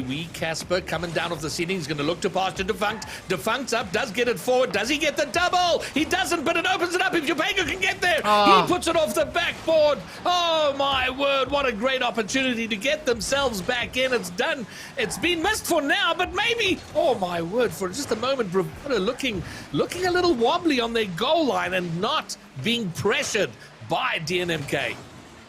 The passive rotations from DNMK really killed them there. That's one where you throw everything you've got at the awkward Bravado defense. DNMK did not, and they will come away empty-handed. Oh, this is scary. Defunct will recover in time. I saw him jump up and he had to fall back to the ground while that play was developing. Scary stuff, but DNMK still down just the one. Their defense is holding strong. It's keeping them in this game. Where is it now? Defunct does turn on that in time. Okay, deep breaths, deep breaths. I'm getting a bit lightheaded here, Graybeard, because of how tight this game is. So I'm going to take a deep breath while DNMK sorts stuff out. Yeah, you know, we're at that point where, you know, the one-goal game, they can find something. But every time we see this, Bravado moving forward, and Bravado scoring a second goal is going to put pay to this game. And maybe now! No, it is going to be cleared.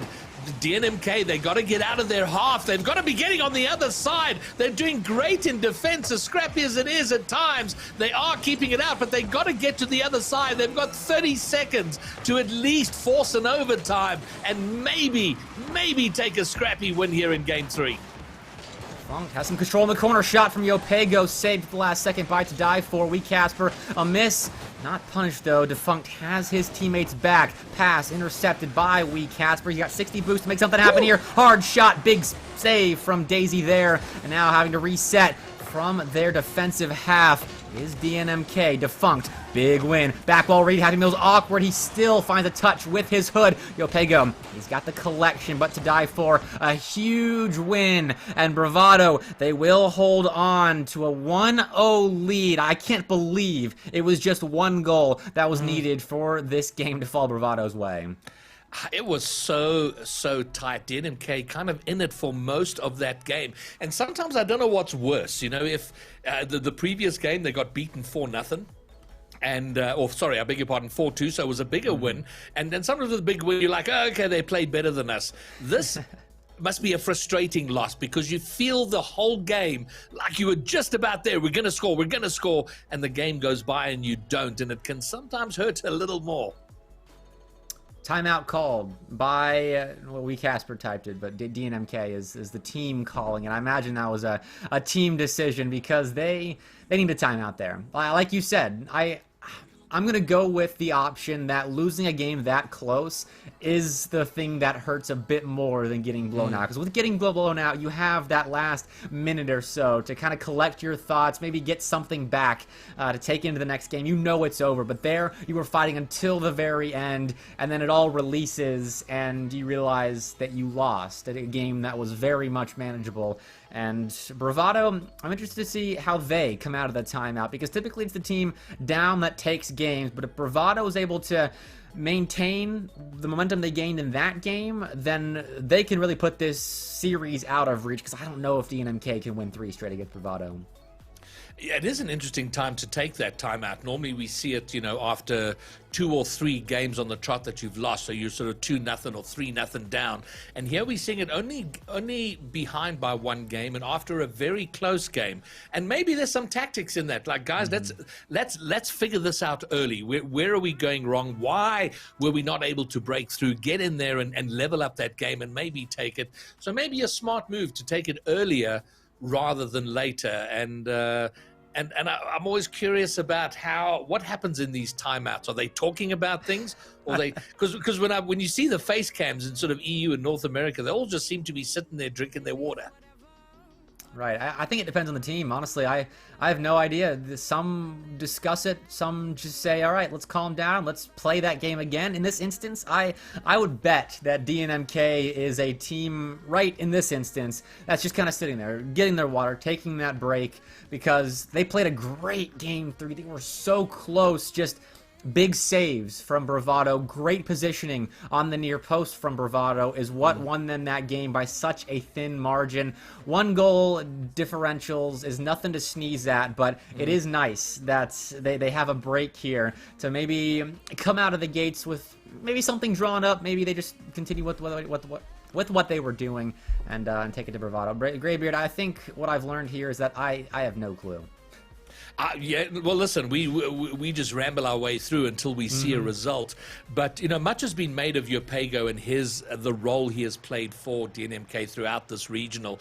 And in that last game, he spent 75 seconds on 0 boost, so struggling with that. And I think that's an important thing, and hopefully something they discussed in the timeout. They've got to get Yopego into the game, because when he has a good game, the team has a good game.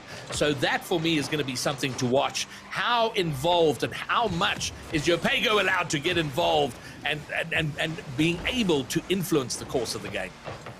Well, there's a save, and it'll set up Yopego for a touch in the offensive end. He will have to retreat and grab some boost, but Defunct still in the area. Happy Meal tried to take that away to dive for off the back wall. Where's the last man? Daisy's shot just a bit high. Happy Meal will pop it right back to that back wall. Close for Bravado. I think DNMK just escaped certain death in that instance, because that's a shot that gets hit most of the time. Every fan holding their breath there as that ball flipped and flopped and floated around the goal line, and it's still carrying on.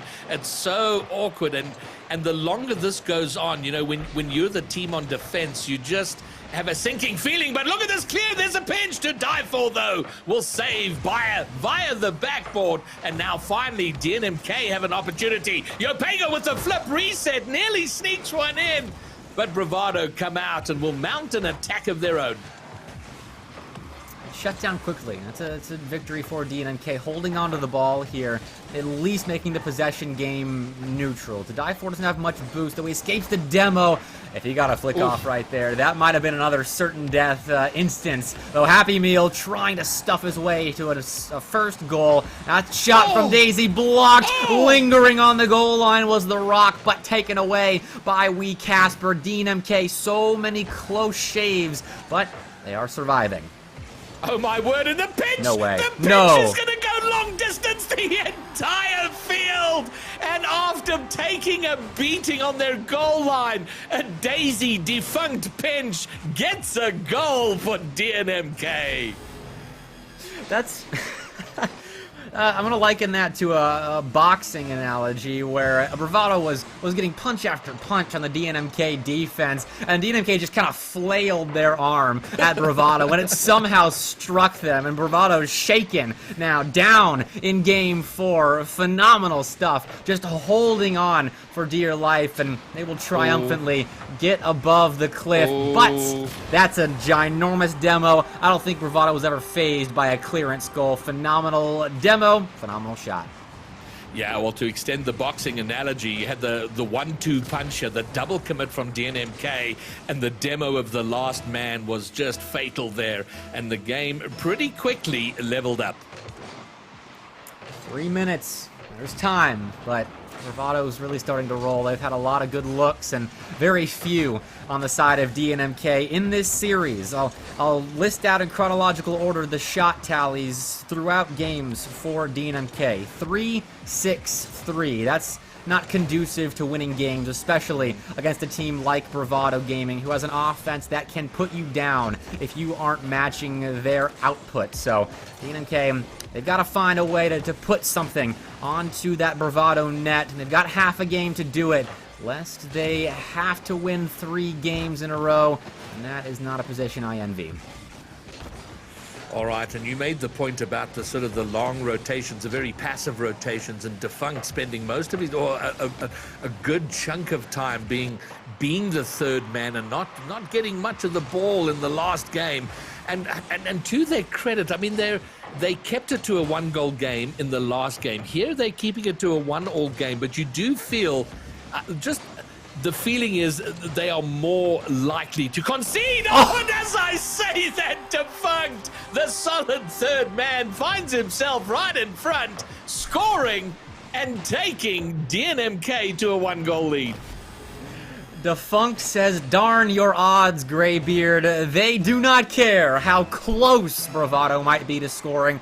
You better be putting balls in the back of DNMK's net, or they will always be a threat. Incredible stuff from Defunct, and I was just off the cusp of hyping it up. Daisy will answer back. And this is the second consecutive time that Bravado have done this with the snappy return, but again, a little bit a dodgy defense from DNMK, letting them in. The double commit for the first goal, the miss on the corner there for the second. And they got to tighten this up, leads at a premium here. A little bit of luck, a little bit of fortune, a little bit of skill, a little bit of being in the right place at the right time gets you in front. You can't be throwing it away with poor defensive work. He went there. Defunct has some space and a lick of boost. He'll shoot it high. Daisy will make that block. In comes Yopego, salivating for that one. That's a weak shot. I'm not sure how much I like that, though. I do like that pass. Defunct back to Wee Casper. Up in the air. Boost to work with. Placement on point, but Daisy once more. Another ginormous block on the Bravado Gaming backline, keeping this game scoreless. Tied up. Oh my word, look at this! Oh my. Okay, we've seen two outstanding opportunities, two outstanding defensive work on either side of the pitch. 1-2, and it was such a good place. First by DNMK, with their passing play almost leading to a goal. They couldn't find it. And then on the counter, saved there. So it's the pace of this picking up. And DNMK again, keeping pace. They're there or thereabouts. But you feel they're probably just like sort of half a step behind Bravado, as close as it is.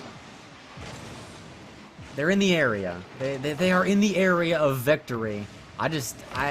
They have to find a big play to claim that area of victory. With 15 seconds left, regulation seems their best bet. This seems a good look, but Defunct tosses the ball away. I'm a little mad at you there, Defunct. Oh dear, we cast us in a terrible position, and Daisy will, of course, put that on net. You cannot throw the ball away in the midfield like that, because Bravado are always looming, prepared to take a lead. Oh, this is tough times now. 2 games behind, it looks like. Unless there is an amazing kickoff goal. This kickoff really critical, but it goes hard and solid for Bravado. The clock runs down. It's on the DNMK side of the pitch, and it is not yet grounded. Yopego toward the net. Happy Meal gets the touch, grounds the ball. Bravado put themselves into a strong lower final winning position. These are 1-goal games, Greybeard. This is tight. DNMK, they're hanging around like a pesky bug, but I don't think they've got the offensive productivity to win 3 games in a row convincingly, because that's what you need with a comeback. There are very rare instances where you are able to win just 3 tight games by the slimmest of margins, but Bravado Gaming is the number 2 team in this region. They are a team that we expect to be in the grand finals, and DNMK is not. They need some magical play to make this comeback happen. I want it, Greybeard, but I don't know if I can believe in it. It's a tough call. I mean, especially when the player for Bravado continues to be Daisy, making just shy of 800 points this last game, and double savior. I mean, so 6 saves from Daisy, and we've seen how effective he has been at the back to kind of avert danger for Bravado. If they can call back DNMK to their first game, the pace at which they came out and their offensive pressure, if they can find the ghost of game 1, they might have a chance. But they're at the phase now where they're going to have to do that for 3 solid games in a row. A tough ask of any team. This is so difficult. Put in such a hole, and Team MK going to have to sort their way out. Yopego, oh, he had boost, he had space, and a little bit of time. Didn't have the first touch, though, and the latter is the most important part of starting a big aerial play. That's a nice shot from Happy Meal, turned aside by Defunct, and Bravado's offense already out of the gate, going to work, grinding out goals here. Daisy's double, put in by To Die For. Another great setup, stuffed home. Wow. Daisy having a fantastic series, including, well, the earlier series as well against Pirates, doing a fantastic job. Bravado staked their claim for winning the lower bracket final for, would you believe, a rematch with Orlando Pirates. No, when has Bravado Gaming versus Pirates ever happened in this region? I don't think I've ever seen that, so... Hasn't been Bravado much of a thing. Oh, look at this! Oh, I can't see through the smoke. It didn't go in. Oh, my word. It was a close, very close, and that might have punched DNMK's ticket, but they survived for now.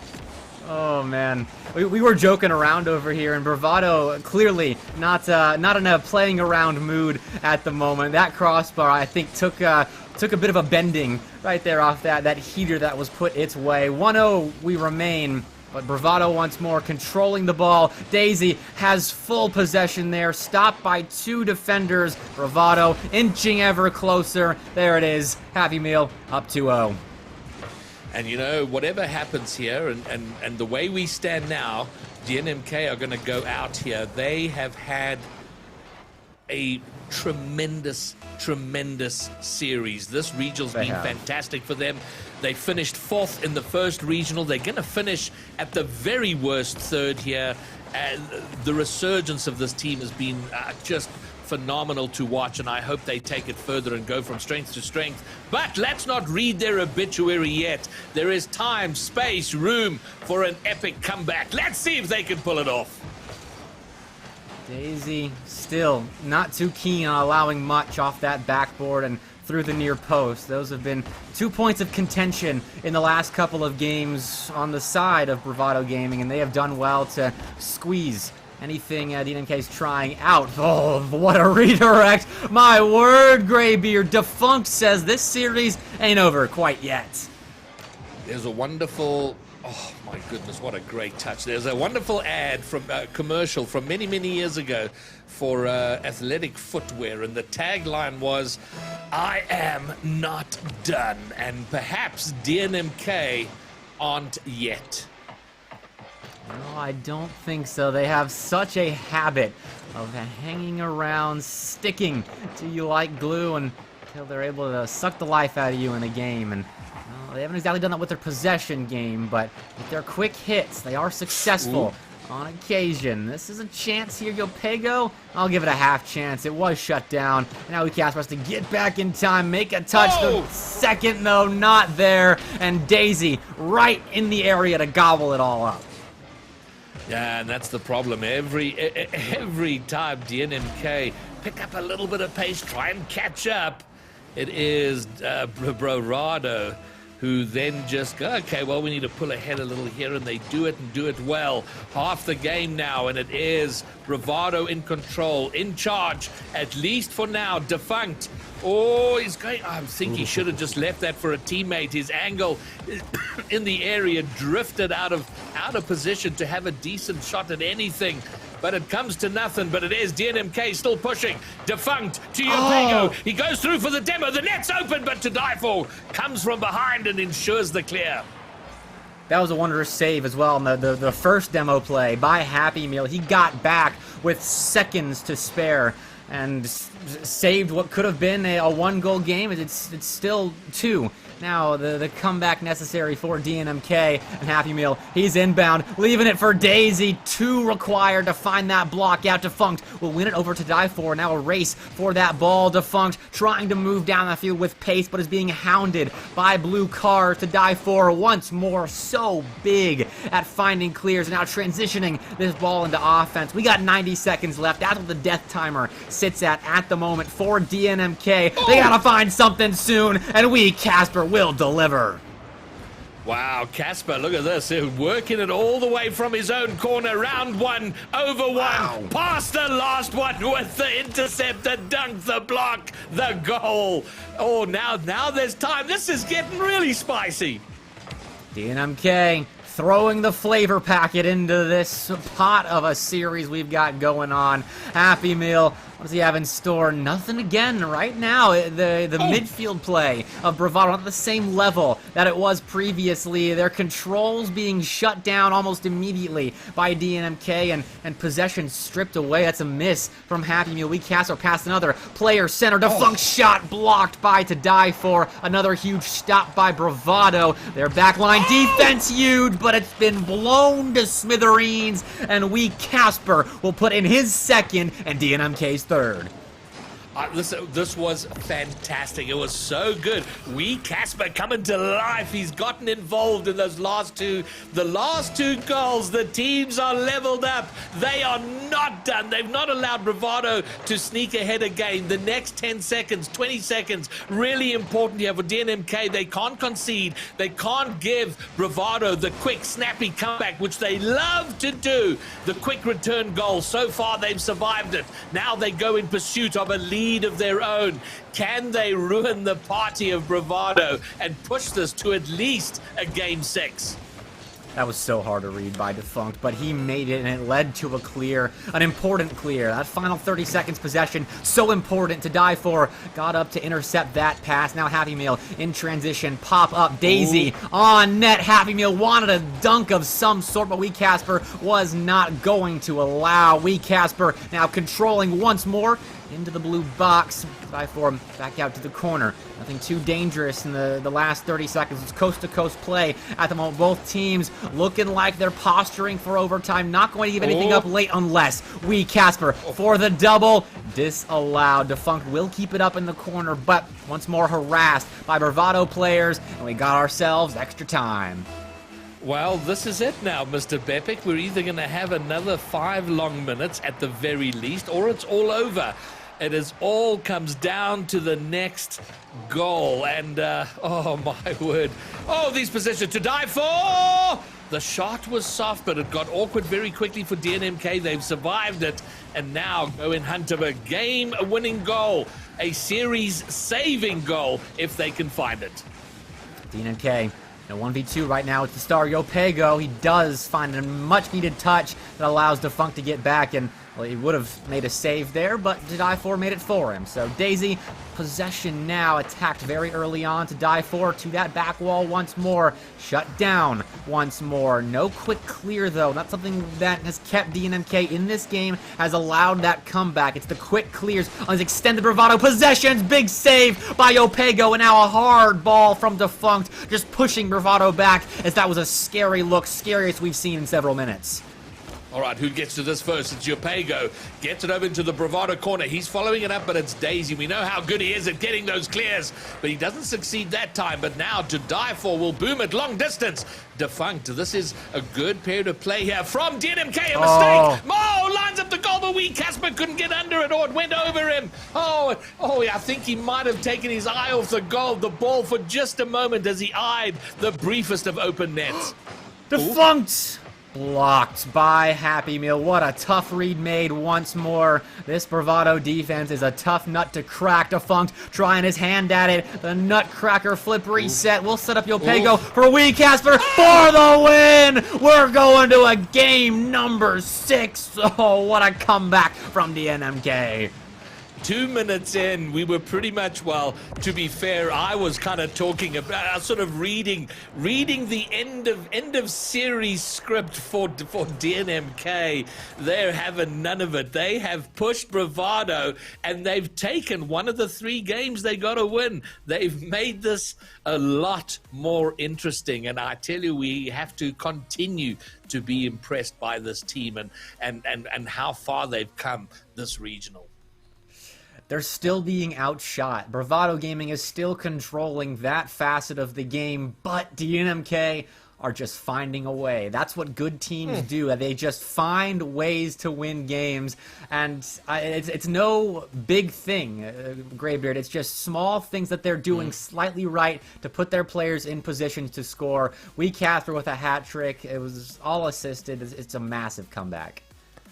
Fantastic, and when they get it right, they're looking good. And I guess it's now a case of, can they string enough of these plays together, enough periods of this excellent play to overcome Bravado. But and I mean, they had those moments of massive pressure on their own goal, somehow keeping it out, always kept themselves there or thereabout. But twice Bravado had the 2-goal lead on them, and in both those times I did not see DNMK overcoming it, but they did.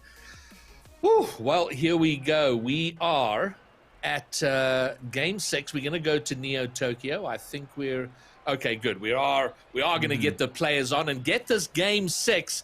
And again, we're in the same position as where we were at the start of the last. This may well be the last game of the lower bracket final, or we'll have one more. This is why we do what we do, Greybeard. It's for moments like these where we're just in awe of the show that is being put on in front of us. DNMK, they won't go down. They will not go down. Bravado, try as they might, cannot swat this pesky fly. Oh dear though, Daisy setting up to die for the shot. Well wide, a bit too high, and the follow-up not too dangerous. Bravado, they've been defanged just a little bit by the defense of DNMK, and that has kept this series much closer. And what I like to see there about that little play was the composure in defense from DNMK. It wasn't that scrappy, oh my God, get the ball away, get the ball away. They kind of kept their heads and did very well, and that bodes well for them here as they go in pursuit of winning game 6 and forcing a decider on Champions Field. The pass here going way over the DNMK net, and a minute in, we're goalless. DNMK still fighting hard. Defunct. Oh my word! If he hit that, Greybeard, I'm not sure what would have happened. He'll hit this though. That's an open net. It's a huge mistake by Bravado Gaming. Double commit on the back line, and that's a freebie given to DNMK. Yeah, but let's not overlook the work of Yopego there to squeeze himself between the defenders, coming down on the ball to bounce it in front of the net so Defunct could finish it. Lovely little play. Can they string some more together? But this is a fantastic start and feeling a little bit more like that game 1 that they started so well. Oh, dearie me. Game 7 starting to appear on the horizon. And since a ways away, there's just under 4 minutes to play, of course, and Bravado Gaming is still on the field. I'm not discounting them just yet. Especially with that miss from Defunct. Good work by Yopego, not panicking in that last man situation. That's something that DNMK has done very, very well. Not panicking when they're in those 1v2s or just 1v1 against these stars of SSA. They're doing well defensively to hold back the onslaught that can be Bravado Gaming, and it's keeping them in these games. Oh, that's going to come off the backboard. Who's got the follow? Now we see a little bit of scrappiness. 1.5 commit there. This now can die for. Not even the epic to die for could get around and get the angle on that to find the shot. But the pressure mounting here from Bravado. Oh my word, and it's these moments that make us sweat for DNMK. They continue to keep it out, but they're not clearing it.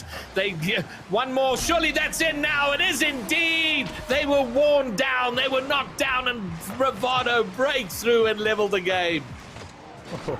If somehow DNMK escaped that, that's another instance of me just not knowing what I would do, because that was unbelievable pressure from Bravado. That's back to the games 2 through 5 kind of pressure before DNMK launched this comeback of theirs, where they were unrelenting and just wore down the defense. That's a shot, that's wide, and Yopego backwards. Daisy wins the race. 2-1 Bravado. Oh dear. Yopego missing, completely misjudging that, and his touch off the back of his car, just presenting that ball on a platter, and Daisy wins the race to it. or to die for, and 2-1 to Bravado. But we've seen this before. Quick response! Oh, right off the kickoff from Defunct! DNMK just will not die. Don't tell me kickoffs aren't important, because that might be the biggest equalizer we see all weekend of RLCS. That keeps DNMK from really going down for the count, because Bravado very much could have gone on a run to suck out a lot of blood from this DNMK team that was on a bit of a tear for a little while. We started to see the tide swinging back the other way. No longer. 2-2, 2 minutes to play, and I am too excited to see what's next. And we're getting to the point where it's which team holds nerve, right? Because they're equal in so many ways, but now DNMK start thinking, oh, we could go to Game 7. If we can push it to Game 7, we might find ourselves in the grand final. And you know, you get a little ahead of yourself. Bravado goes, surely we're not going to give up. Oh, give it up. Oh, my word. Great save from Defunct, but he couldn't clear it. And Daisy will get his team once more in front.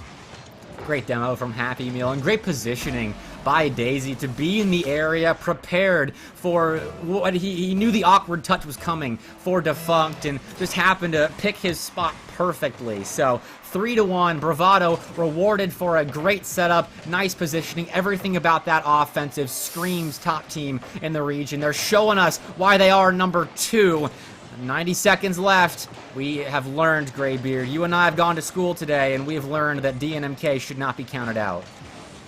Yeah, you know, it's so hard for me not to get ahead of myself, because when I see the performance of DNMK here and Apex earlier, oh, what a shot from Happy Meal. The placement, the touch from to die for off there, and the 50 landing, but look at this finish at 106. Oh.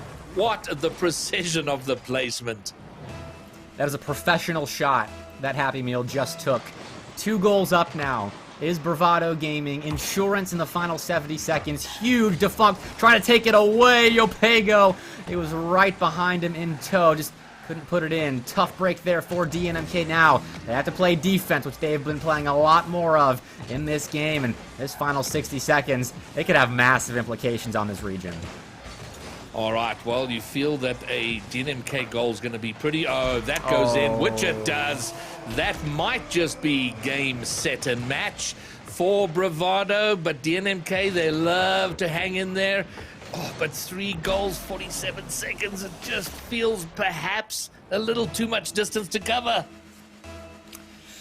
I want it, Graybeard. I want it so bad. No. But it's a big but, down 3 goals. I'm just not sure that DNMK has it in them at this point. They need one soon. That so close to being it. Casper and Defunct, both close tries. But Bravado Gaming, big saves. 30 seconds for them to hold on to escape this hungry DNMK roster that's back to their 3rd place positioning. Now it's 20 seconds, Graybeard, oh dear. Yeah, well, we're down to the last 15 now, and it is going to be coming as a surprise to almost no one. And Orlando Pirates, Bravado Gaming Grand Final, where Bravado are going to go in pursuit of a massive upset through a back bracket reset. They have a very long journey ahead of them, but congratulations to Bravado Gaming. They will go through to the grand finals, but we cannot go without remarking on the performance of DNMK and how far they have come and their improvement. And the point I was trying to make earlier is just how this sets up the next season. This is the first RLCS season for SSA, and we have come so far. My word, the future looked good earlier. It looks amazing now. I'm right there with you. That was professional from both teams. Bravado to close it out as the favorites, but DNMK to find creative ways to stick around. Like, like DNMK would. A team that is so scrappy, and I'm so happy because when they lost Echo, Defunct subbing in, they could have written off this split, but instead they sat down, got to work, and they've placed third in this regional. And now the offseason plus Regional 3, so much time to work on this roster, and they could be contesting both Pirates and Bravado going forward. Elliot, what are your thoughts? I don't think I have thoughts anymore. My brain was splattered all over the back wall during that series. What an incredible performance from DNMK, stepping up. And I tell you what, I thought that, I mean, we talked about it, right? That this needed to be a clean sweep for Bravado. They needed to really step into gear and hit hard. But DNMK stepped up and they hit hard straight away. They took a clean sheet through that first game, which feels like 100 years ago now. Like, how long did that series go on for? It wasn't even a game 7 months. We were talking about this whilst we were watching, that we just couldn't keep track. That game, that series was all over the place. Yeah, I think there was one point where I asked the Green Room Collective, like, what is actually happening with this series? Like, nothing is making sense to me right now. But I will say Bravado looked a little shaky at times. You know, they got the win that they needed and we expected, but it wasn't without its hiccups. So definitely some wrinkles to sort out before the final. Yeah, it's great news in some... Well, yeah, maybe not the best news for DNMK. They are going home, but I think it is still good news for them. They put on just a heck of a performance there. A fantastic effort from DNMK. So very, very well done for them. But a shaky way through to the grand finals for Bravado Gaming. The Bravado Gaming that I think at one point had 3 series points in the upper finals against Orlando Pirates. Don't remind them. It was a struggle. It was a struggle, but the train has now departed from Struggle Town. Destination grand finals. Are they going to manage it or are they not? That's for 5 or 10 minutes time. Right now, we're heading over to Stats Corner to see what Joe and Taylor made of the lower final. Well, Elliot, it was an interesting one, and it's highlighting for us, Jota, why Stats pre-show is sort of a bit like weather forecasting, isn't it? He's had 3 of the top 5 people on the pitch. Top 5 goal scorers in SSA this split were in that lobby. We come out in the first 3 games and get 2 1-0s. Yapego didn't score in 6 games. So, you know, a mixed bag definitely for DNMK. Boost struggles haunting them a bit, and it was unfortunate to see that from them. But take nothing away from Bravado, they played really well. Yeah, I mean, as you say, look, if your opponent is top 3 in the region for goal scorers and you stop them scoring a single goal in that game, yeah, it's a lot more likely that that's down to your defense than your opponent's not showing up, especially the NMK coming off the back of that momentous win over Apex. No one can doubt that they were in good form today, but Bravado only conceded 6.3 shots per game. I mean, we talked about Upega being kept out, but Defunct was shooting 60%. Those are crazy numbers, but they just weren't allowed to get enough shots off. He got off 12, Daisy got off 20. That's the sort of gap we're talking. To Die For shot off 26. So his shooting percentage down at 23%, but it didn't matter because they were getting so many more chances. They were. I mean, Bravado totaled 60 shots across those 6 games compared to just 38 for DNMK. Demo's very even. We were expecting perhaps Bravado to push forward for that, but as it turns out, just didn't really need to. They weren't shooting brilliantly, only converted 27% of their shots, but as we said, when they're getting that many opportunities, that's just what they need. And of the 16 goals that they scored, 15 were assisted, so it was a definite team effort from them. Daisy and To Die For, again, just looking on top, but the NMK had some spells where they looked good, and obviously they won some games, and it seemed like they sort of played differently in the games that they did win. Yeah, I mean, it felt really scrappy, the games that they came out on top of. Really just draw it into a midfield battle, and it's hard to say what won that out for Bravado. Sorry, I think experience has to be an aspect of it. Yeah. When, I mean, we talk about teams going away and scrimming and stuff, but when you've played 76 competitive games against Pirates, even 100 games against Pirates casual and scrims wouldn't weigh up for that power of the competitive experience. Just Yeah. those games alone give them a wealth of experience when it matters the most, and they just seem to have the answers for the 50-50s. Those awkward balls always seem to squirm out to a Bravado player, and I think that's just down to their ever-present strong spacing and the fact that they don't need one player to do everything, because it doesn't matter if you can 50-50, you can try and phase out one player because they can all take it in turns. Indeed they could. We saw all three Bravado players there, Elliot, who were doing really well, taking it in turns to top the leaderboard. DNMK did well, come out swinging in game one, sat back, absorbed pressure really well and turned it into a victory, but it's so hard against Bravado not to get drawn into those kind of scrappy midfield battles that they're always going to win because they are just that good. Scoring for fun again, Bravado will go forward. We saw them play the 70th game against the Pirates earlier this afternoon. They'll reach 80 in this grand final for the RLCS year to date, so they know their grand final opponents. Whether that will help them remains to be seen. Thank you so much to our statisticians. Wow, just an incredible way to close out the lower finals. Bravado Gaming may be struggling a little bit more than we anticipated to close out the NMK Esports, but they manage it.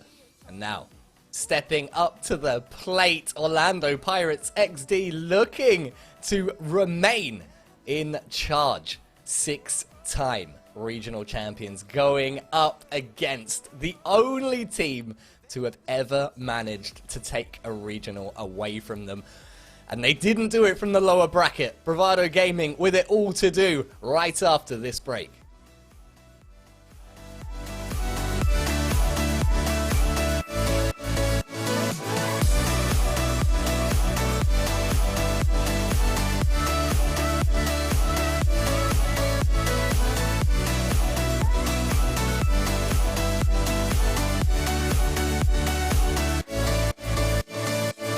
Will someone look for me if I disappear?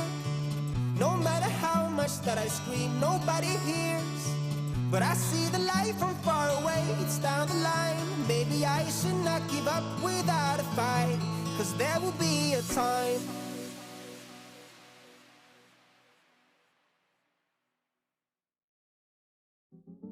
We are not alone. There's more to life than this. Show me what you know. Take me to that place. I'm stuck within these walls. I need a quick escape. You know where I can go. Take me to that place.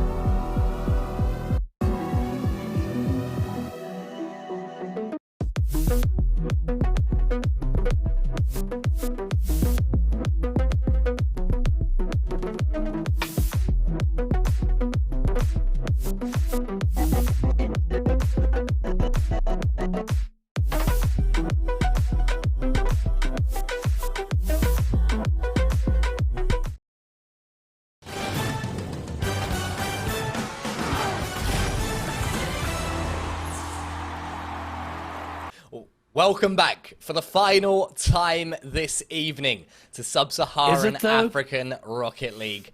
Greybeard, let me get through my introduction, please, before you start butting in. Goodness me.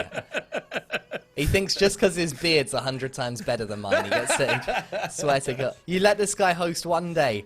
It's a pleasure to be here alongside you. I tell you what, Orlando Pirates, they look incredibly strong. And I thought Bravado Gaming looked even stronger coming into that upper final. And I think that they looked like the better of the two sides as far as I'm concerned for about 4 or 5 games of that series. And then things started to go slowly downhill into the lower final, and things continued to go a little bit downhill. They managed to pull out a victory, but it doesn't feel amazing. Greybeard, I don't know, to be honest with you. I feel a little bit of trepidation coming into this. Yeah, you know, the question I've had is, with the pressure of Worlds sorted, would it be a bit more chill? Would Orlando Pirates kind of step off the gas a little? And I think that might be possible if it wasn't for Snowy. The issue with Snowy is he knows no other way. So, yeah, we'll see. Oh my goodness, Months. Look, you were the only person to predict Bravado when they did actually take that victory back in February. Now, it feels a lifetime ago. And here we are at the end of the season. Both of these grand finalists already booked for that wildcard tournament in Dallas. But Bravado's hot streak seems to have petered out a little bit here. Is this cause for concern for Bravado fans? Absolutely is the short answer. I mean, you can't lose momentum in a tournament that includes Orlando Pirates, right? You need to be hitting this grand final at the very peak of your game, and it kind of felt like they hit the upper bracket final at the peak of their game, and then, as you said, just kind of petered out a little bit. And unfortunately for them, 3 games in a row, or 4 match points, 3 match points in a row wasn't enough to stop Orlando Pirates. We saw another Game 7, and we saw another Game 7 loss for Bravado. I don't know what they have to do at this point to regain that glory of beating the most storied team in SSA. So rough. Very, very difficult one. I mean, Blake, listen, Championship Sunday has been just all over the place, right? It's been just incredible. Things happening left, right, and center. We thought Bravado might actually take the upper finals. They didn't manage it, but Close. I don't know. Is there any hope for an upset here? You're asking the wrong guy, because I don't usually waver from my Orlando Pirates predictions. They're the #1 team in this region. I love watching Snowy play, because the second that he feels his team isn't performing as well as they can be, they step it up. And I don't know him personally like Greybeard might, but I imagine that he in comms is a phenomenal player to build a team around, because he gets you going. Like, his car language in that last year, I talked about it. As soon as Orlando Pirates looked like they were slipping a bit, Snowy stepped up. He was zipping around the field. He was using boost carefully yet aggressively. And that is a dynamic that is only found in players that really, really want to win games and are very locked in. I don't think Bravado will play poorly against Pirates. I think them against the NMK is a different beast than them against Pirates. I think they'll step it up again. But Pirates are Pirates. Pirates are Pirates. And look, they look better on paper. But let's see what our statisticians make of this. Joe, Taylor, is there any hope for Bravado Gaming? Well, Elliot, the paper we're using to measure this is recycled paper. We've seen them play already earlier this afternoon. And, Jota, we can pick out, any number of things from what was a thrilling best-of-7 series. But it has to be, Bravado came out the blocks so fast, couldn't convert from 3-1 up. I think they'll have another strong start here because of how warm they are. They've just played a full competitive series. You can't match that level of warmness if you are, just scrimming or keeping warm by playing online. It doesn't work. So expect, again, something like that. And there were things that Bravado did really, really well that I'd like to see again. Yeah, there were indeed. And the biggest thing I can think of, Happy Meal's demos coming out. Yeah. Very useful. Bravado had over double the demos, 32 to 15 across the series, and that's not something that they're necessarily used to doing too much of, or certainly Pirates aren't used to them doing it against them. 4.6 per game. I mean, we're talking old royalty numbers to give it some perspective. Those are Eliakim level demos. They are, and they were working, you know. I think that's a key part of the reason that we got as far as 7 games. But I think for me, they need to stick to that, and then also they need to pick, because they oscillated a lot in that 7-game thriller earlier this afternoon. They spent some time trying to play Pirates at their own game and sitting back off the ball, and that worked sometimes. And then when it didn't work, they started switching to playing really close and sort of really aggressively chasing balls and making sure that they were right on top of Pirates. I think if you pick one and stick to it, you might have a better chance of turning out on top. If don't tread that. If you end up in that middle ground, that's exactly where Pirates want you to be, where they can sit back and just clear over you with those long balls that they're so good at. Yeah, I mean, even alternating from game to game is fine, right? They can try and switch things up. If it's not going badly, it's making sure you never end up in that middle zone. Once you have a plan that you're going to do for that game, you really just need to full send that plan. And the conviction is also what you need for that little bit of speed, because Snowy is doing very well, as always. 3 of the 4 fastest single game performances in the last series against each other were from Snowy, regularly averaging over 600 speed, which is frankly Middle Eastern play style numbers. The MENA region, that's the region known for it, but his numbers rival theirs in that department. And to keep up with that speed, you need to have ultimate conviction, because hesitate for a moment and Snowy's gone over your head.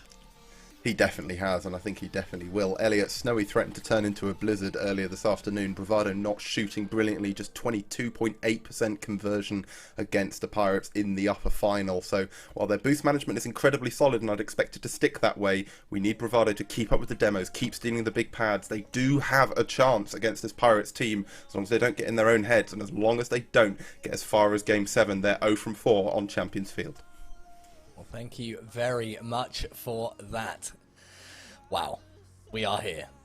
It's really strange, because it simultaneously feels like it's been like that, and it feels like it's been an eternity. It's part of me is like, this weekend has been a lifetime, and yet the whole season is over in the blink of an eye. It just...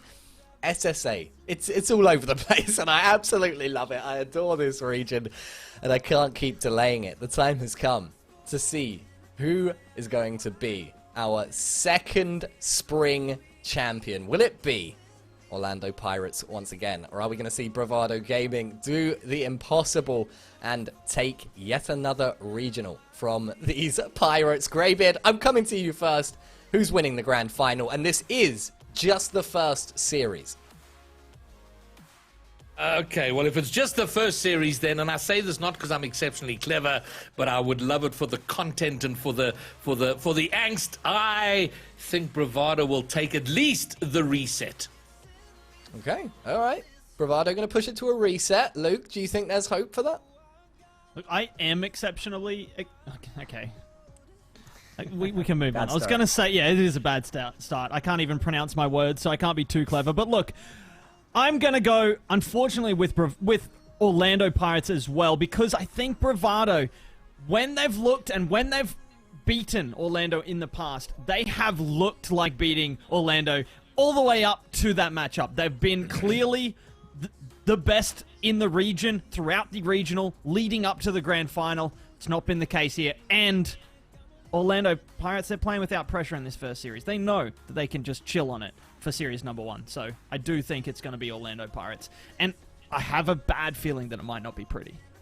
Oh boy, Blake, can you quell the fears that Luke has just instilled in the hearts of all Bravado Gaming fans? Ooh.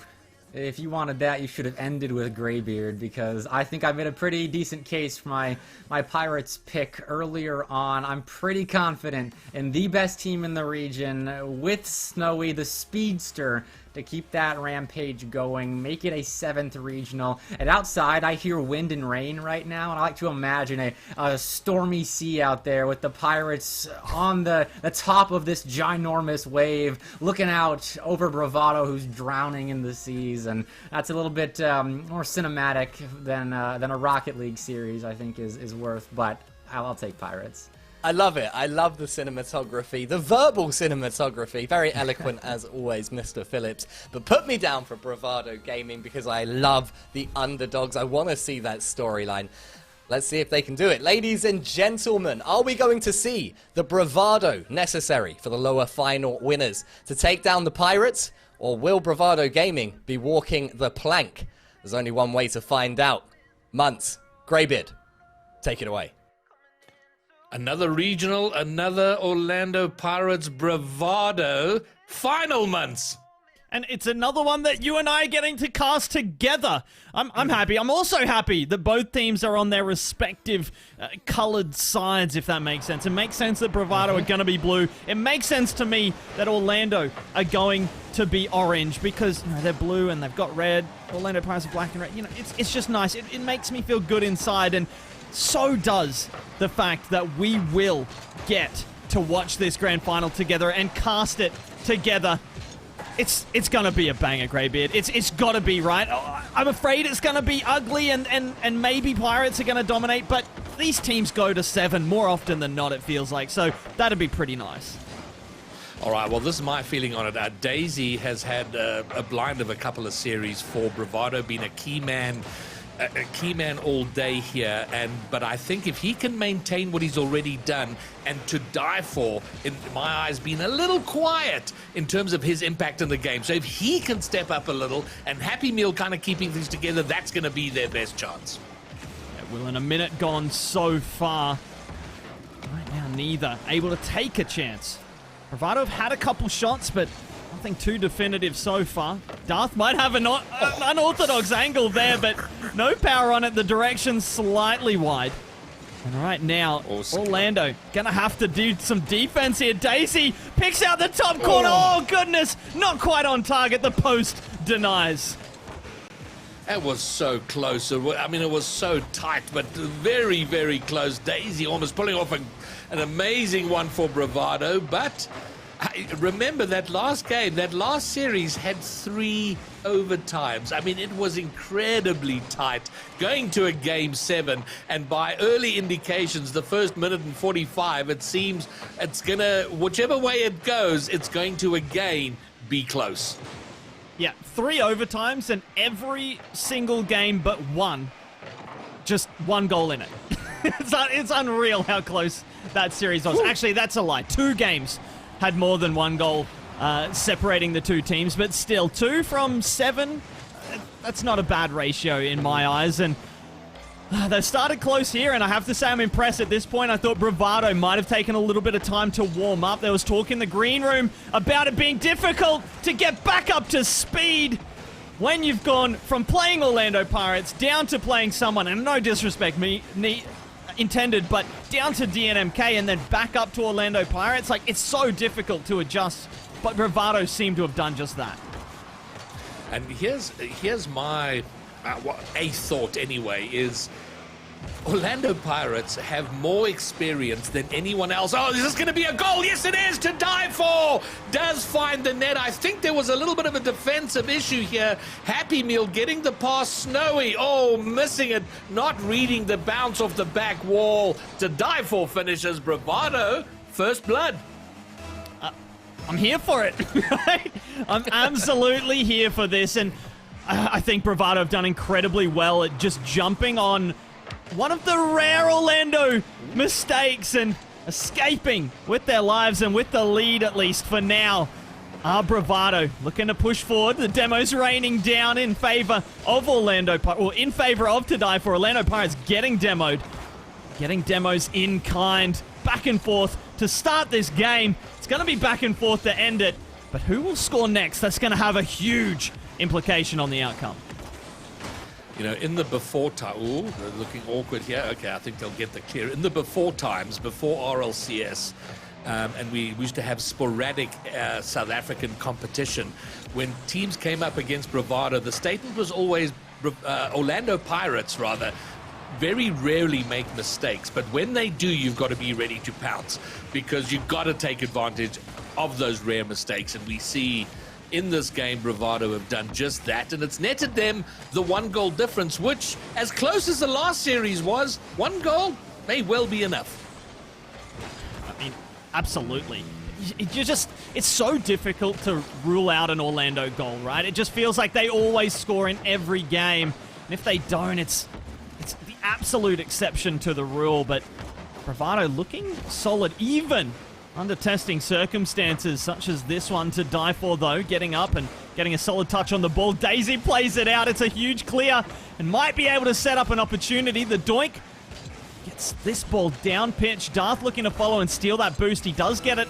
Gonna wait on that backboard for just a moment before diving off to take care of Daisy. Snowy with the shot to die for. Can't get to it. Darth's turned back after the demo and slams it in over the top of the defense. And I think here the ball coming in, all eyes might have been on Skill Steal, and then Darth coming in from the side there to slam it home. And the point you made is illustrated right before our eyes. Orlando Pirates do score and level it up. Bare seconds left before we enter what could be the first of many overtimes, but both of these teams with the potential to finish it in regular time. Daisy doing his best to do exactly that, and with 11 seconds left on the clock, gets the go-ahead. Wow, wow, wow. I thought for sure we were going to a Game 1 overtime, just like we did in the upper final. But no, Daisy with the late possible clincher. It's on the wrong side of the pitch for Pirates. A mistake from Happy Meal maybe opens things up. Oh, but then Snowy flying right over it. Oh, somehow Daisy missing. But it doesn't matter. A tight game. A single goal game. In the end, it was 1-0 for so long. Ends 2-1. But Bravado, as they did last series, take the first game. Yeah, and looked good doing it, right? The majority of the shots, they had a total of 9 to Orlando's 6. So not a huge difference, but definitely felt like Bravado were the ones taking the most chances and threatening the most. Even when Orlando had a situation where we thought, oh, this is going to be awkward for the Bravado defense, Bravado just dealt with it. They seemed cool and calm and collected, and they just wait until the ball came to them. They weren't forcing anything. We weren't seeing any desperation plays in defense. And more often than not, that patience paid off. They're able to just catch the ball in their back wall or in front of net even at times and just dribble it to their corner and start a counterattack. So impressive stuff from Bravado. My fears have been quelled somewhat. I was incredibly worried that they weren't going to get up to speed that was necessary to play against the Orlando Pirates, a close series at least. That's out of the park. That worry is gone. They're here and they're here to play. Well, here's the next worry, though. Calling back to the upper bracket is they had 2 series games, 2 series points against Pirates. Nobody has won more tournaments and competitive play in this region than the Orlando Pirates. They know how to win. And from an experience point of view, Bravado do not have that experience. You know, when you've got the finish line in sight, they struggled there. Whereas Pirates, they've been behind. They've been in almost every scenario. They always find a way. Long distance, Snowy's always not done well. And Daisy pounced again, and almost a carbon copy of Game 1. The misread from Snowy picked up by Daisy. Bravado up in front. Fantastic start to a Game 2. At this point, though, I feel like every time Bravado take a lead, take a win, we're always going to have that but Pirates in the back of our mind, right? Because, again, we just saw them with a huge comeback in the upper final. So I think we get that out of our minds early and just go, okay, take everything we say about Bravado looking good with a grain of salt, because Orlando Pirates, they have that comeback ability. Yeah, everyone involved here, but gosh, you know, Skill Steal is such an interesting player. He's very seldom the flashy player, the player who's all over the place. but when he does his business well, he's a joy to watch. It's not a joy to try to pronounce his name in a quick manner, though. Skill Steal. Chat, just try and say it to yourself 10 times fast. Like, it's a problem. So's Daisy, honestly. Daisy, for me, has been Bravado's MVP so far today. Has been stepping up in the biggest of moments. And as a team, though, Bravado relied so heavily on his not just challenge game, but offensive game as well. The challenge game giving him a little bit of a chance to show off his offensive capability there. He not able to get contact on the board, but to die for with a big boost steal in the corner. Happy Meal looking for a bump, does manage to disrupt, and to die for does manage to just about shovel that one over the line for the lead. Yeah, but Snowy, oh, he was, okay, you know what? I was being very unfair to him. I was like, wow, Snowy made a massive mistake there. He was removed from the wall, out of the way to set up that play. Bravado back in front. Goodness. 90 seconds gone. Bravado with the lead, and Orlando Pirates, I gotta say, the difference between this and the last game is Orlando not looking as comfortable offensively. They're not getting those chances that were making Bravado look uncomfortable. Right now, Bravado kind of chilling defensively. It's all in front of them. They're able to get to the ball. They're able to shut it down before it even gets into their defensive third or even their half at times. Right now, Pirates pushed back in their own half, and Daisy up with the flip reset.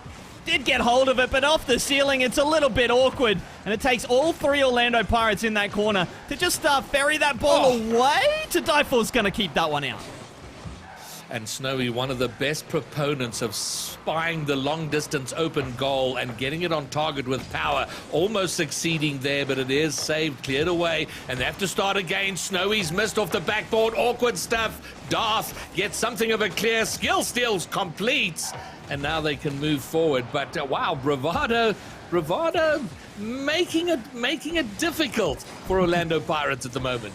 Making it real difficult. Orlando only 2 shots so far in the first half, and as we enter the second and final half, sure, there's 2 halves, right? That's how it works. But as we enter the second half of this game, number 2, it is on Pirates, the onus on them absolutely to figure out where to get some offense from, and they're going to have to hold off it to die for.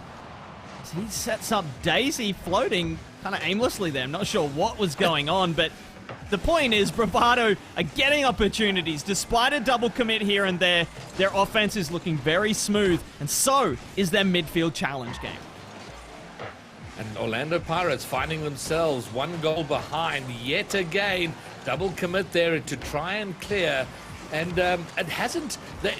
They got it right in the end in the upper bracket final. They came back strong, but they started similar to this, a little bit uncharacteristic. We see the double commits. We see Snowy not getting reads off the wall. Darth now long distance going up for the double. Does he get there first? He doesn't. To die for. Clears it via the corner. Happy Meal plays it over the top of Skill Steal. He's just going to have to dive back and hope that Darth can get a good touch on that. He does. Snowy snaps a shot to die for. Doesn't creep off the post this time and is able to make a play and get in front of the follow-up, but it's Daisy with the big block. Happy Meal with the chase down, and a minute remaining. Orlando Pirates really pushing for that goal, but as of yet, unable to break down an impressive Bravado defense. All right, and here we go. We are sub 1 minute. Bravado in front, looking for a 2-goal lead. And Orlando Pirates on the hunt, looking to build that pressure, find that pressure. Darth coming down from high on, but Daisy gets there easily. First skill steal. High toward, there's been a double commit, but Happy Meal will get there and get the clear, so they'll be able to get themselves back in position before anything dangerous comes of that double commit. And yeah, as much as hard as Pirates are pushing right now, they just can't get there. They might have been caught out. Darth awkward, but does get the goal lines clear and saved. But they've now got 15 seconds to break through, or they're going to be 2 games down.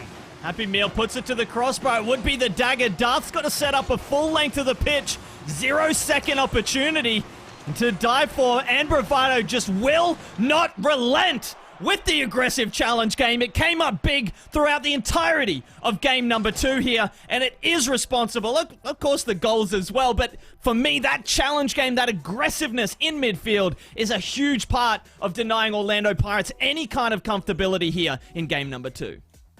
There was a moment in the upper bracket final where the thought went through our minds. You go, is this the time? Is it going to be happening? And then ultimately it wasn't. But we find ourselves here again with Bravado winning 2 on the trot, and you can't help but think, But is it the time? Maybe. But as you pointed out earlier in this game, Orlando Pirates. I'm literally looking at Wikipedia. I'm looking at the breakdown of the upper final, and I'm looking at it. Bravado took games 1 and 2, 3-2, 2-1. Sound familiar? And here they are right now after just winning their second game 2-1 and looking comfortable. This is when Orlando Pirates woke up. They took their first game in game number 3, and then Bravado won another game in game number 4 to put themselves on match point. A multitude of those match points, and then Orlando Pirates just ran away with it. There was nothing Bravado could do. Pirates were unstoppable. Snowy, I mean, hugely stepping up in a massive way, like having a massive influence on the game, as we know he has. Oh. And here we go. Darth maybe starting the route here with 5 seconds gone. All right, well, you just said this is where Pirates woke up in Game 3, and you do feel it's kind of pivotal, because if somehow Bravado take this and put themselves forcing Orlando Pirates into reverse sweep territory, you go, even for Pirates, that's got to be hard, right? Absolutely. So for so many reasons, this becomes such an important game for Bravado. Yeah, it would be a huge thing to have 4 match points. 3 match points is a lot. 4, for some reason, historically, is just so much more comfortable, right? It's just so hard to beat any team at this level in 4 consecutive games, let alone one of the top 2. But right now, Pirates seemingly have worked something out, and that just seems to be play the physical game. And if you're not playing the physical game, just threaten it and hope a mistake comes in to punish. Yeah, and the Bravado front post there being a little crowded, no one looking after the rest of the net. And once it was whiffed by both there, it was, I think Skill Steel was a little surprised to find he had a ball and an open net in front of him, and certainly not missing that. So Bravad, for the first time, Pirates in a comfortable position. They haven't been in that sort of position at any point in the series so far. Right now, Pirates looking to start something from the back. Just a minute gone, but it feels like Pirates have been dominating this game for a multitude of minutes, at least in my eyes. But they're gonna have to hold off Bravado, because Bravado aren't gonna go down quietly. They're gonna push forward, and maybe that'll open up some opportunities for Pirates to get an extra goal here. 3 goals to the good would be pretty definitive in my eyes. Both these teams so good at holding on to those multi-goal leads. Even if they concede 1, right, they generally hold on and refuse to concede the second. But Bravado looking for something through to dive for. Daisy with an opportunity. Came at him so quickly, though. So difficult to react in time. Now, Bravado having to react to a skill steal air dribble into a pass to Darth, but it is saved away, and Daisy looking to take advantage of the one lone player at the back, but Snowy, that player, will come out on top. All right, well, here we go. 2 minutes down. Pirates with the lead. Bravado struggling for the first time. Not having a goal, not having a lead that they can protect, that they can look after, that they can shut out. And their defense was so impressive. But here, Pirates looking for a brief moment a little awkward. They've got a half a clear here. Snowy trying to complete that clear, get it all the way, all the distance out. Doesn't quite succeed. They've got more defensive work to do. But, I mean, what is your call here? And I don't even know if it's even fair to ask that question, Muns, because if Pirates take this, are they back in it? Do they start to dominate from here? You kind of feel like maybe. At this point, I just can't bet against the series going at least like this team, like these teams usually have series, right? Blow for blow. So, okay, Bravado, they've managed to squeeze out 2 games, but if Orlando Pirates take a game here, I see it, and it looks like they are going to take the game because they are coming forth with determination, but I do see it kind of becoming a bit more of a back and forth. I'm not sure I'm not sure what I've seen is Pirates just unlocking Bravado. I don't think that they're going to dominate from here on out. I do think Bravado are good enough to hang with them and take more games from them. Hopefully for Bravado, and hopefully for the sake of a potential bracket reset, Bravado have enough of a head start that the blow for blow just works out for them.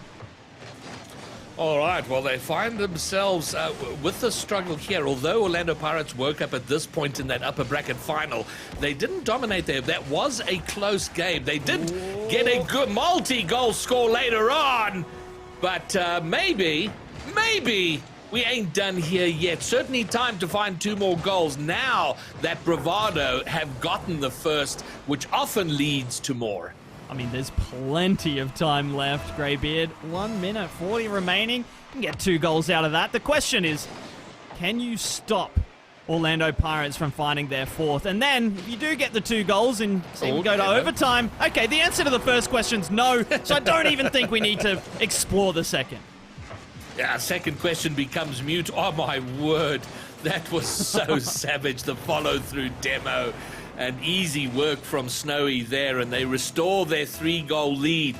And the little hint of a comeback in this game for Bravado. Maybe, interesting kickoff. The fake kickoff. Daisy to die for up on the wall. Happy Meal looking to get on the end of it, but just out of his reach. Skill steal. The delayed flip down to Daisy. Darth lurking, but doesn't have the read. Maybe expecting that ball to come off the ceiling a little harder. To die for's not going to strike at that. He's been removed from the play. I don't think he had the angle regardless. And right now, Pirates just kind of ball chasing in midfield in a good way, stopping the Bravado team from getting any significant consecutive touches on the ball. And that's so frustrating when you're chasing a lead. For me, Greybeard, this lead right now, with Orlando Pirates, the ones enjoying it, it's insurmountable. I just don't see this Pirates team ever conceding a 3-goal lead to lose a game. So if Bravado do somehow manage it, in my eyes, it might well be a miracle. It would be a miracle, and it would spell the end of the series. I think from there, Bravado surely will take it down. And a big difference in this game for Pirates have been, they out-demoed Bravado in the last game, but none of their demos really meant anything. This game, the demos have been incredibly effective, both defensively and in attack. So I think we've got to look at history here, and thankfully we've got a matchup as close as earlier today to look at, and this is right 4-1 carbon copy of game number 5 between these two teams earlier today. This was followed by a 3-0 from Orlando Pirates. But we've seen these two teams play a lot, like the last regional. And we've seen Orlando Pirates put smackdowns on Bravado before, right? And we've seen Bravado respond almost immediately with not just close games, but wins in the very next game. So even with Orlando Pirates looking this good, I can't write out Bravado at any point. It's going to take multiple game wins for me to go, okay, Orlando Pirates have got their number, because this is normal, right? Tough games, yeah. Orlando Pirates winning by a lot, and then Bravado coming back and winning the next game. All right, well, this is following the trend of the upper bracket final, with the exception of the overtimes. We haven't seen any, but at this stage we'd seen 2 already. But the scoreline, the game line was the same, 2-1 to Bravado. In this next game, Bravado went on to win, to set themselves up with 2 series points. So let's see how that happens. If they're able to overcome their 4-1 loss here, find that win. And if they do they have the mental months to, with the finish line in sight, go the last 10 meters to get over the finish line? Now, something interesting to watch is Happy Meal prowling the midfield line, barely rotating back into his own half unless absolutely needed. Like, literally, I'm looking at the heat map as we speak, spending the majority of his time on halfway. It's a phenomenal, it's an unusual thing to see against a team like Pirates, where you would think that most teams play maybe more conservatively, but no, Bravado know they're good enough to match them. They're mixing up the tactics, they're mixing up the strats, and Happy Meal just launching himself off that mid line and just harassing. Oh, that's just in. That's just in, out of nowhere. Darth just snipes it. I'm talking about the halfway line. Darth's nowhere near it when he shoots this. Takes out the entirety of the Bravado team and gets a little bit of help from the crossbar. It was very prescient that you were talking about that halfway line and saying that they're kind of good enough. You play high up, but Darth there absolutely seeing from a distance. Happy Meal in and around that halfway line, spying the open net at long distance and getting the shot with the power and the length on it to find the net, and it is Pirates up in front. And maybe this is where the upper bracket final pattern gets broken. Will Orlando Pirates level things up here? Happy Meal toward the net. Oh, it got awkward. Double commitment to die for. Will find the loose ball and find the net and get it leveled up. And Orlando had to double commit for this because Skillsteel's worried about Snowy getting bumped off the save, so he has to go. And it just opens up the entire net for the follow. Fantastically worked goal from Bravado right back into this one. All right, and they've done well on that kickoff, but Skillsteel now, long distance to die for. Calmly will push it into his corner. Does he get the... Oh, what a magnificent dunk. Opens things up. Snowy has to pick it up and track all the way back to his corner. This is awkward. It's saved for now. Happy Meal looking for a double. Darth will get there easily and take it out, take it calmly. Looks to control it off the wall, but the... to die for kind of being an annoying presence, and Bravado suddenly in a very good attacking position. Keep looking to push this, but Snowy beating To Die For to the ball, not the boost though. So To Die For will be able to turn on this as Happy Meal concedes possession. To Die For able to use those resources gained to go up the back wall and get the clear away. It's all a little physical right now, even though the demo's not necessarily happening all the time. There's always contact between cars, as you can see there on the goal line. I think it was Darth, as he said, being a bit of a pest to the defense of Bravado, but they've held on well, and they've got a chance to counterattack. Darth will pick up the boost, but it's an awkward bounce for him, so Snowy is going to have to take it over. Happy Meal up to Daisy, who's going to look to drop it down off the ceiling. Happy Meal with the backflip. It somehow worked out as a mind game. Snowy's there to take it away, though. My word, heart and mouth moment, but Pirates keep it together. They defend it out, but here come Bravado once more. Level game. They're looking to put themselves once more on a 2-game. Oh, the net's open. Who gets there first? Happy Meal will track back quick enough from that halfway line where he's spending most of his time to get the clear. Still going to turn on this and actually opt out. Snowy's called him off. So with the wrap around the pass into Darth, who picks out the bottom corner. 2 defenders there diving for it. No one able to get the touch, and that's going to be the go-ahead. And we see, well, Snowy gets a ghost touch on it at the end to claim the goal, but that is yet another assisted goal. Every single Orlando Pirates goal in this series has been assisted. That is where their strength is, when they get it right. Maybe they go a 2-goal lead. No, it is going to be touched away, but it is Pirates in front once more. With a chance there, but Skillsteel had him read all the way. To Die For in an awkward position. 1v1 experience coming out there as he denied the opportunity. Happy Meal with the shot. Gonna need an extra touch off the crossbar, but that touch coming in form of a defensive clear, and now Skillsteel so dangerous in this position. Drops it down, looks for the bounce shot, gets a demo, but cannot find the shot past the keeper. All right, Happy Meal to Daisy. Daisy off the back wall. Happy looking for the return. Is cut out by Skillsteel. He's racing Daisy to Die For to the ball. To Die For does get there first, though, and some of these plays starting to materialize for Pirates makes them look remarkably dangerous. Is he just opting to head back for that boost? Maybe better serve going for the challenge, but teammates there to back him up. To Die For especially. Going to look to play this over the top. 2 defenders taken up, but Darth next to it, which means Orlando will have a chance to pick up some resources. Happy Meal gets under 1. Daisy takes over, looks to get the dribble in the infield. Snowy lurking though. We'll cut it out before it gets to Die For. And Daisy, needed to pinch that off the crossbar. Wasn't the easiest finish, but one you'd expect him to take. And instead To Die For scrambling to keep the pressure on. Bravado do it. Happy Meal to the net, but Snowy takes it. And for right now, Bravado doing exceptionally well to keep that ball, keep Pirates under pressure in their own half. And they're going to have to keep doing it for the remainder of this game because they're going down here. We're going to have a level series in 20 seconds unless they can find a breakthrough here. Daisy can't get a redirecting touch on the floater, but to die for bringing it back also looks for a return off the corner, doesn't get it. We're into the final countdown. It's on the wrong side of the pitch for Bravado, and more than likely we're going to have a level series. The clock has run down. Bravado in possession, looking to keep it up. Happy Meal forward, bounces it off the curve, looking for the pass into the middle. Darth will get it away and should now ground it unless To Die For can have a miracle catch. He doesn't, and the series, just like that, leveled up, and all of a sudden it is a best of 3 months. Yep.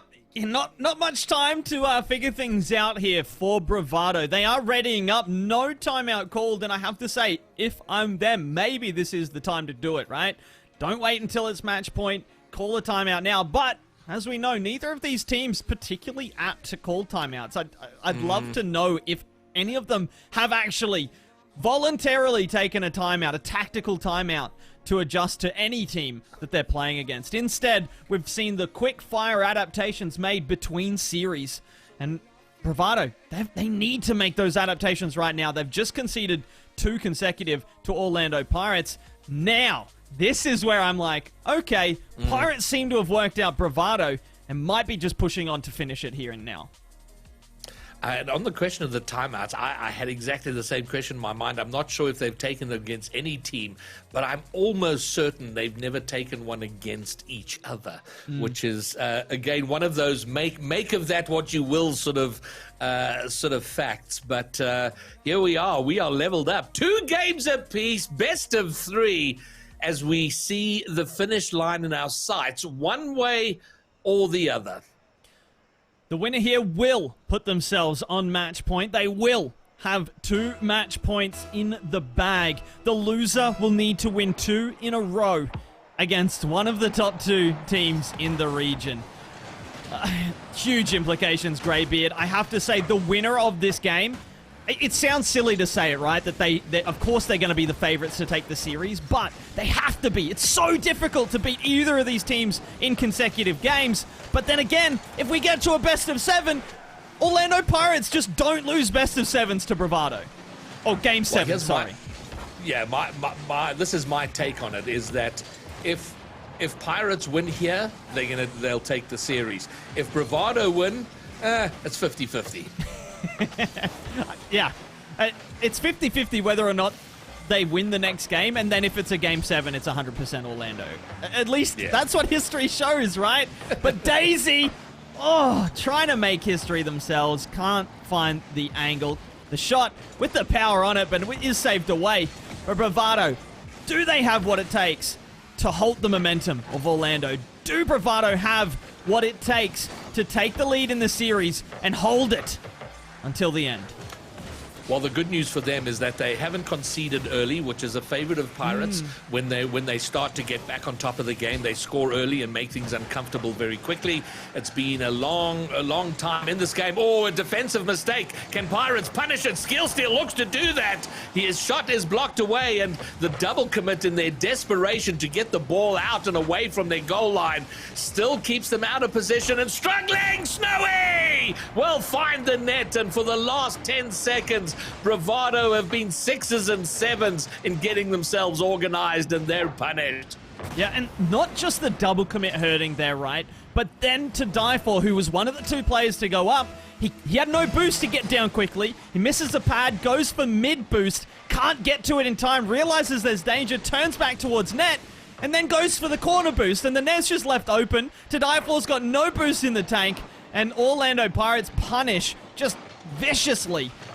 That's the worst in a double commit, when you're not just using resources, but you literally have none to recover with. All right, well, they find themselves behind. 3 minutes, plenty time, but it now comes down to mental and stamina for Bravado to dig deep and find a way to grab themselves back into the series, back into this game. and then from there launch themselves. Oh, maybe now, Snowy. Oh, it was tight on the crossbar, but the follow-up from Happy Meal levels it up, and there we go. First priority achieved. Get the game back on level terms and fight from there. Such a huge goal, and it needed to come quickly, right? We couldn't enter another final minute with Bravado chasing the game just to let Orlando take control and find opportunity from Bravado stretching forward. Bravado needed this before the stroke of half-time to feel comfortable, to be able to revert back to playing their own game. But right now, it's all for naught. They've gone behind again, and we are about to enter the second half of this game. Oh, man, I tell you, it's... we've all been there, right, Munts? I mean, obviously you and I at much lower levels, but, you know, where you fight so hard, you work so hard, you get the equalizing goal, and then you concede relatively quickly. It's just like, oh, man, we got to start that work all over again. We're going to need to score at least 2. Oh, that should have been one of them somehow. Pirates keep it out. It's a soft pinch as well from Daisy. Again, pretty reminiscent of you and my ranked grinds. Soft pinches and... and inaccurate shooting, but look, that's not the point here. The point is that Bravado, they need to chase this. They need to be aggressive, but they need to also realize, as we've seen them fail to do so in previous series, that they've still got time. They don't need to rush just yet. Play your game, trust your ability, don't go for desperation double commits, or you will just find yourself 2 goals down in a final minute. And that, of course, Munts, is far easier dead than son, because you've got Orlando Pirates making you feel like you have to rush and panic, and that's the danger, is you is trying to take that breath while this team is rampaging at you. Oh my word! Oh, this is so messy. They've survived it for now. Can they survive the Snowy shot? They can, because he puts it on the crossbar and out. Could that be the turning point? If Bravado come down the other end and find a goal, I mean, it'll be possible victory from the jaws of defeat. Still a long way to go yet. Daisy wraps it around to die for, playing it into Happy Meal, has the shot, but it will be cleared away from Skill Steal, and Daisy's left alone at the back. 50 in the tank, does get around 1, leaves it. Oh, to die for, not ready though. Dart takes over, looking for the 3rd goal of the game for Orlando Pirates. Bravado, hold on for now, although it might be briefly. But to die for, just about making that too awkward for Skill Steal. How sick must Bravado be of this matchup not going their way? You know, it is so plaguing. I mean, we talk about it, we like, oh, another regional, another Bravado Pirates final. But man, oh man, oh man, it's just somehow, some way. And I think at this point comes down to the experience. You know, Pirates just, they've really forgotten how to lose series. It does feel like that, right? Even when they're 3 match points down, you just can't rule them out. And we never felt comfortable, even with Bravado's huge lead in the upper finals. We just never could do it. But it's going to have to be 0 seconds here for Bravado. To die for does have full boost, but won't be able to get back to it. The ball does touch the ground, and Orlando Pirates put themselves on the first of 2 championship points. Yeah, you know, I mean, we're sort of talking about the, you know, Orlando Pirates have forgotten how to lose. You almost think like, okay, are they thinking that we're supposed to be nervous at some point? At what point do we get nervous and start questioning our ability to play this game? Like, they're not even sure when they should be panicking about it. And they've come from 2 down to suddenly being in front on the cusp. They're 1 game away from being...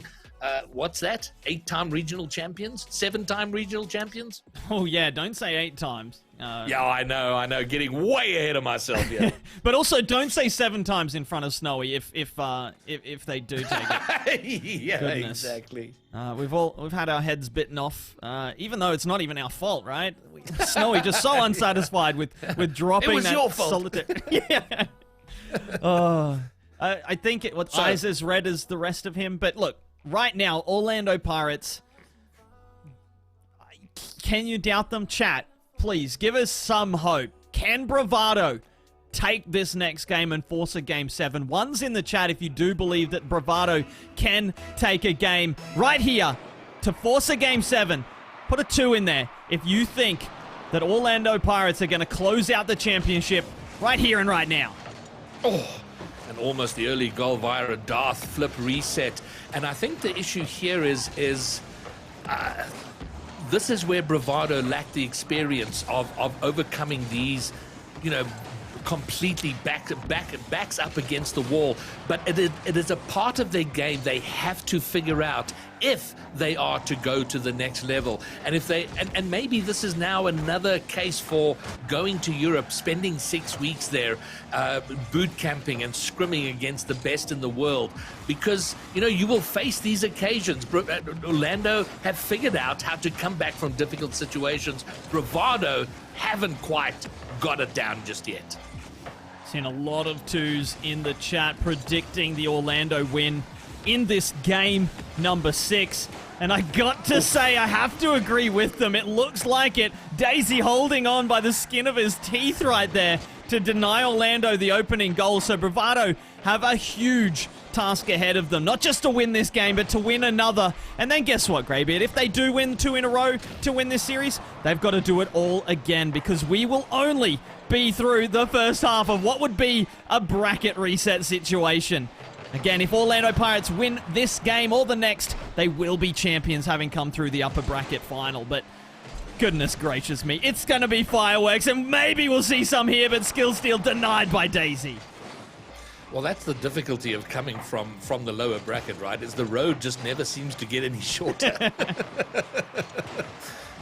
You see the mountain in the distance, and the more miles you cover it just never seems any closer. Oh, this heading toward the Bravado net, but Happy Meal with the easy pickup. And again, this is good for them. They haven't conceded early. That didn't matter in the last game. They eventually went behind. If they can score first, it'll be huge. Oh, Daisy surely. off the back wall. Happy Meal into the open net, and that could be massive for the outcome of this series.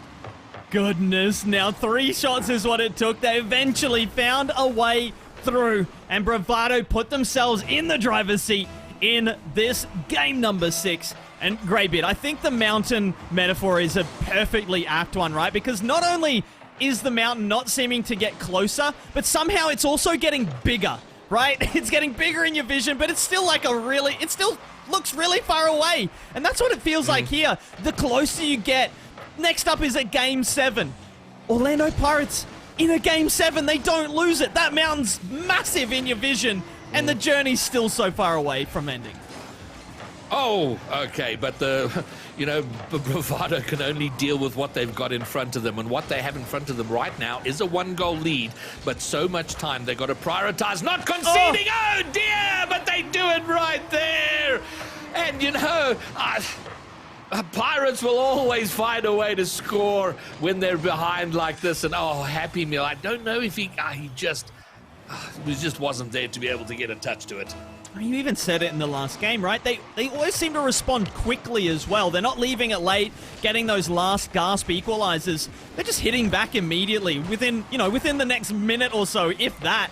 And it's so heartbreaking as a team when you work so hard to find a lead, to just score a goal at times, and then Orlando Pirates just smack you right back.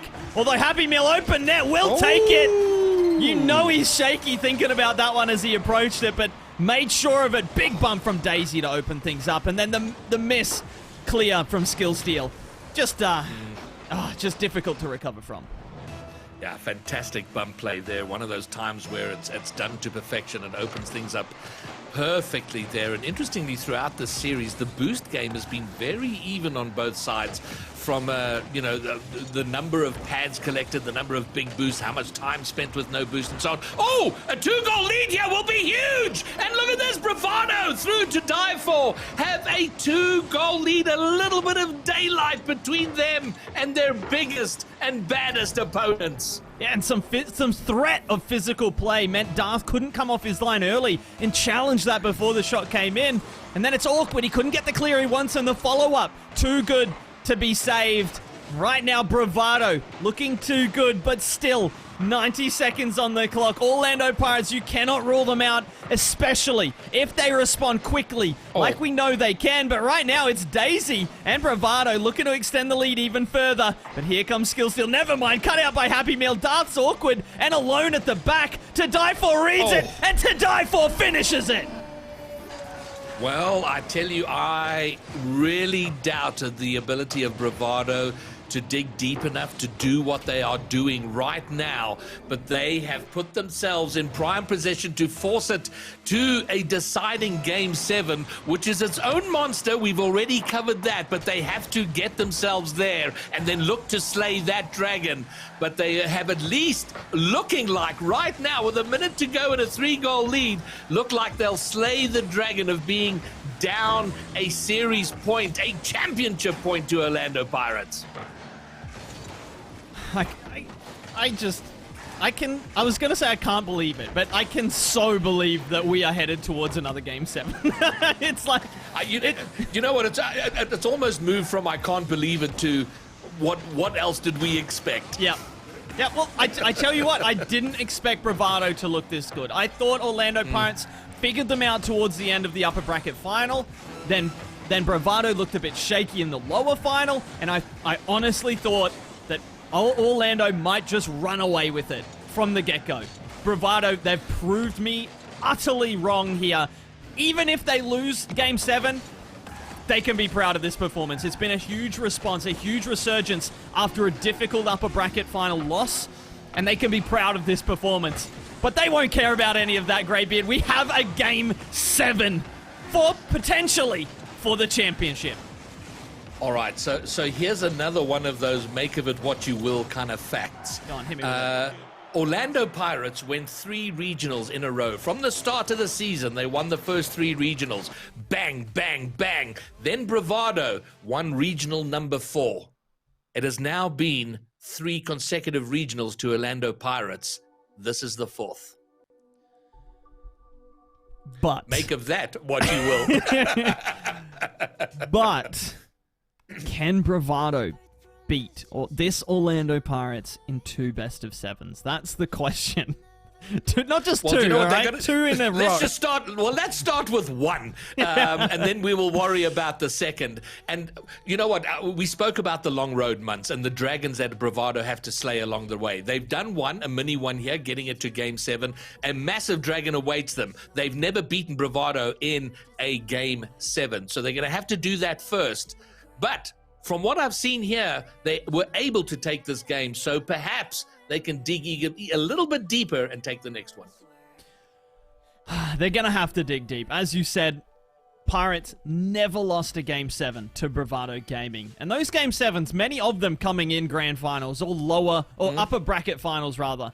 So coming in the hugest of moments, the highest of pressure. This is not just a team that can beat up on teams not as good as them. This is a team that can win consistently against opposition that has matched them blow for blow for an entire series, for an entire tournament. And they're going to look to do it here again, but Orlando Pirates are going to have to start this one off on the back foot as Daisy gets a monumental goal in the opening 6 seconds. Well, you know, we've had a few moments where we've had to consider and go, is this the moment? And this has to be one more. Bravado scoring early in a Game 7 against Orlando Pirates, coming off huge momentum in that last game. If they can get a bit of daylight here, a 2-goal lead, we might have to be seriously considering a potential upset here. Snowy's going to get shut down.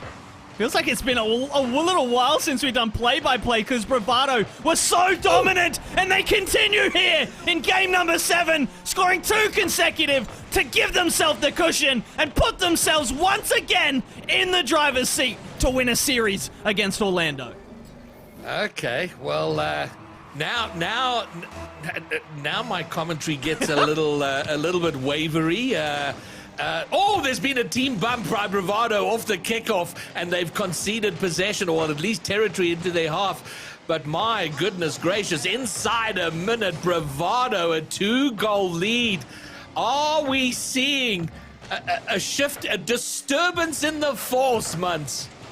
I hope so at this point. I absolutely hope so, because if we are, it means we might see our first ever bracket reset. At least my first ever bracket reset in SSA, which means it's not been one for a little while now, because I've been around for some months at least, or months, I guess.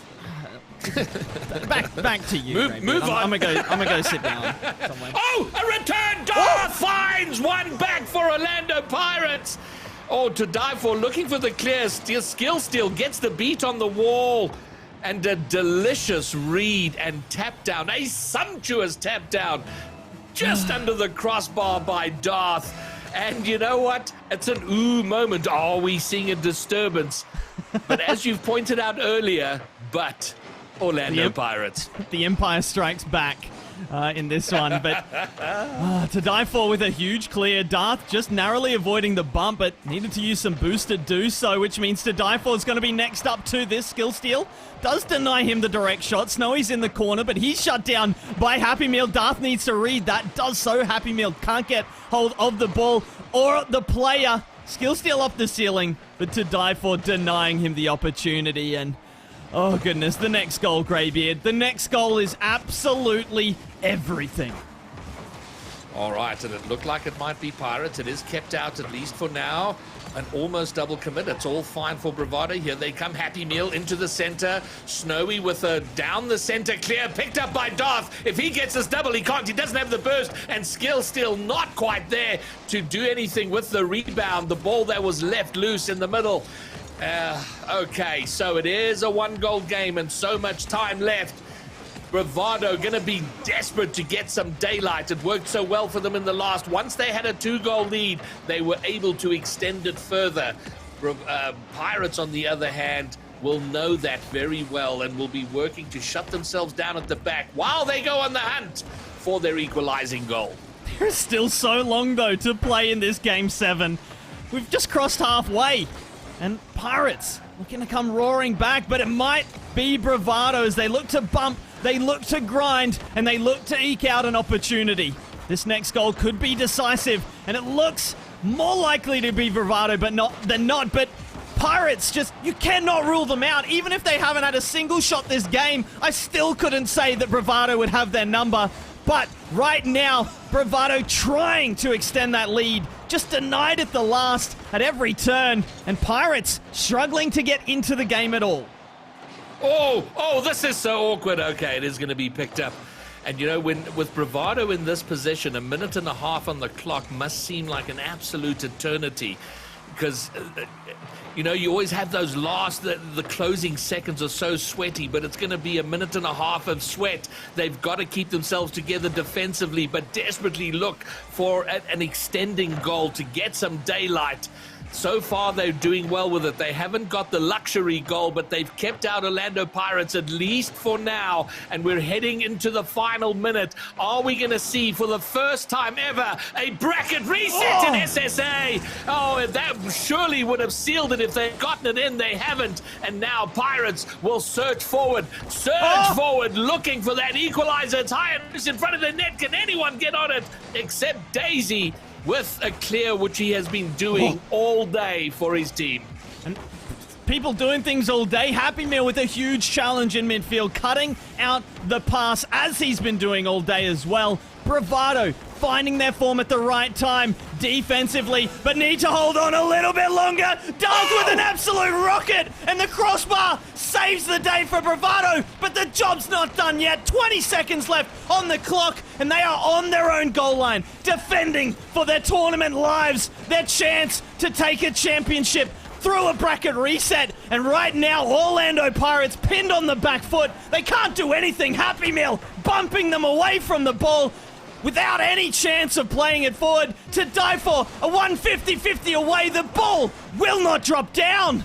Somehow Pirates keep it alive. Greybeard, Skill Steal, place it forward. Darth is up, but so is To Die For. To Die For wins that 50-50. Snowy won't let it drop. Skill Steal with the chance. The pass is on. Darth with the shot. And To Die For with the save to save the series and save Bravado's tournament. I almost got fired because I almost swore live on stream. Okay, we've seen a piece of history. We have a bracket reset. Woo! What have we just seen? This is unbelievable. We're going to a bracket reset, best of 7 for the entire title. Yeah, I'm without words, honestly. They've all just been flung from me in the final moments as Orlando Pirates push forward with the 0-0s, or with the 0-second offense. So, I can't. Are we bringing the desk back? Can we just I have no experience, Munch. What are we supposed to do in this situation, Elliot? Elliot, we've not been here before. We've not been here before. SSA. We did it. We did it, ladies and gentlemen. First time in the history of the region, we got a bracket reset. Bravado Gaming. They've never even heard of underdogs. Oh my goodness me. Wow. Wow. Unbelievable. I've lost it. I've actually lost it. Blake, geez, you. I think I wish chat could hear our green room. I wish that was televised as well, but that 0-second play, Elliot was losing his mind, first of all, and the rest of us a little slightly less because he was going berserk, but still losing our minds. That entire Game 7 was incredible. Bravado withstood so much. That shot from Pirates that is burned in my mind now, that went off the crossbar and then about 3/4 of the way up to the ceiling because of how hard it was struck. That was unbelievable. And now we get to do it all again. That shot was when I started speaking in tongues, I think. I'm pretty sure I switched to Latin at one point. I don't know. Please, somebody let me know if I said some weird things. Goodness. Oh my god, look, let's give everyone here a second and take it over to Stats Corner. Joe, Taylor, oh my goodness, what did we just see, and what can we expect heading into the bracket reset? Well, Elliot, this was an absolute banger of a series, wasn't it? Jota, Pirates stuck to their game plan, but Bravado stuck to theirs as well, and to die for, definitely the player to watch on that series. Yeah, to die for, 70 points per game up on everyone else in the lobby. Huge. Their demos were getting in heavy as well. Happy Meal right on it for those. He was the player we expected for that as well. And look, I think we have to just dive straight into talking playstyle, because the Pirates sat ultra deep, nearly always all 3 players around the 70+% in their own half, and that's what we're used to seeing from them. But all series long, whether they were winning or losing, they did not budge rotationally at all. And look, it has its pros, which is that it allows them to always get back into series. They never fall behind, they never get blown out, because they always stick to the plan. But you worry that they're starting to get a bit readable for Bravado. You're starting to wonder if they have their number and wanting to see something new from Pirates. Well, yeah, I mean, we crossed 70 games early this afternoon, we've crossed 80 games this evening, and there's a strong chance we're going to cross 90 by the end of tonight between these two teams this year alone in the RLCS. And it's an interesting one, their playstyle. Pirates, yes, sitting back in their own half, keeping their distance from the ball, but Bravado managing to keep their distance from the ball while also spending less time in their own half. So it shows they're setting that high line that the old Bravado would have really fell flat against Pirates when they were playing that style. But they know when they keep Happy Meal back, his distance in particular is really important, and he was getting those demos again, just like we said he should. It was a really interesting one, because Darth tried to go for demos as well, but ended up struggling for boost as a result. So it's going to be really, really intriguing to see what kind of changes, if any, they can make going forward.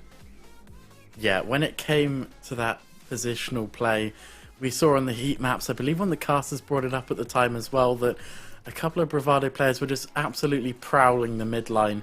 Our heat maps had big dark bands around the mid boost, around the mid 12 pads, and that was just because Bravado were having the confidence to try and lock in Pirates.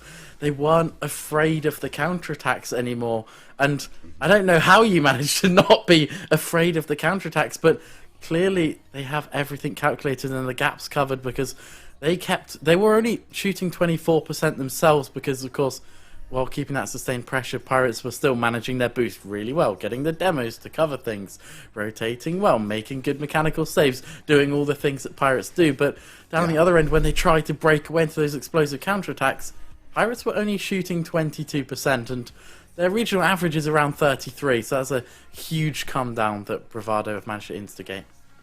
It was. Bravado's defense was objectively better earlier in that series. It was an absolutely beautiful sight to behold.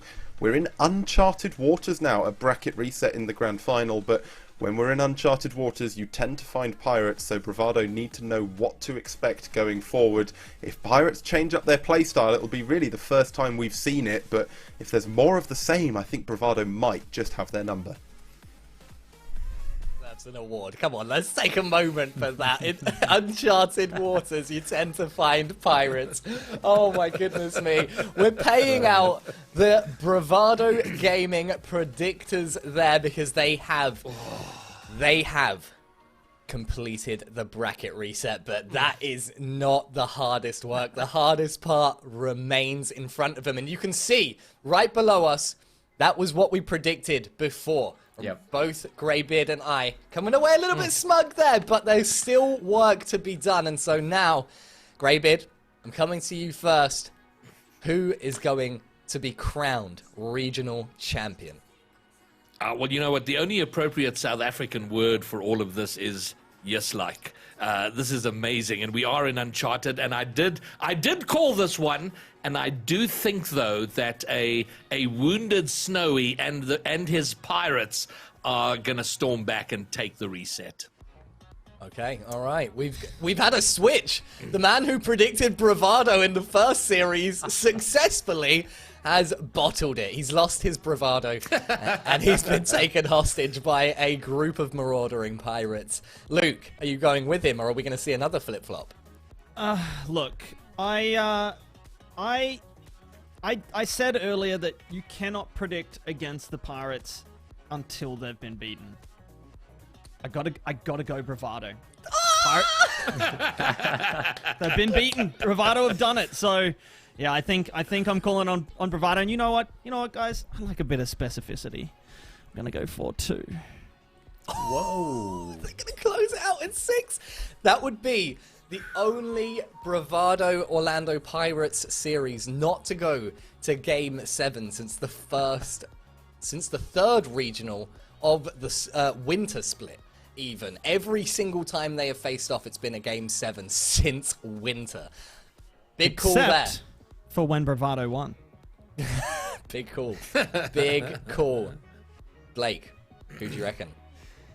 Now, Muntz has made a terrible prediction, a really, really poor one. He said that Bravado were going to win in 6. They're going to win in 7 months. It's got to be a little bit closer. They got to go to 7 again, but Bravado is taking it. I'm switching. I said earlier, talk to me when Bravado's done it once. They've done it once. They're going to do it again. Pirates, I have a lot of faith in you to win 3 games, but that 4th one is going to be Bravado's. Well, there's a part of me right here that's saying, you know what? Pirates are exactly the kind of team that you would want to support. If your team is going to get bracket reset, it's got to be Pirates that you want it to be because they are so professional that one of the few teams, I think, with that mental fortitude to stick in there and bring it back under control. But ruining the storyline like that. Don't do it, Elliot. Don't do it. Don't do it. Bravado. Let's get it. Bravado Gaming, or as our producer would say, Bravado Gaming. Put me down for Bravado. And let's get into it, ladies and gentlemen. The bracket reset for the grand final of the second regional here in the RLCS Spring Split Sub-Saharan Africa. Hashtag this is SSA, and this is the final series of the regional. Greybeard, Muntz, take it away. Greybeard, Muntz. you compared this series or this journey to a mountain, right? Earlier, I think it was perfect, right? And that mountain looming large right now. On our horizon. It's not even on the horizon anymore. We've taken a gigantic leap to the base of that mountain. The problem is now, the thing with mountains, right? You get close to them, you get to the bottom of them, you gotta climb them, right? It's Bravado. You don't think they're gonna climb this mountain, Greybeard? Well, you know what? The other analogy I had was the slaying of dragons, and Bravado slayed a couple of important ones there. One was staring down a series point against Orlando Pirates. Winning that Game 6 to force the Game 7 was huge. And then the massive one, for the first time ever, taking down Orlando Pirates in a Game 7 of a best of 7. And I don't know, it all comes down to how many wounds did they sustain in slaying those two? Do they have enough energy, stamina, and life left to slay the boss dragon, which sits now in front of them? Look, we have seen throughout the history of RLCS teams struggle, even if they do come through the lower bracket, force a bracket reset, and then bring us to the final of the series.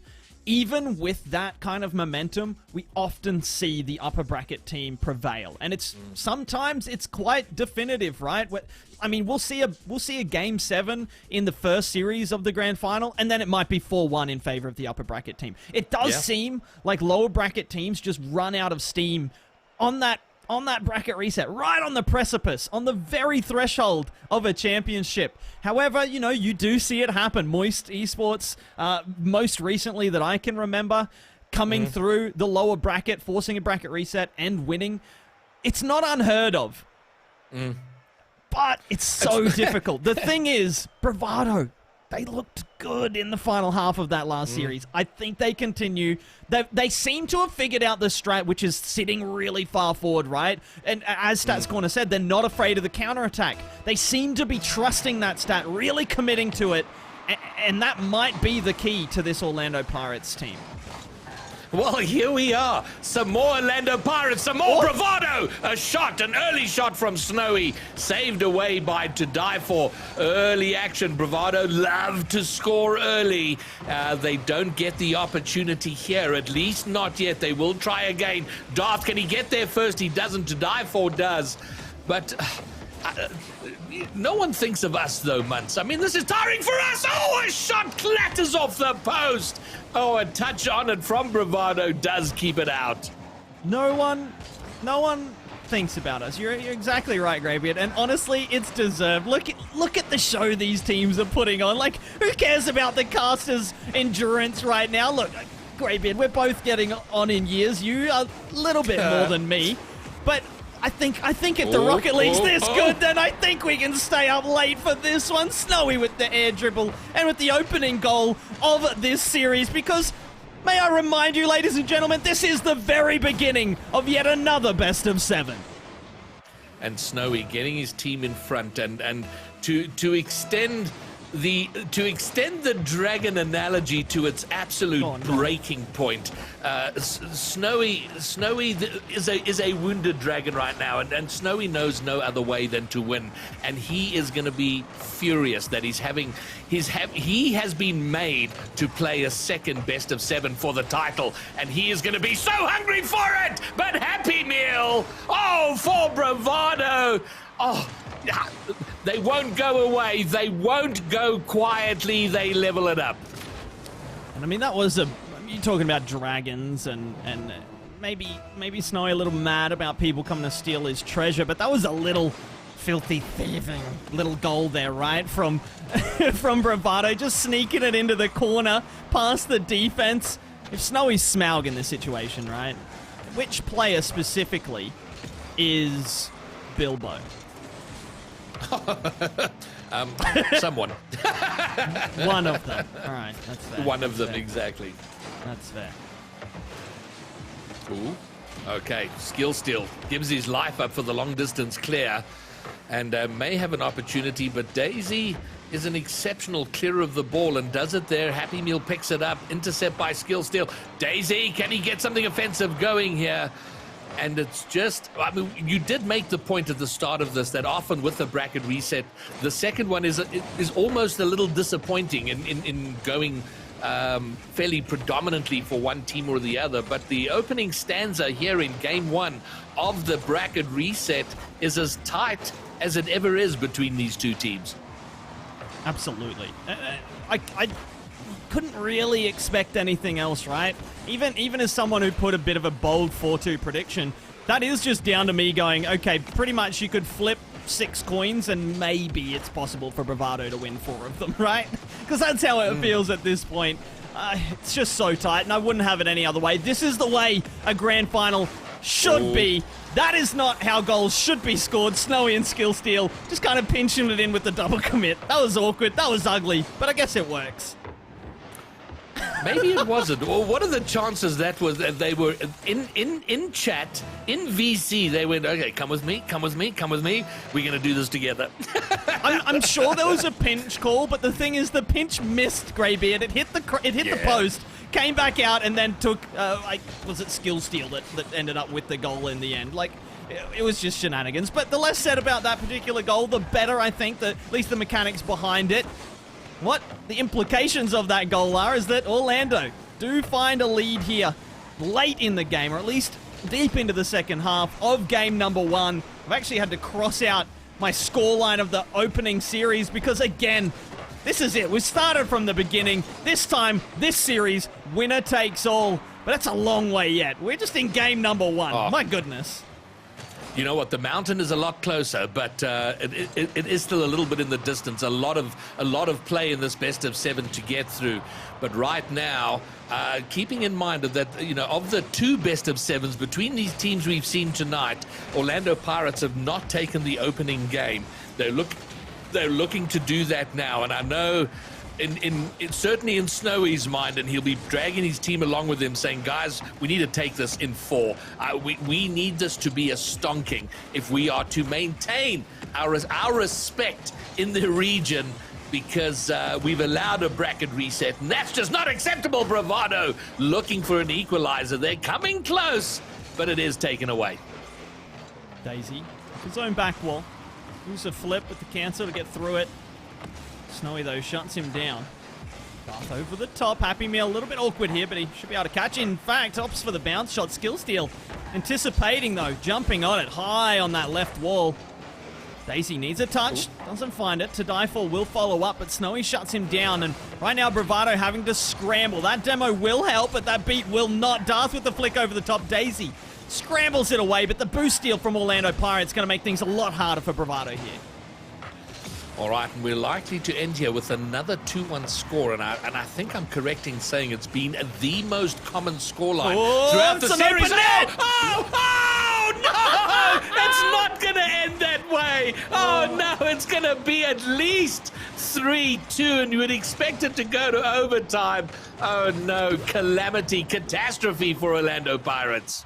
They are the kind of caster curses I can get behind, Greybeard. I just want to get the score all leveled up in favor of a tight game number 1. But don't go anywhere yet, folks. There is a potential for Bravado here in regular time, and in fact, maybe for Orlando Pirates. So this ball will be grounded. But game number 1 gives us overtime number 1. You know what? All these overtimes are absolutely going to push me past my bedtime. But I guess I'll have to suck it up and deal with it. We saw a 5-minute 21 overtime in the upper bracket final. And then we saw a very quick, what was it, sort of either 9 or 16 seconds a little later. I'm not sure where this one is going to fall, but we've passed the 16 seconds. We're going to pass the 30-second. These teams locked in a shot, or at least a pass, a double commit. Oh, my word, that looked very sketchy from Pirates. They get away with it and do get the clear, but they want to sort that out pretty quickly. Something I'm loving from Bravado at the moment is not even the demos on the goal line on offense, right? But the demos when you're rotating back, when you're defending. Having the ability to take out the second or third man of the offensive side is so valuable. And not only does it reduce the likelihood that this little offensive period is going to be successful for your opponents, but it gives you that ability to clear it long and take advantage of no third man and counterattack and set up and get the extra boost that's on the field. So huge stuff from Bravado. A real wrinkle in this game that I think is worth watching is that demos on the way through while defense.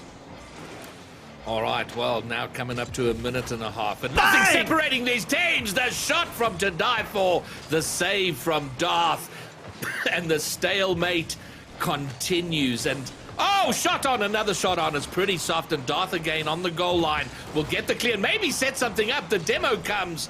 but it pinches all the way back to the Pirates side. Skill steal, vital touch there, but building up some pressure here. Bravado! Oh, it squeezes the corner of the crossbar in the post, but the follow-up after the demos to die for takes it for Bravado, and like they've done in every one of the series, they take game one.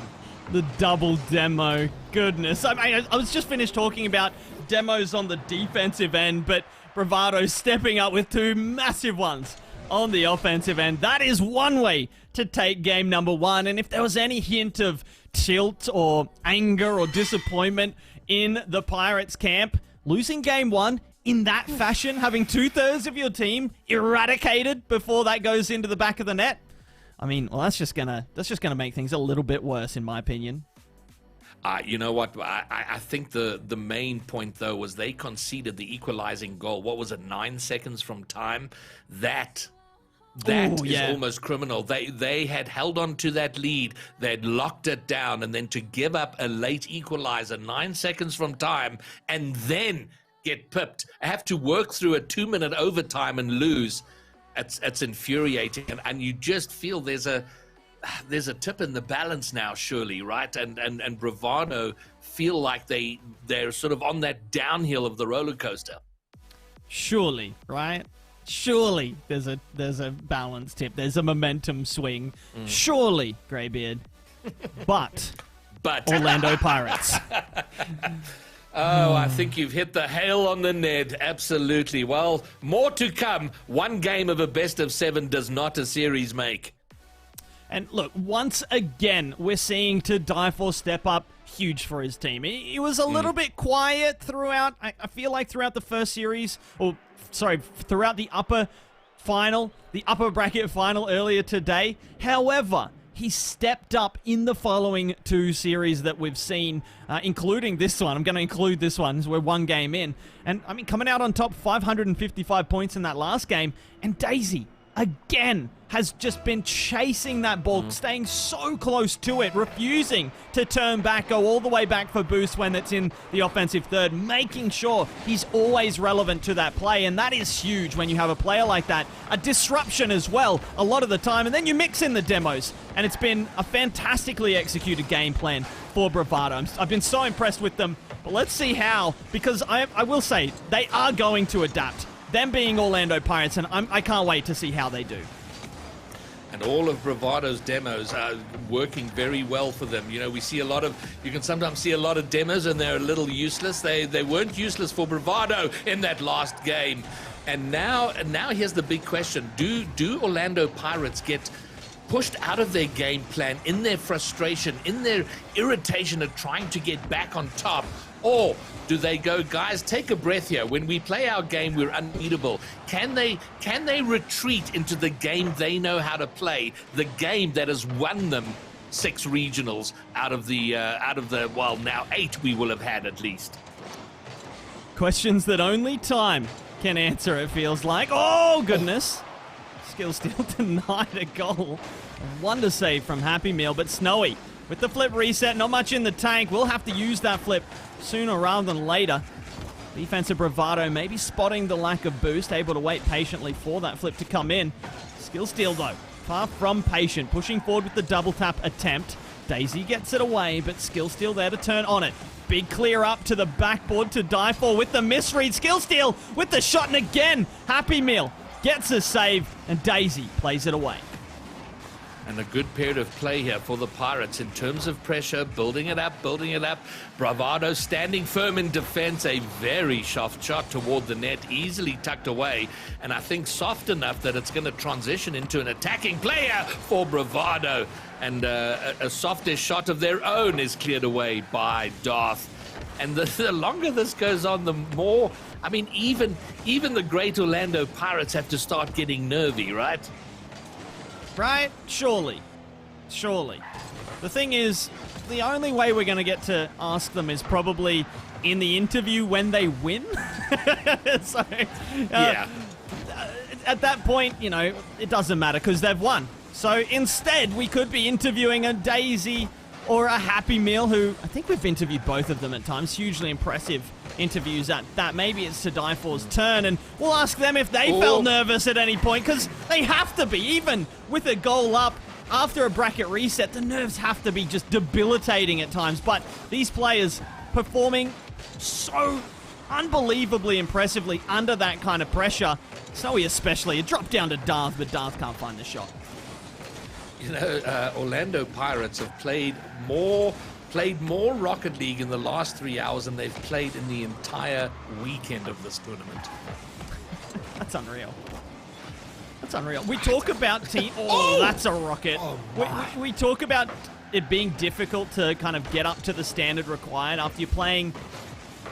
Oh my goodness. After you're playing teams that aren't at this level, right? But like you said, that's the majority of their tournament is playing Bravado, so they don't have to take too long to get used to things.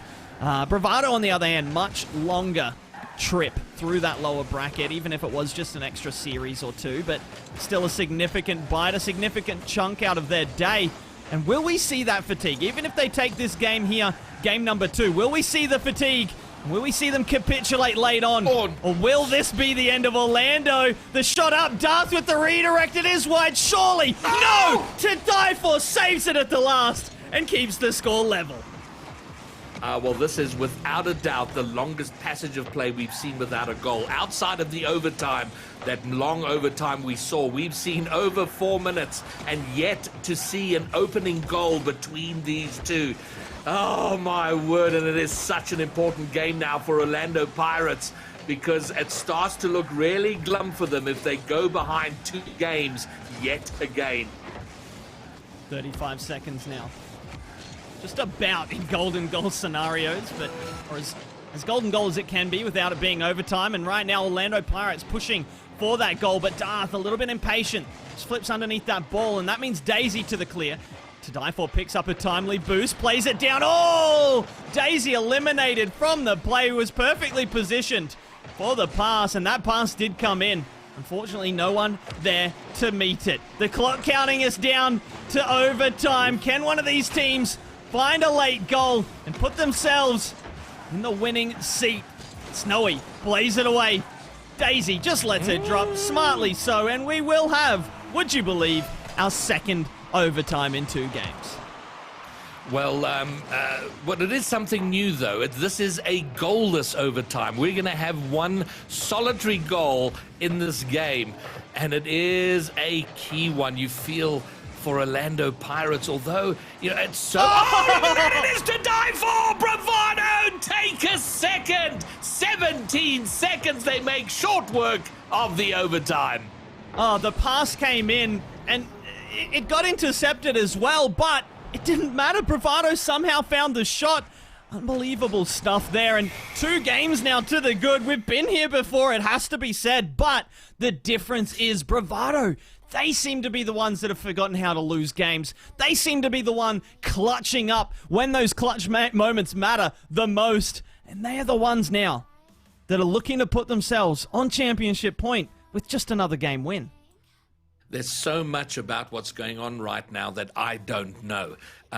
You know, the script that was written for me ran out at the end of the last series. Yeah. You know, it was supposed to be a fade to black, and here we are with another series, and I'm not sure how to call this. I don't know if I need to talk about Orlando Pirates being nervous and starting to doubt themselves, or is it just going to be another classic Orlando Pirates comeback, or have Bravado reached another step in their game? I just don't know. Where are we? We literally have to see it play out before us.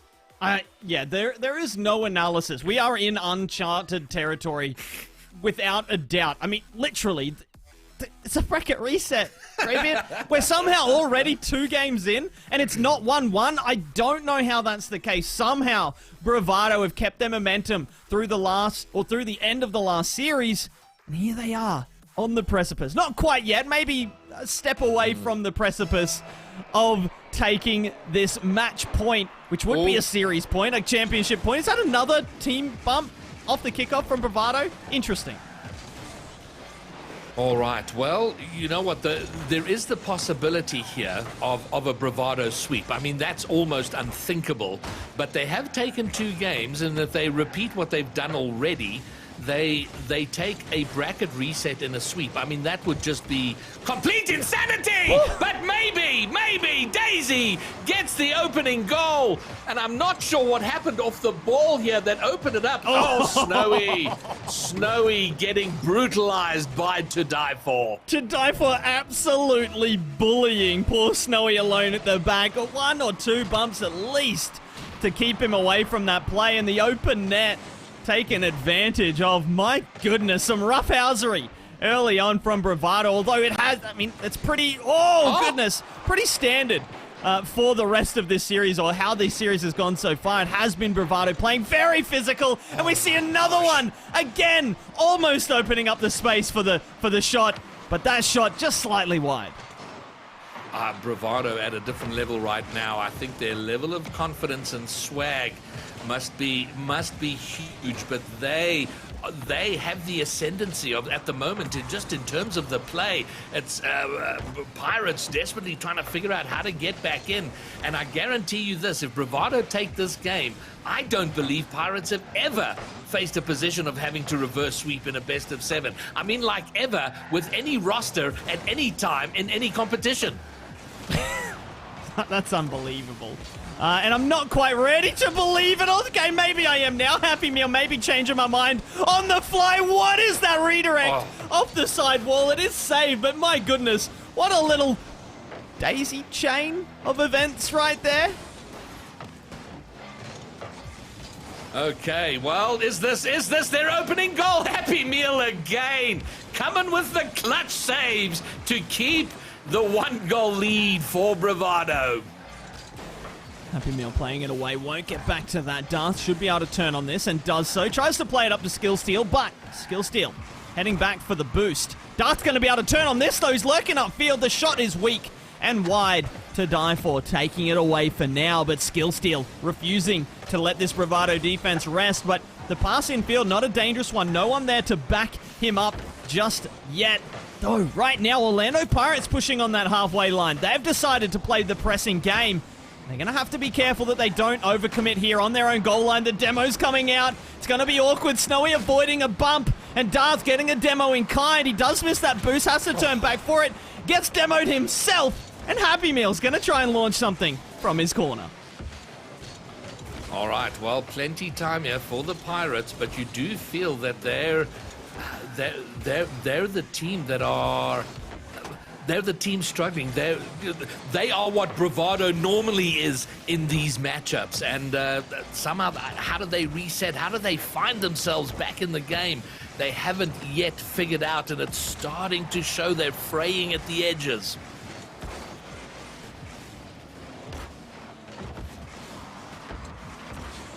All right, and here we go. So, Happy Meal from his own corner. Got to take it out there. 1:40 remains. Is there the comeback story? Can Orlando Pirates, what has made them a great team, and I've made the point again and again, is that they find a way back. They find a way to win from all of these awkward positions, and this is the most awkward that they will have faced in a very long time. Darth is going to play that one down. It's only as far as Bravado. Daisy's going to push forward. Skill Steal just bumped off, but he can't turn on that, so Snowy's going to have to take over. Looks for the clear off the bounce and gets just bounced a little bit himself, delaying his ability to come forward. Happy Meal, though, is awkward here. Does well enough to get a 50 across net. To Die For now. The touch up to the wall, where Snowy is waiting with plenty of boost in that tank. Does get a past Daisy as well. Happy Meal's awkward here on the near post, but able to shut down that angle, patiently waiting, biding his time, and making the save and clear away. And now just 40 seconds away from Orlando Pirates being in an unthinkable position, staring down a sweep in a bracket reset of a grand final. How are we even here? But here we are. They've got to find a way if they possibly can. But it is Happy Meal who's going to get it forward for Bravado. There's been a bump and a second goal, and oh my word, this Bravado team have caught fire. Oh, goodness.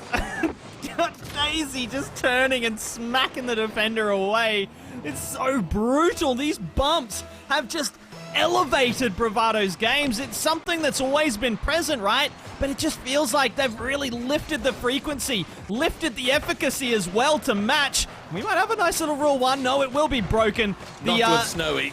The stakes a little too high for Snowy's liking here, but it doesn't matter. It's going to be too little too late. Even if they find it on 0 seconds, Orlando Pirates will be facing down 4 consecutive championship points. Wow. Wow. Wow. So the big line after the bracket reset was uncharted waters, but we've hit uncharted waters and gone, well, there's an underwater cave. Let's go and explore that. That should be fun. And now we're completely in the dark, underwater, no idea what's going on, except that Bravado have the opportunity to take a bracket reset in a sweep against Orlando Pirates. Look, it does feel a little bit like Orlando Pirates came to sail a big old pirate ship, and they are being forced to do some underwater spelunking in a deep dark cave without a light. Because right now, they are getting rinsed. Yes, the scoreline is still close, but Bravado seem to be in control. It's ridiculous how comfortable they are and how effectively they've worked in the bump game. They've worked in the physical plays. Again, I said it. As they're just on defense, as they're coming back, rotating from a challenge, they're looking for bumps on the second and third man, sometimes the first as well. And then they're also looking for those bumps in a midfield rotation. It's so difficult. Oh, and then, of course, we're adding in the goal line demos, right? The norm of any team. But it's so difficult right now for Orlando Pirates to feel comfortable in any situation when they're looking up at that ball, because they know in their hearts that Bravado are coming for them and looking to send them back to their back corner with 33 boost. And the timeout has been called. We made the point earlier, had a timeout been called or not, but Orlando Pirates have taken a timeout to kind of rethink what is going on here, and if there was ever a time when a timeout was necessary, it is absolutely right now. And even if it is just to calm down, and guys, when we play our game, we're unbeatable. How do we get back to that? And hey, we talk about uncharted waters, Greybeard. You and I, we've cast a fair few of these teams playing, or the series between these two teams. It has to be at least 10 by now, it feels like. And never have we seen them take a timeout against one another. So, I mean, you know something's up when Orlando Pirates are taking a timeout. You know something's up when Orlando Pirates are needing a reverse sweep. You know something's up when Bravado bracket reset Orlando Pirates. But here we are, uncharted waters. I mean, one small step for Sub-Saharan Africa, one giant leap for RLCS. I don't know. It's just getting a bit crazy up in here, Greybeard. It is crazy. There's only one person in the entire lobby shooting at over 20%, and that's Happy Meal at 28, Pirates at around 10%. So it is crazy thing. Snowy spending 60% of the last game on less than 25 boost. It's unreal. Madness out there, and a lot of work to be done by them. The next 4 games at a game at a time is do or die for Orlando Pirates. The slightest of mistakes. Just 5 minutes of subpar Rocket League and they are out of the tournament with a second place finish, which, although not unheard of, is very seldom, Greybeard, as we know. Right now, having to fight for their lives, and they seem to be doing it. The drop down here from Skillsteal, he was looking for the bump to match, but it doesn't come in, and Snowy's going to head back to his own corner. And you feel goal number 1 is going to be critical here, right? Pirates have got to. There's an open net. If they can hurry up, it's gone wide and into the corner. That's going to give Bravado a bit of time. It's into the middle. Snowy's up, but to die for's there first. Well, Pirates have to be careful in these situations. They spot an opening. It's really easy to just push forward, commit all of your numbers to try to take advantage of that opportunity and then find that ball counterattacked into your own net. But conservatism wins out in this particular case, and they manage to hold on and keep the pressure. They're going to push forward with some offense here. To die for, though, plenty of boost in the tank to get back to that one. But Snowy's going to keep the pressure on. Happy Meal with a great read off the curb. Does get it away. Just into the waiting arms of Darth, though. Happy Meal again, this time Skill Steal. Snowy's up nice and early to die for, can't get up to it, and Snowy won't miss from there. And that is critical. Great touch from Skill Steal, but Snowy up to match it, meet it, and send it in. First blood in this critical game for them, to Orlando Pirates. And now, Bravado have been here before. They've had the finish line in their sights. Can they finish it up now? This is... How brutal will it be for them to be reverse swept here? Look at this! To die for! Gonna level it up! And my word, you feel if there was ever a time they're rising to the occasion, it's right here, right now. And as you said the word brutal, the brutality coming out, a demo in the lead up, and then the air dribble looking for the bump, and a teammate there as well trying to find the goalkeeper. It's just so difficult for Orlando to go for any kind of ball unmatched or unbumped, untouched, because like Bravado are just there, they're hunting. And the thing is, they're not overcommitting with that demo chase. They're playing within their rotation, and it's so impressive to see. Daisy, though, might have the drop down. Okay, never mind. Snowy's there. We chilling. Are we? We chilling, but there is still Bravado pressure. Another Bravado demo, which is going to make things a bit awkward for the Pirates. They get half a clear. Snowy now gets another half a clear, but it's only half clears, and these get nervy the longer they go on. Another half clear. Snowy with yet another half clear. They cannot get it out of their half the last 15, 20, 25 seconds. They'll have a shot on goal. Happy Meal back, though, for the save. Happy Meal forgoing the boost, and it's going to give him the opportunity. Darth gets back, but he can't find the clearance away. This was huge. Happy Meal turning there, then the demo coming in, but Happy Meal turning quickly, not looking for that boost, allows him to take control of the ball, allows him to counterattack, and even though the shot was lacking, he just needed to put enough power on it, and he did, and he finds the go-ahead goal. Bravado so close to sweeping Pirates right now, so close to a championship, but Pirates, they're not going to go down without a fight. Yeah, but just consider the position we're in. I mean, it's... have Pirates been swept ever in a best of 7? There are so many unanswered questions. It's just madness what we're seeing go out here, and Bravado have never been in a better position to upset the apple cart.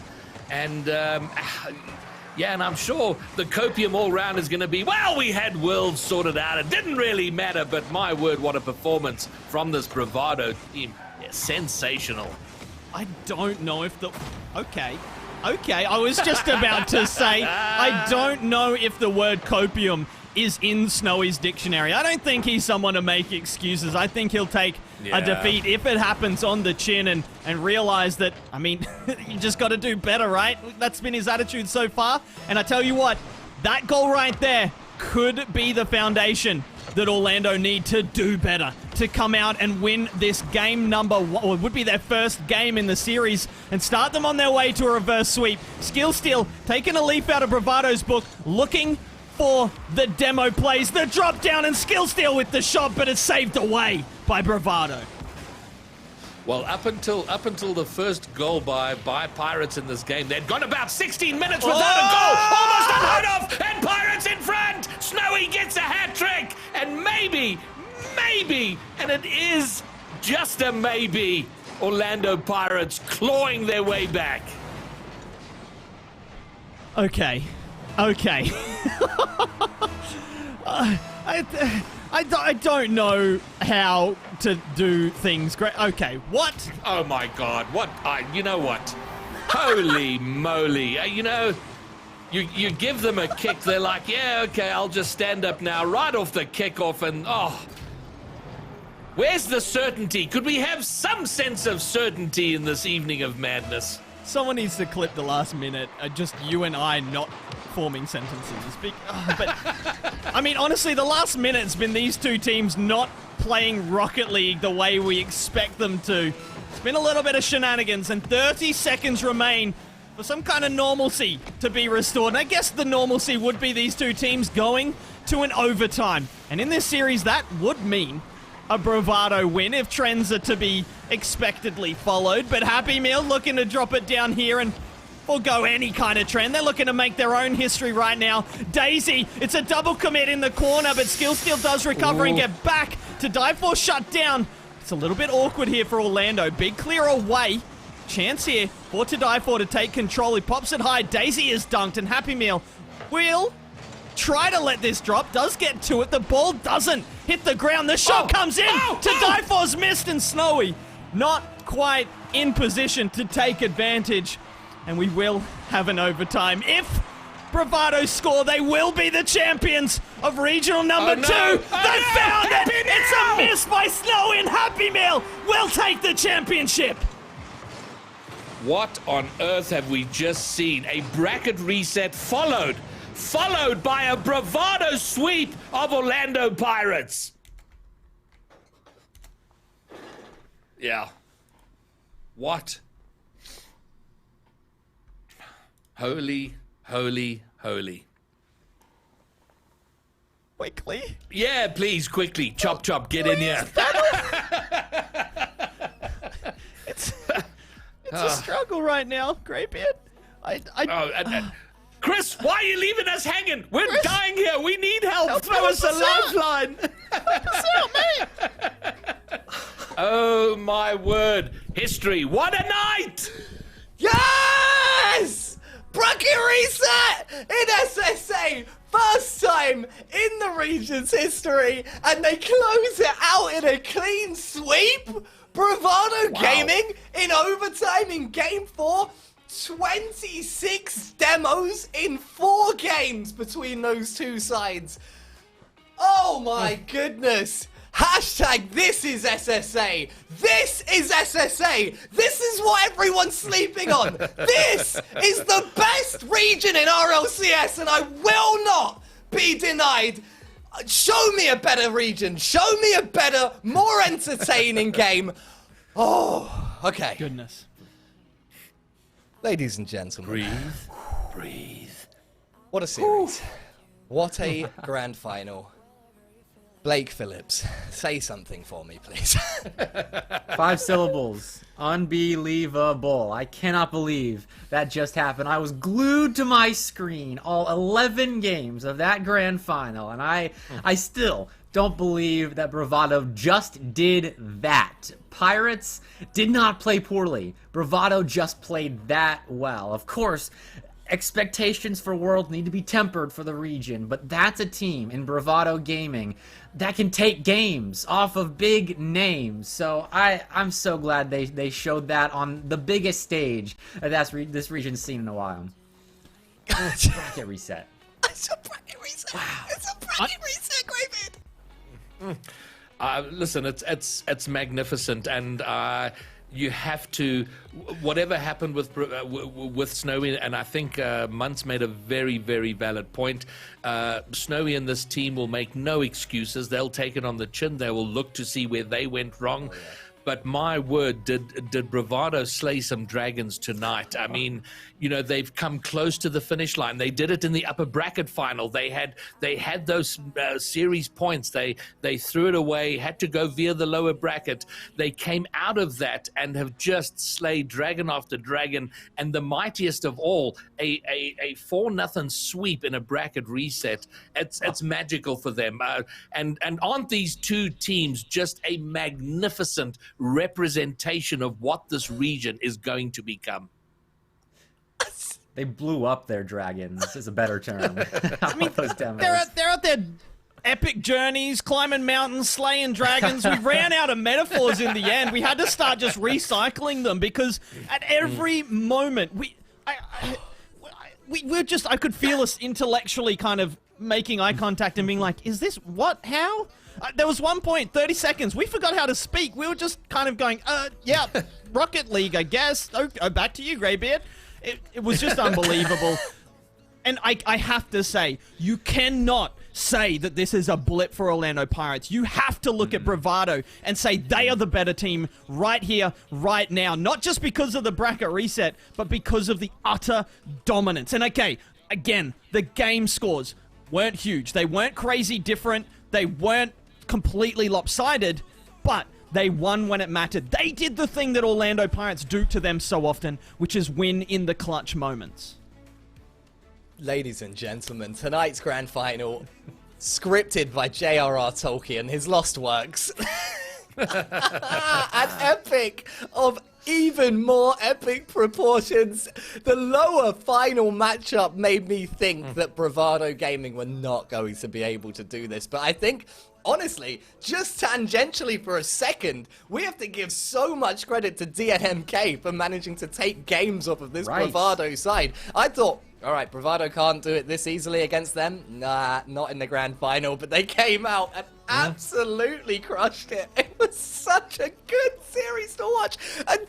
Oh my goodness. Ladies and gents, don't go anywhere. Momentarily, we will be talking to none other than a Happy Meal from Bravado Gaming, and just an absolutely outstanding performance from them.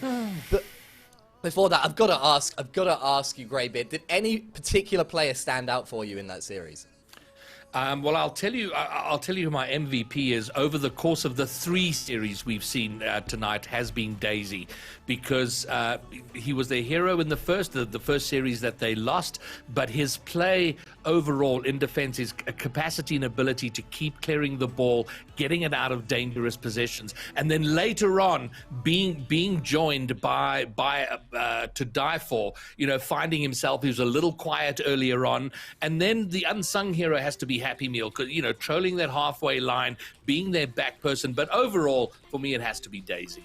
I just want a daisy chain on the back of that and talk about quickly Happy Meal on that midway line. For me, that was just such a huge adaptation to this Orlando Pirates team. It's something we have seen from Bravado in the past, but never so significantly. And they did kind of back off it here and there throughout the series, but it seemed like that midfield wall was just impenetrable at times. And Orlando really struggled to deal with that pressure. We saw them shaky. We saw them making mistakes.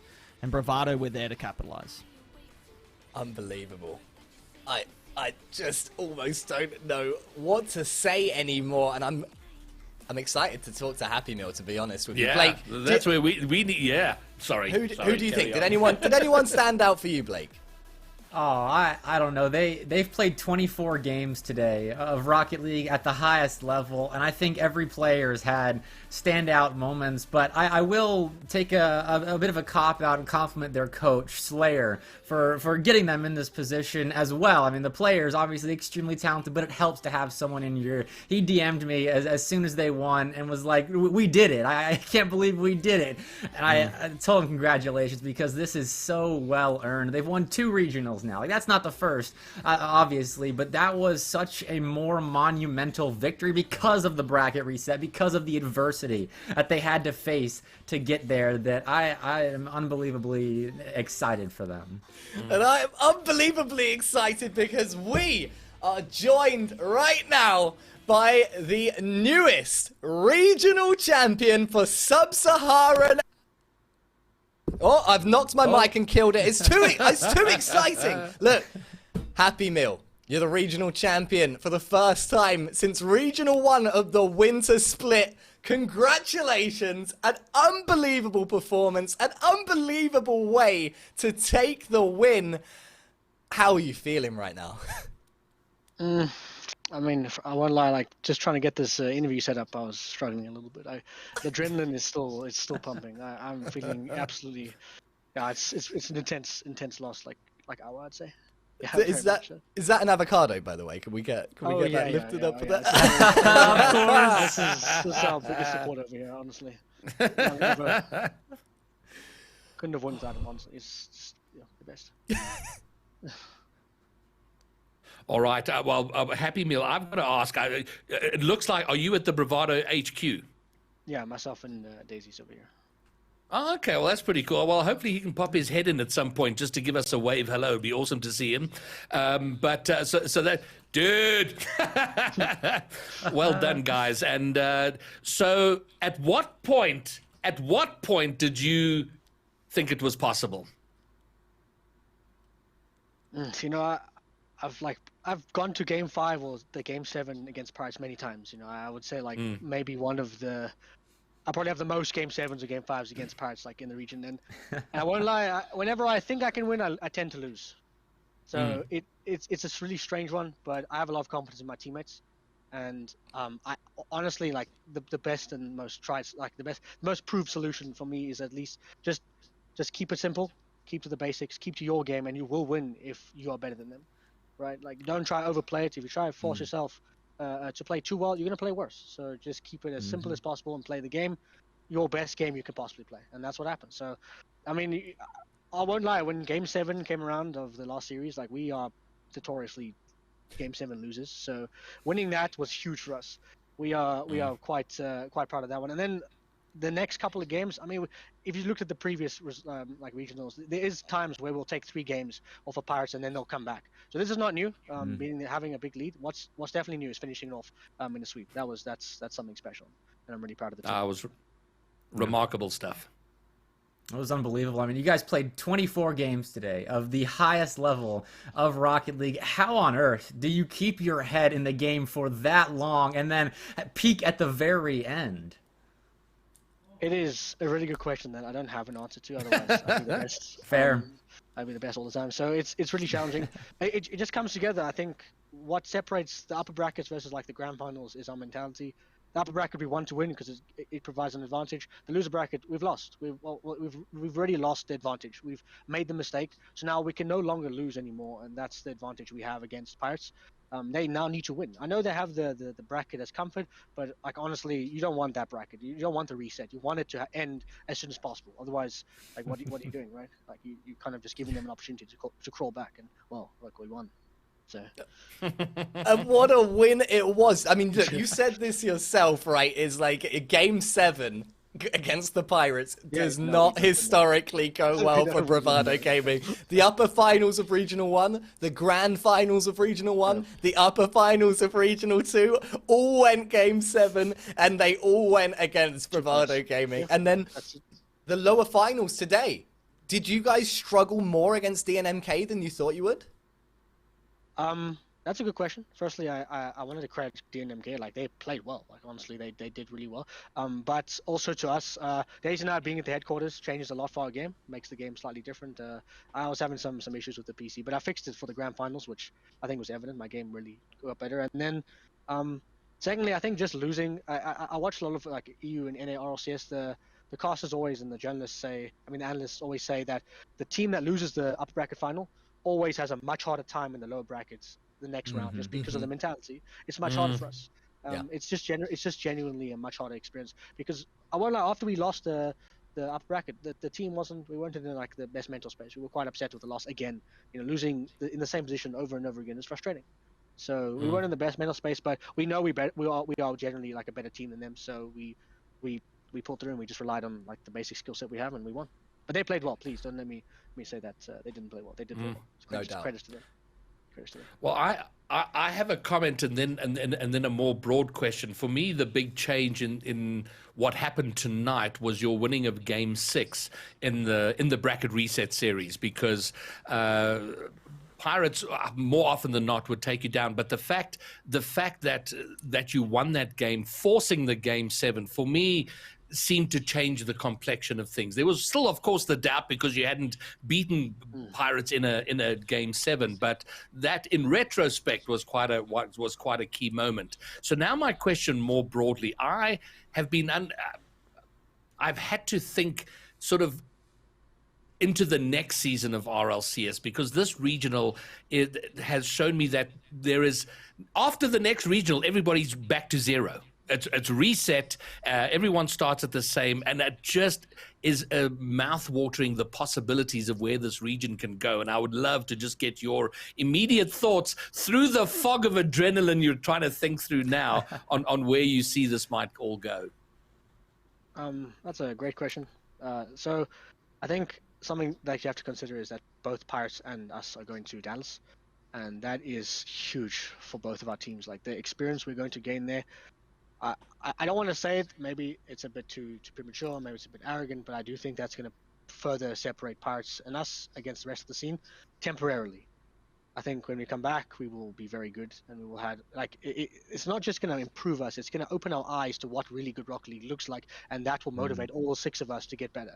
And that's something the rest of the scene is being like they don't have that, right? They can see us after we play and maybe be like, okay, now we know what we need to do, and it will filter in. But I think temporarily, at least for the first 6 months of next year, of next season, let's say, I think we still will have an advantage over the rest of the scene. But I mean, every regional, I'm looking at these players and these teams, and I'm looking at how close they're getting. And yeah, I mean, I can tell you that it's getting close. Like if one of us doesn't like pitch up on game day, it's easy for an upset to happen. Apex, DNMK, man. I mean, it's not like it's no longer a free win for us. It's now we have to focus. We have to focus and play, and they'll take games off us if we don't concentrate. Or like DNMK's first game against us was great. I honestly was not expecting them to shut us out. It's really rare that we get. I mean, except Pirates, that we just get shut out completely in our offense because we have a very strong offense. It's a very. I mean, you can look at our results. We have a very good offense, but to completely shut us off, it's not often that they do that. So they played well, and that just shows that this development and improvement, and that's honestly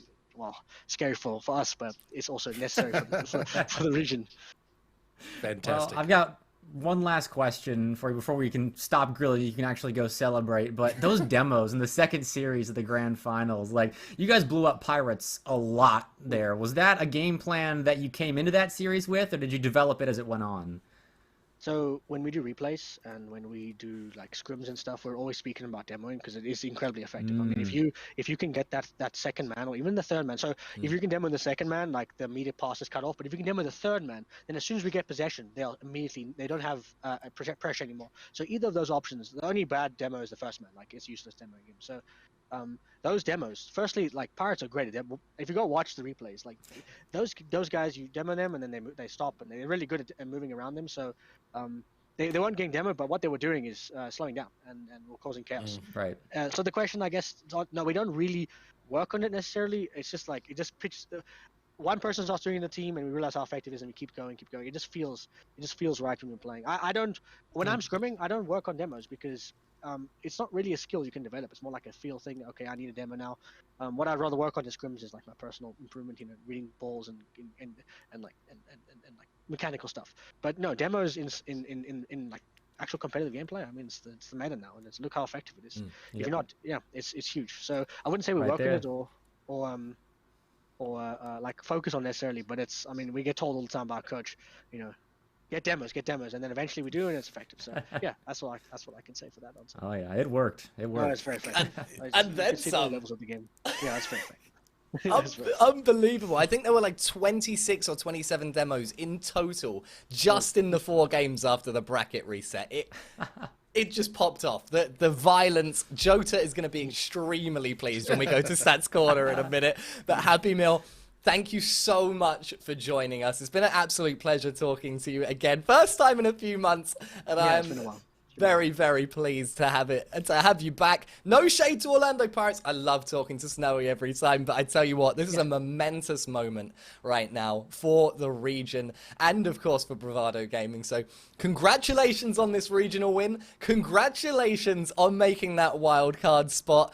Go and enjoy the rest of your night, mate. Thank you so much for coming to talk to us. Well done. And congrats. I just want to say thank you to the team and the Coliseum just for being absolute legends. Like just the last 2 weeks or so. You guys are great. Thank you. And everyone on board, all the staff, I appreciate all of you. Thank you so much. Bye-bye. And the admins. Awesome. Don't forget the admins. Bye-bye.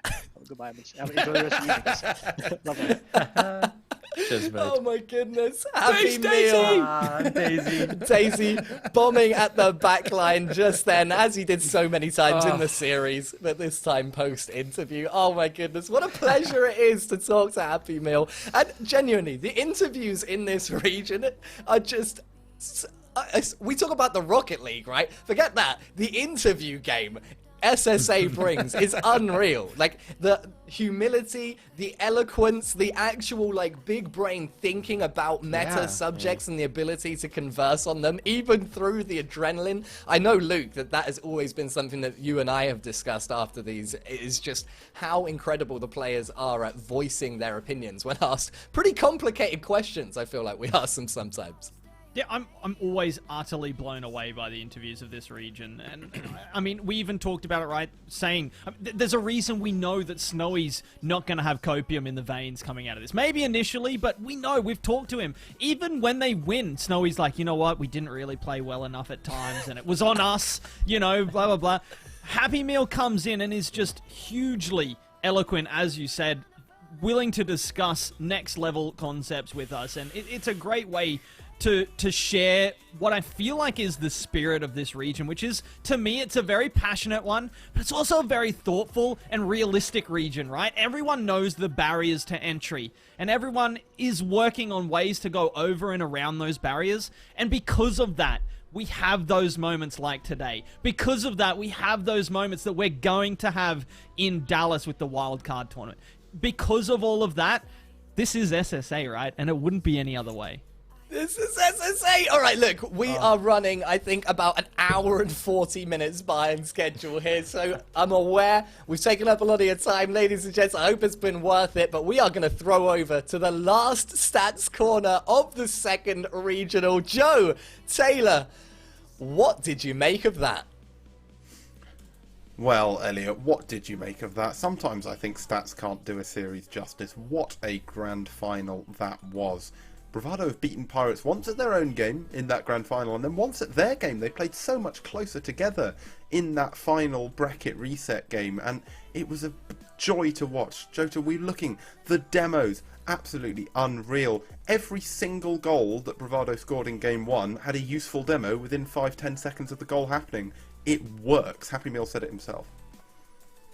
Yeah, I mean, it feels wrong, right? After a grand final like that, if we come and go, well, we think this player could have done slightly more on the boost here, and this player actually, I think they're playing slightly too far forward and taking too many risks. Like, no, let's just stop and take a moment to just congratulate Bravado on that series, and why not point out a few extra things specifically that the viewers might not have been able to notice on first pass through, and that is that the demos were intentionally or accidentally heavily targeting Snowy. He was the recipient of quite a lot of them, and Bravado were able to keep the shots that they faced down from Pirates down to 6.5, which is around the average that anyone gets against them, and that reflected in shutouts, because they did not shut out Pirates once in all 7 games of the initial grand final. They have not shut them out at all this regional. They've only shut them out once since Christmas, I believe.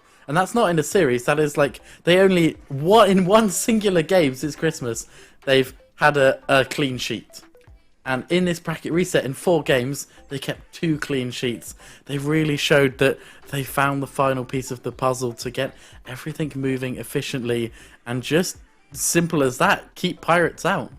It was, you know, we said it ourselves. There were about 17, 18 minutes where Pirates completely could not score. That doesn't happen.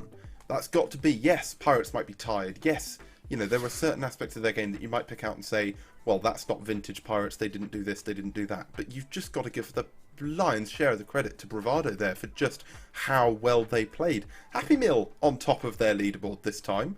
Just goes to show how, you know, consistently Bravado can just show up. Doesn't need to be one particular player. We normally talk about To Die For at the top of these leaderboards. Happy Meal was on top in the bracket reset. He made it count. Demos, goals, you name it, he was there. And like you say, conceding 6.5 shots per game is what you'd expect in upper round 1 or 2, let alone the bracket reset of a grand final. They're winning the boost battle. 100 more boost per minute used from Bravado there. Absolutely incredible play. And, you know, take nothing away from Pirates. They played perfectly well, but when you've got a BVD team up against them that are just on fire and so hungry for that victory, it just looked completely insurmountable for them after the first couple of games. Yeah, really, all from me for the rest of the night is just huge personal thank you for bringing out the fireworks, bringing out the violence. We knew you had it in you, and we could not have asked for anything better. It was, as the desk said, a great interview. I very much enjoyed seeing Happy Meal back to talk to us again, and you know what? If they can keep up this form, it might not be the last time.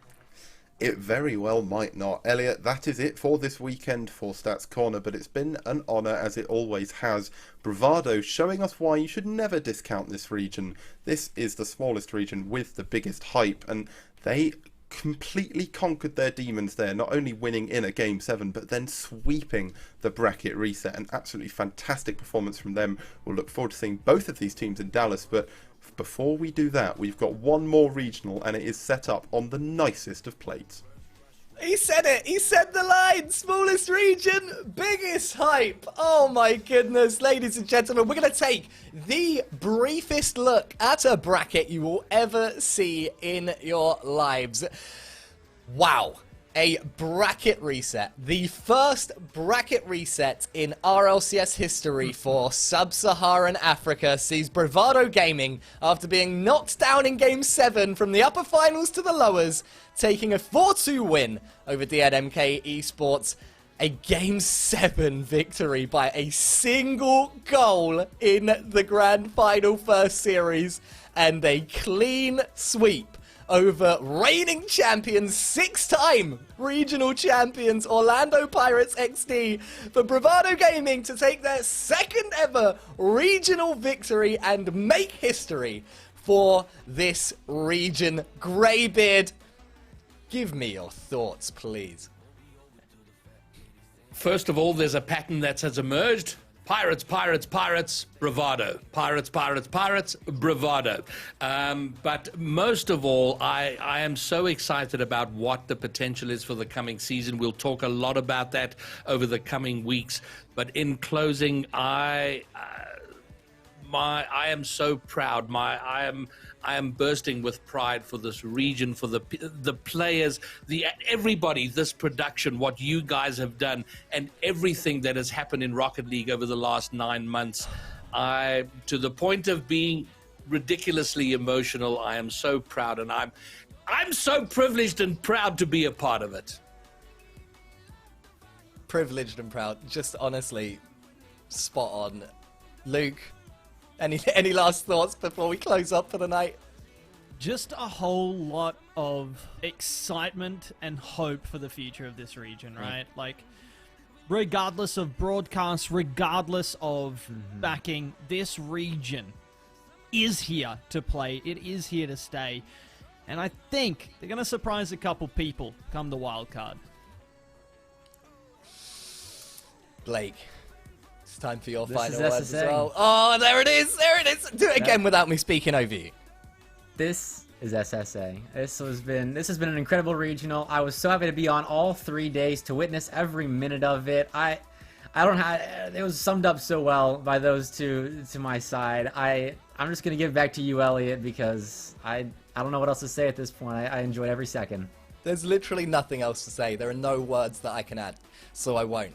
All I will do is say thank you so much to everyone who made this possible, from the support we've had from the community to the people working behind the scenes tirelessly. Roland, who is shady as you may know him, doing literally every single one of our 3D graphics on his own. Beautiful. Just unbelievable performance from him. Chris running all the production behind the scenes. Smoody stepping up as the observer. And we had Dark Deployer as well observing as well. The admin team from the actual RLCS team, they did such a good job, as they always do, day in, day out for this region.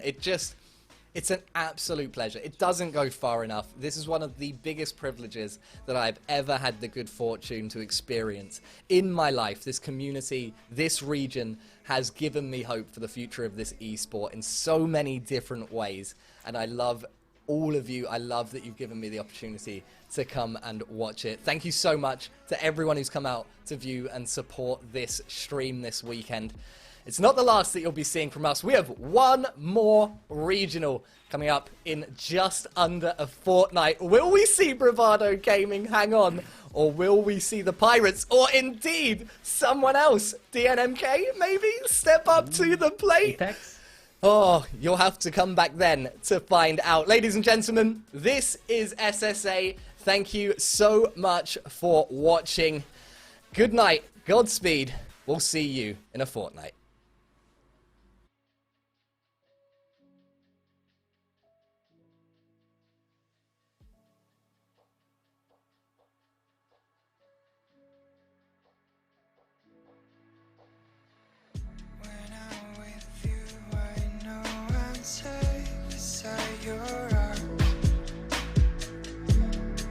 I'll make sure that you won't ever feel lonely no more. Whatever past we have, the future we will see.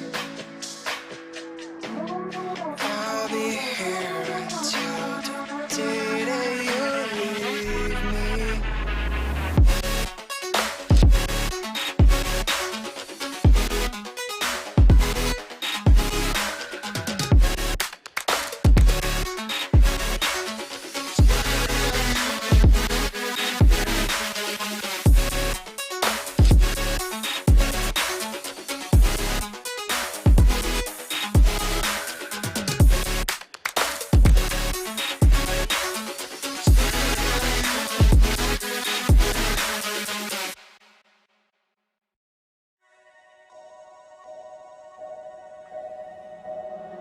What an irony. My mirror shows the other side of me. All these ones and zeros, nothing in between. But there's so much more to me than eyes can see. Than eyes can see. I'm not binary.